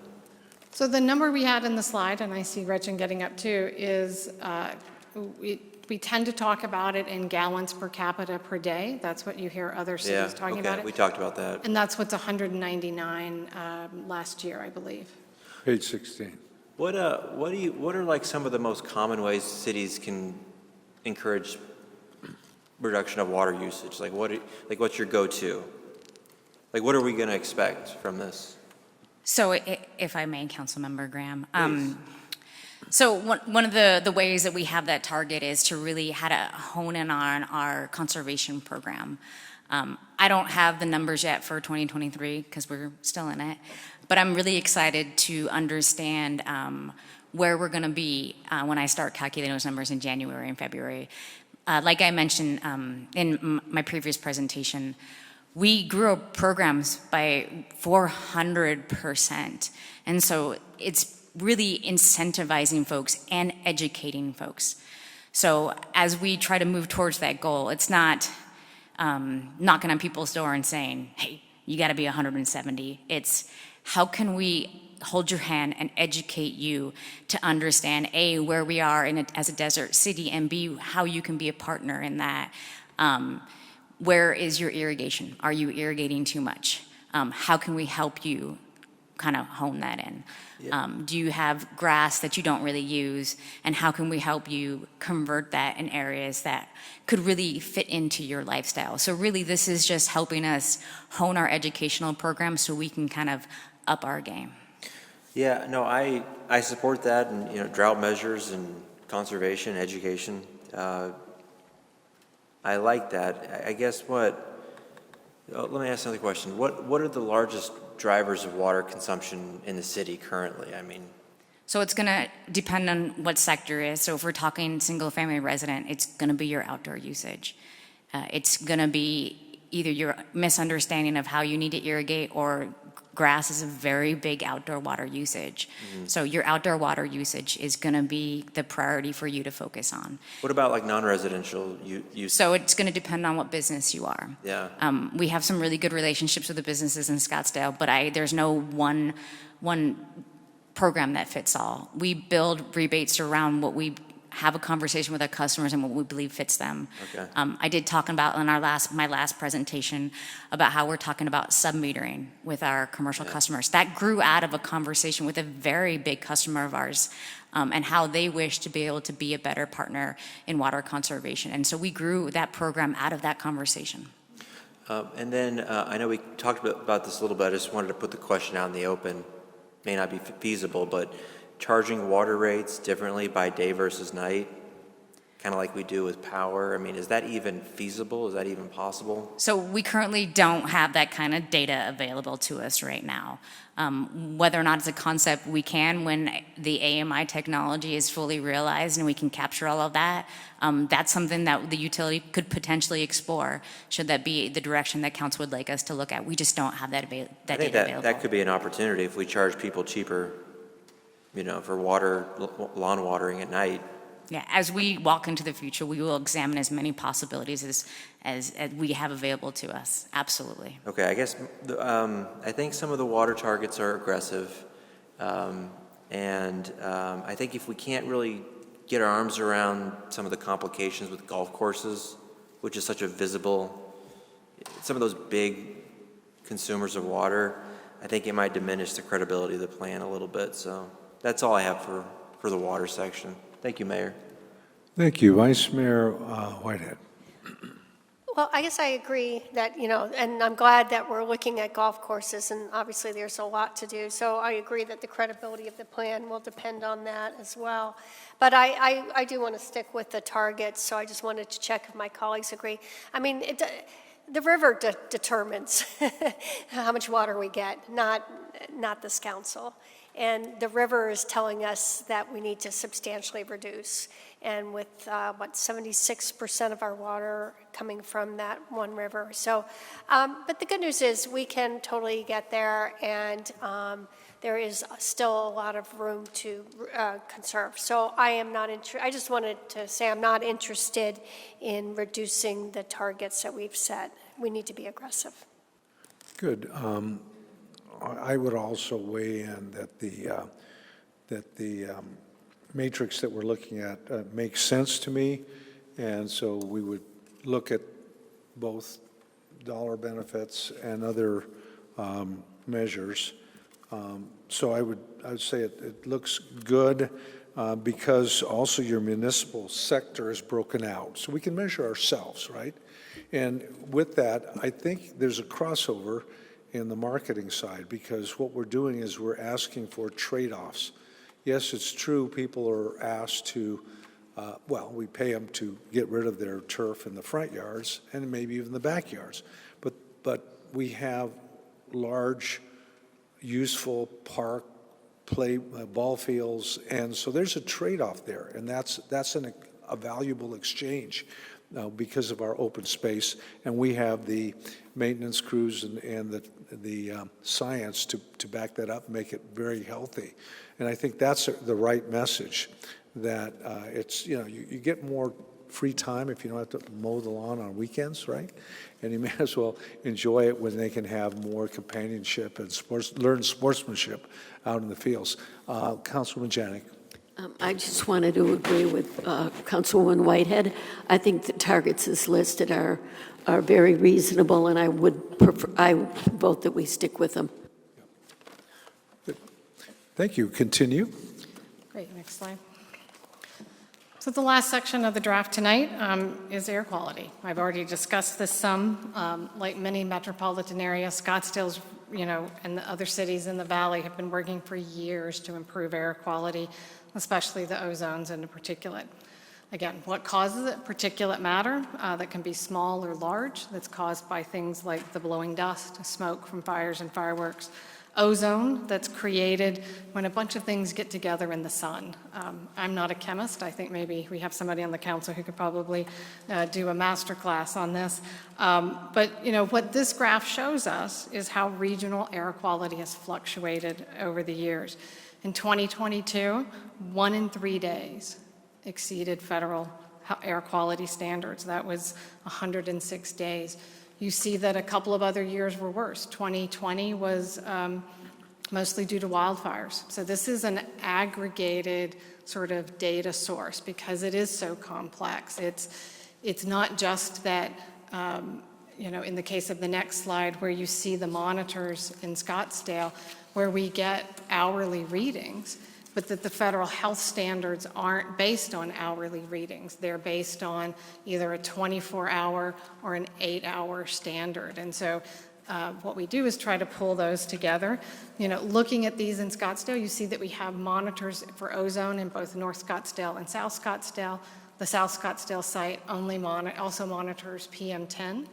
We don't have any of those smaller, particulate matter. The PM10 is the large particulate matter. The PM2.5, that's the small ones, which they used to not think was a problem, but now they know they get really deep in our lungs and actually can cause worse health problems. There are no monitors for that in Scottsdale, but there are several around the city, and those are also in the plan. I just pulled these out to give an indication of sort of where and how often, even in Scottsdale, we're exceeding those health quality standards. So those orange dotted lines in each graph show where that standard is. You can see on the PM10, that bottom one, there are days when we exceed that standard by a lot, or at least our hours, periods of time where we exceed that standard significantly. Next slide.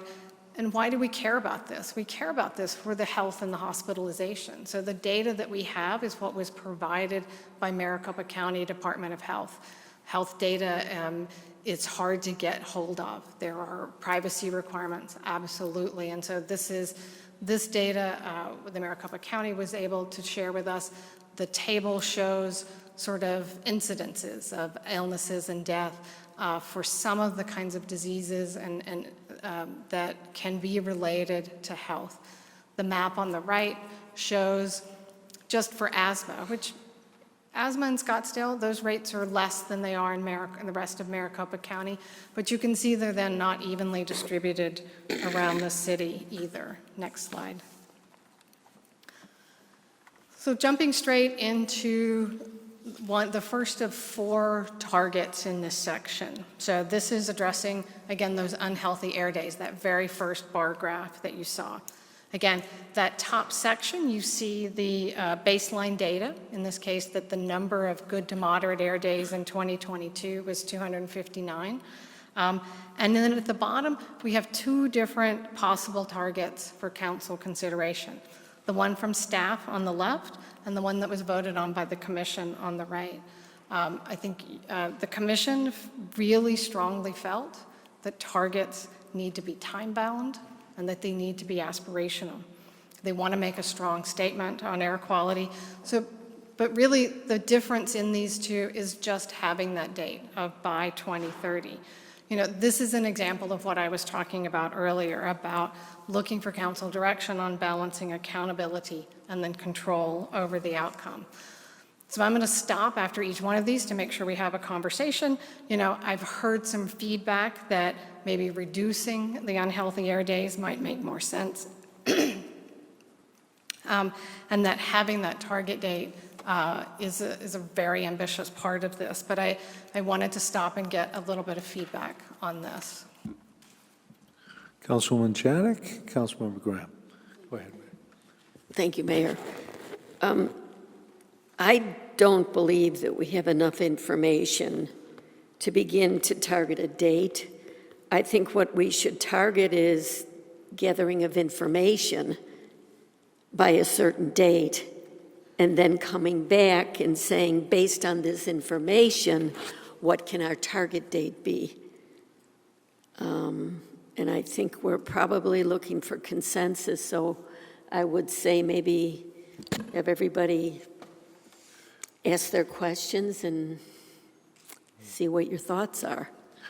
Well, that is an interesting point that you're making, because what you're saying is if we have a 3-year measurement and reevaluation, that we would expect the trend to improve if we make a concerted effort of some sort.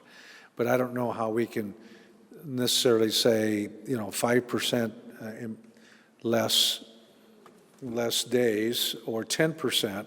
Sometimes if it's a statistical plus or minus, it's how do we know we're really making progress? So, perhaps in tenths might be the only rational way, make a 10% improvement in the next X years is hard to say, but if we could even get a 2%, a trend change, because I think that's what Councilwoman's saying, not necessarily saying an end date. And then that would involve, trying to track the data so that we have a reference and we'll say, are we moving the needle? And if it's not moving, then even if you set an impossible goal, you're not making incremental progress. The going to zero ain't going to happen. I mean, to say we're going to just, that's aspirational or whatever, but certainly, achieving that in the next 6 years would be impossible. And is there a way to rephrase that? I mean, because part of our situation is that, we abut Tempe, Phoenix, and so we'll get there's a lot of, westerly flow from the west, south towards us, and we can't really control that. But is there a way to try to bridge communication with our neighboring cities to see if we could all kind of measure together maybe and find a... But, I mean, if we can go back to the slide, yes, to the bar graph. And one more, thanks, yeah. So, I talked about how complex this data is, and one of the things we tried to do in the sustainability plan, because we wanted it to not be, this chapter was not meant to give somebody a degree on kind of atmospheric emissions and everything. So one of the things we do know that Maricopa County has actually been working. We really have been working. We've been getting our emissions of these underlying pollutants down up to 70%. And in that, we have still been seeing our number of air quality days increasing. And it's something that's they're still working to figure out. Scottsdale is at the table, both at a staff level and I know at leadership level with the Maricopa Association of Governments as those conversations are being had. And so, you can see that even right here, there's not much of a trend in that. I talked about that. Doing a trend analysis is something that we wanted to try to do as we tried to set targets. We didn't see that in this data. And so, that's why, if we, in this go around, maybe kept it at reduce unhealthy air days and maybe spent the next 3 years, see where those conversations are happening between the state and EPA, we might be able to come back then and see a trend, see something a little bit better. Okay, I'm going to go with Councilmember Durham, and then Councilwoman Caputi, Vice Mayor Whitehead, and then I'll return for a second. So, Councilmember Durham. Thank you, Mayor. We talked about this last week, and considering how our air quality is affected by our neighbors, I think the concept of eliminating unhealthy air days is just not possible. As the mayor said, maybe we ought to have some goals of working with our neighbors, but I really think that these ought to be changed to reducing unhealthy air days by 10%, 15%, 20%, whatever, by 30%, because we're not going to meet these targets, as the mayor says. Anything else at this stage? Okay, Councilwoman Caputi and Vice Mayor Whitehead. I just had a very similar comment. We talked about this in our little subgroup. We really can't eliminate the bad air days. We've got other cities to contend with, and we also, I think you pointed out, the worst of those years are due to wildfires. We would never be able to control that. So saying eliminate the bad air days is not, that's just setting us up for failure. I think we could have a more aspirational goal for this. And I understand the need to measure. If you can't measure it, I think Gretchen said it twice already, it doesn't happen, and I couldn't agree more. We've got to make these goals very specific and very aggressive in order to actually accomplish what we want. But in places like this where there is no measurement and we certainly can't control it much, that just seems, again, like we're setting ourselves up for failure. So in this case, I think you got to stay vague. Thank you. Vice Mayor Whitehead, then Councilman. So I think there's some consensus here, because what I think we should do is we acknowledge, I don't think we need to write it, we acknowledge what Councilwoman Janik said about we're going to be measuring and have some goals, but just perhaps we can just change the word from eliminate to reduce and keep the SEEK recommendation to 2030. We would like to reduce by 2030. Is there consensus for that? Yes? Okay. All right. No. Because I didn't catch everything you said, that's all. We're going to change, go back once to the slide with the SEEK Slide recommendation. 30. Okay, so instead of eliminate unhealthy air days in Scottsdale by 2030, we're going to reduce unhealthy air days in Scottsdale by 2030. I mean, I have the request to speak because I kind of want to make a comment on this, so We're getting kind of consensus to be able to move on, and I think that's... yeah, there's a majority so to that. We have a consensus on that one. Next, we have Councilmember Graham, Councilwoman Littlefield, myself. Thank you, Mayor. I'm just kind of repeat my colleagues a little bit. I mean, is it possible, or don't we even observe that some of our air quality comes from like activity in other continents? Activity in, I'm sorry. From other continents?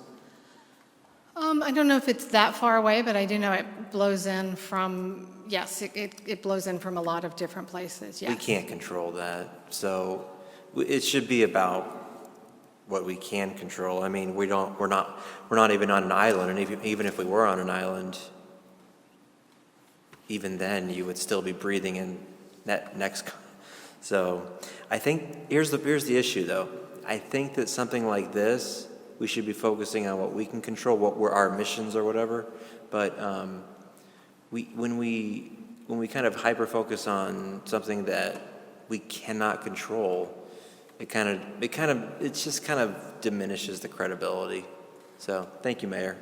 Okay, Councilwoman Littlefield, and then myself, and we'll move on to the next subject. That was kind of what I was going to say too, is there's some things we can control, there's some things that we can't.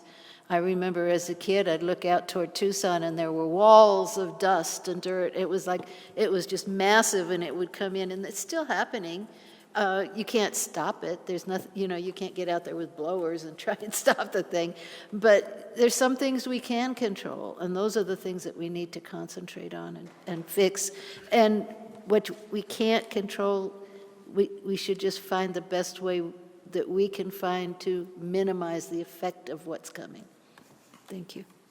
Okay, so just moving on, I would just add a little tidbit here. I feel like Scottsdale's sort of besieged by fires at recycling locations. There was a manure fire to our west. There was 2 fires the other way at a cardboard recycling place, and they just catch fire. And I almost predict that. And maybe there's a better safety batching way. We don't have recycling on site here in Scottsdale, but I can sure tell when it's burning somewhere. So maybe that's part of encouraging the regional partners to have a safety plan, not just a dump until it ignites. That would be probably pretty substantial. The big fires that are occurring because of drought are still going to happen regionally. Moving on to the next point, we hope we're being useful with our, constructive with our directions. So the next target, next page, is it's very similar to the last one we discussed, only this one is the health impacts of air pollution. Same layout, we have the indicator at the top with the number of hospitalizations, and then at the bottom we have the staff recommendation on the left, the commission on the right. Again, this is another one where the commission felt very strongly that it should be time-bound and aspirational.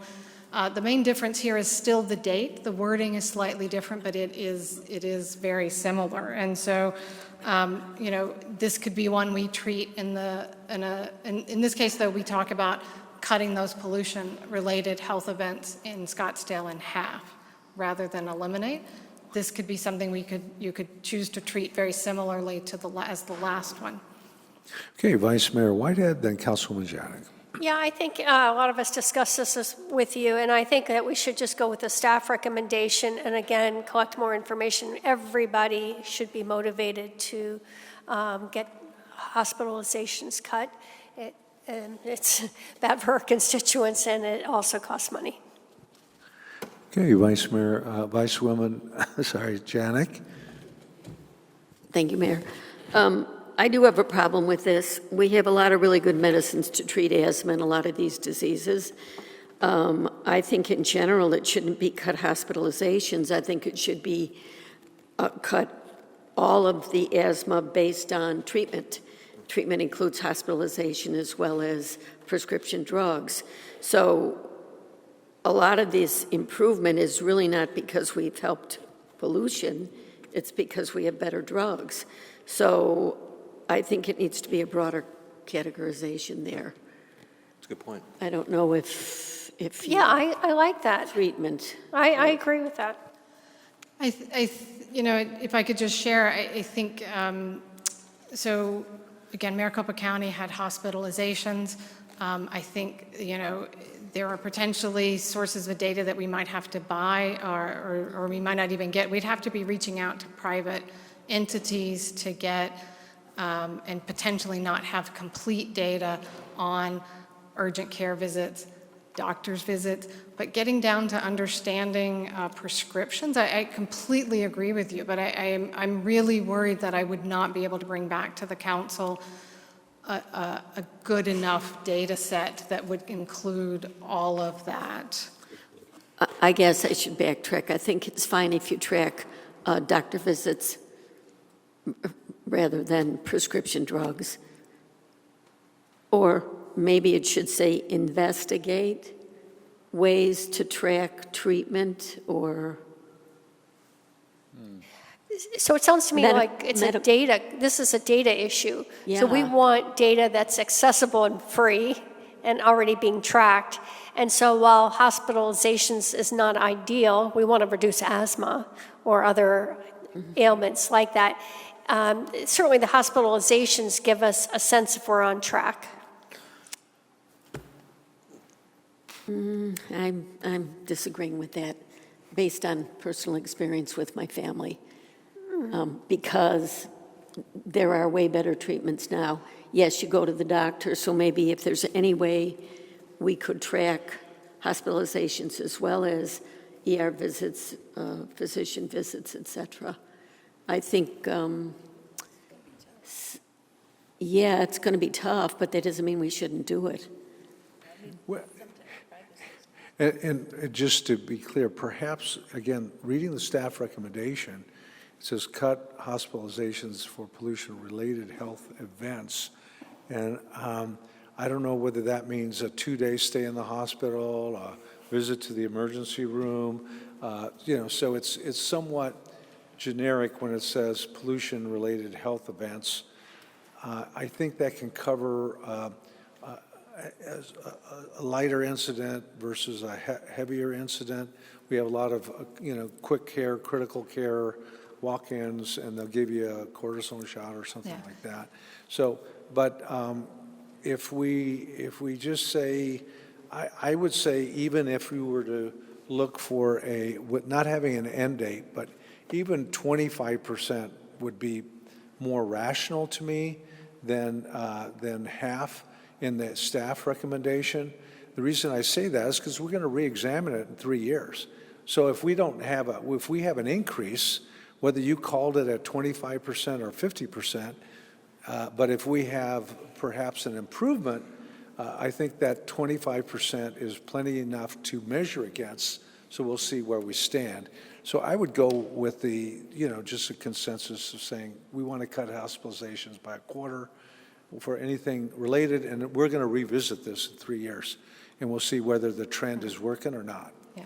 And the other thing that's added to this is, sort of like, if you don't want to die on a hot day in the preserve, don't go on a hike with 118 degrees. And the weather station will tell you it's a high alert day for pollution. If you're health vulnerable or whatever, don't do it. So you're hearing more of those warnings, and of course those that don't hear it, maybe there's other avenues on Instagram or something to get the message out so that people learn quicker.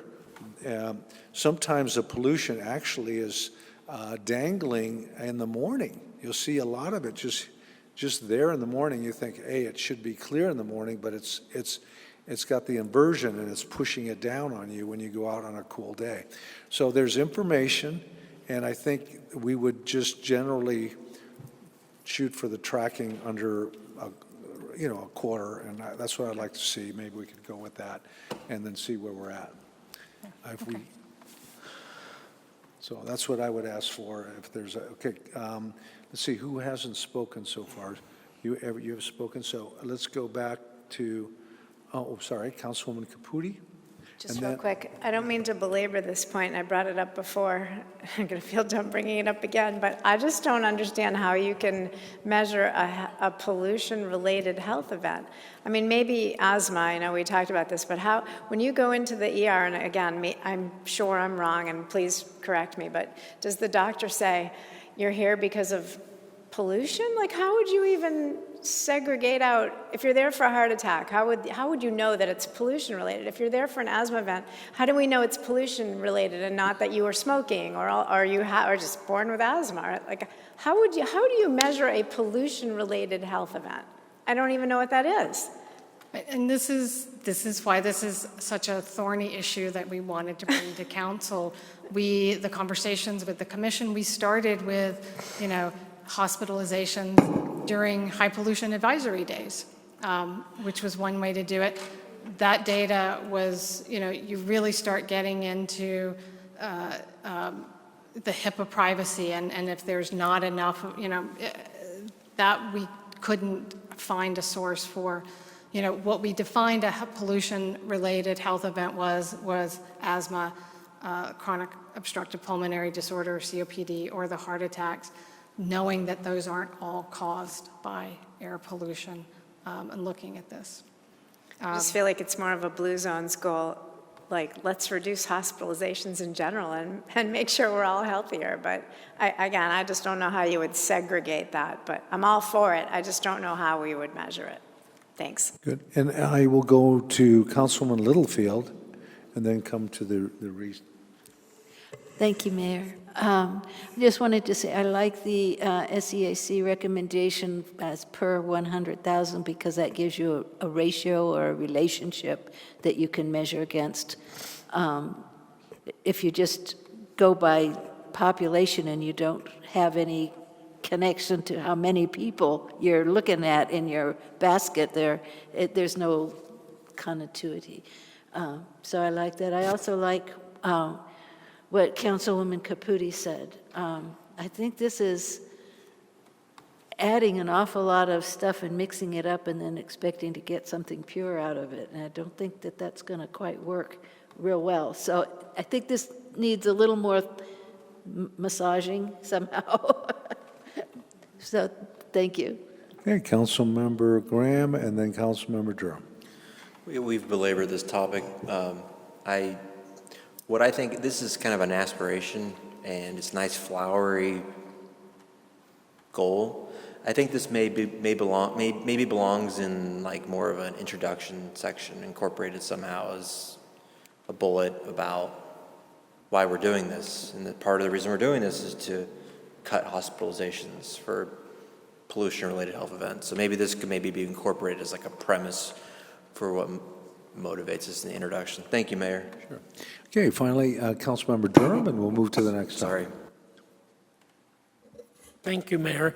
If you look at this little chart about Table 1, incidents among Scottsdale residents, the number for heart disease illnesses overwhelms the others. And asthma makes sense, COPD, COPD, but the tail that wags the dog here is the heart disease illnesses. And I don't know that that has any connection to air quality. It's just marginal at best. So I think we definitely need a better indicator number here. Thank you. Let's move on. Okay, next slide. So I apologize. This, I've saved the most confusing to last, just to make sure we all get our, deserve our pay today. This is another target looking at cleaner air for residents and visitors, kind of related to vehicles. This is getting at some of the conversation we had about sort of what is behind some of this air quality. So just for background, Scottsdale's reduced the impact of its municipal vehicles. So this is just looking at the municipal fleet. By switching to compressed natural gas and by just using fewer trips and using less fuel, use is down 3% since 2016. So again, you have that indicator on the top of the gallons of gasoline, diesel, and CNG. That's the compressed natural gas. And then a staff recommendation on the left and the SEEK one on the right. Again, the commission was really interested in seeing reductions as quickly as possible. You can see that that target on the right is calling for a 100% reduction in the fleet fuel use by 2040. The staff recommendation on the left, really we were thinking about the uncertainty about the rate of innovation and the technology innovation. Again, back to, of the 1,000 some odd city fleet vehicles, a good half of them are sort of large, heavy-duty trucks where it's not clear that we have that technology available. And so we have a 40% reduction by 2015. And so, again, just want to stop and see if there's some thoughts, if we want to, there's, both of them have both kind of a short-term target, sort of what we would do by 2030, and then a target about what we might do later, either 2040 or 2050. And I promise this is the last pop quiz. Okay, Vice Mayor Whitehead. Yeah, I'd like to call Dan Worth to this. I think he left and went home. So I'm kind of kidding about calling Dan Worth. We, the council, had access to data and information behind this staff recommendation versus the SEEK recommendation that the SEEK commissioners did not have. So there's a lot that goes into this. Number one, the city is growing. Number two, we have a fleet schedule where we change out fleet vehicles. And so, as Lisa McNeely eloquently pointed out, the most environmental vehicle is the one you use until it, falls apart. So we do not unload trash trucks before they're scheduled to be swapped out. And so there are limitations that, and then of course there's the technology. So I think this is one that actually Dan Worth, who's not present, is very motivated and looking into a lot of different ways to achieve lower emissions, lower costs for the city. But we don't have a way, if we work backwards from the SEEK recommendation, we end up getting rid of perfectly good trash trucks. So we can't get there right now, but that doesn't mean, there's a reason we don't etch these documents in stone anymore. It's because we like to change them. And so with that, I would ask my colleagues to possibly weigh in support of staff recommendations to reduce municipal fleet use by 10%. Agree. Yes. Thank you. Good. So next slide. The next slide is, there's the final target. This Sure, I is see Councilmember Graham. Did you have another? my apologies. Lisa, you promised that was the last slide. The promise was made. Too late. Sorry. No, just kidding. How many more slides before I make a comment? I just have one more target to go over where there was consensus with the commission, and then again, I just have the list of strategies and actions. I wanted to talk about municipal fleet. So are you going to continue talking about municipal fleet? No, please. Okay. I saw on AQ 2.2, Okay. develop a plan for purchasing additional alternative fuel vehicles. And it says that's going to lead to municipal savings. that's not going to happen. It's going to cost money. Is that right?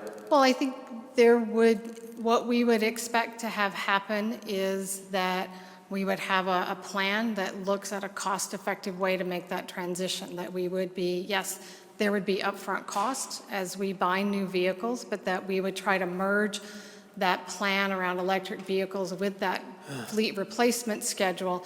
The savings would be expected that to the extent that you have electric vehicles, the cost of ownership for those is less than gasoline vehicles. Well, I don't think that's going to lead to I'm guessing it won't lead to. If it would lead to savings, there wouldn't have to put it in this. But I think the staff recommendation here between the two is more reasonable. But I do think it's probably. I mean, we can't stop using. I mean, CNG. I mean, that's so much cleaner than fuels. And so anyway, that's my feedback. Thank you.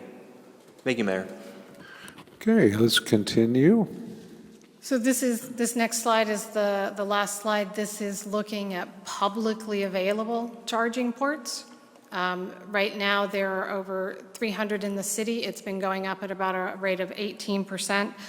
This was one where we thought that this trend in private investment would really reflect the economics of electric vehicles and therefore have set a target to try to see their increase between now and 2030.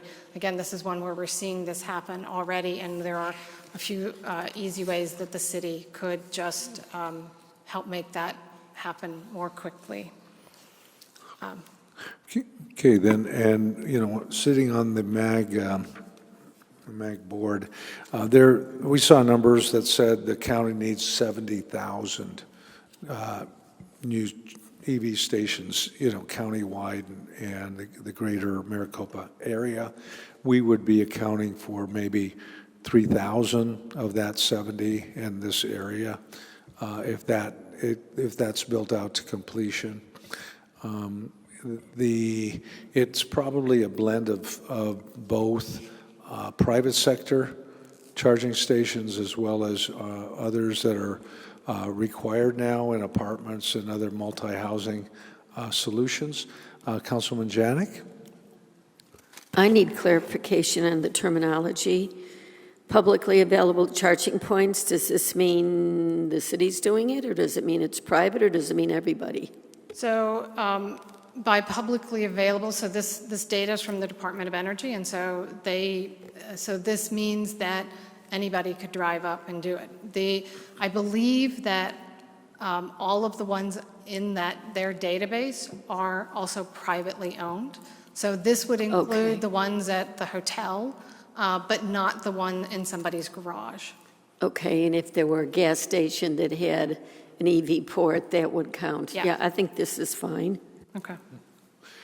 I agree. Let's continue on that suggestion. Right. So the next slide is just, again, starting to look at the list of the strategies and actions. These are, this is just a couple of examples. The first kind of 3 entries, just again to see some of the differences in the time horizon, the partners, and the benefits. And then if you keep going through the next couple of slides, that's just the rest of them. Those are all in your packet. Next slide. And next slide. So I have just 3 slides. I'm not going to go through them all.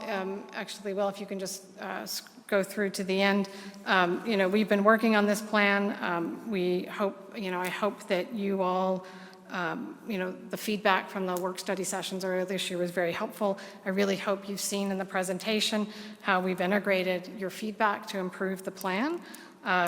Just want to close with a reminder that the next 3 sections, energy, waste, and water, are going to be discussed at future commission meetings, brought back to a council work study in March, and that we're still on track to bring you the plan for adoption in June of 2024. So it was almost the last slide, Councilmember Graham. It was the last difficult slide. Okay. I appreciate all your time. I see no hands up. There's a lot of smiles up here. Thank you for the work, and especially from our Scottsdale environmental quality people as well. Thank you very much. And with that, I move that we adjourn. Second. I have a motion and a second. Please record your vote. Oh, I got to record. Thank you, Lisa. Okay, unanimous, Mr. Durham? Mr. Durham? Okay, thank you. Unanimo.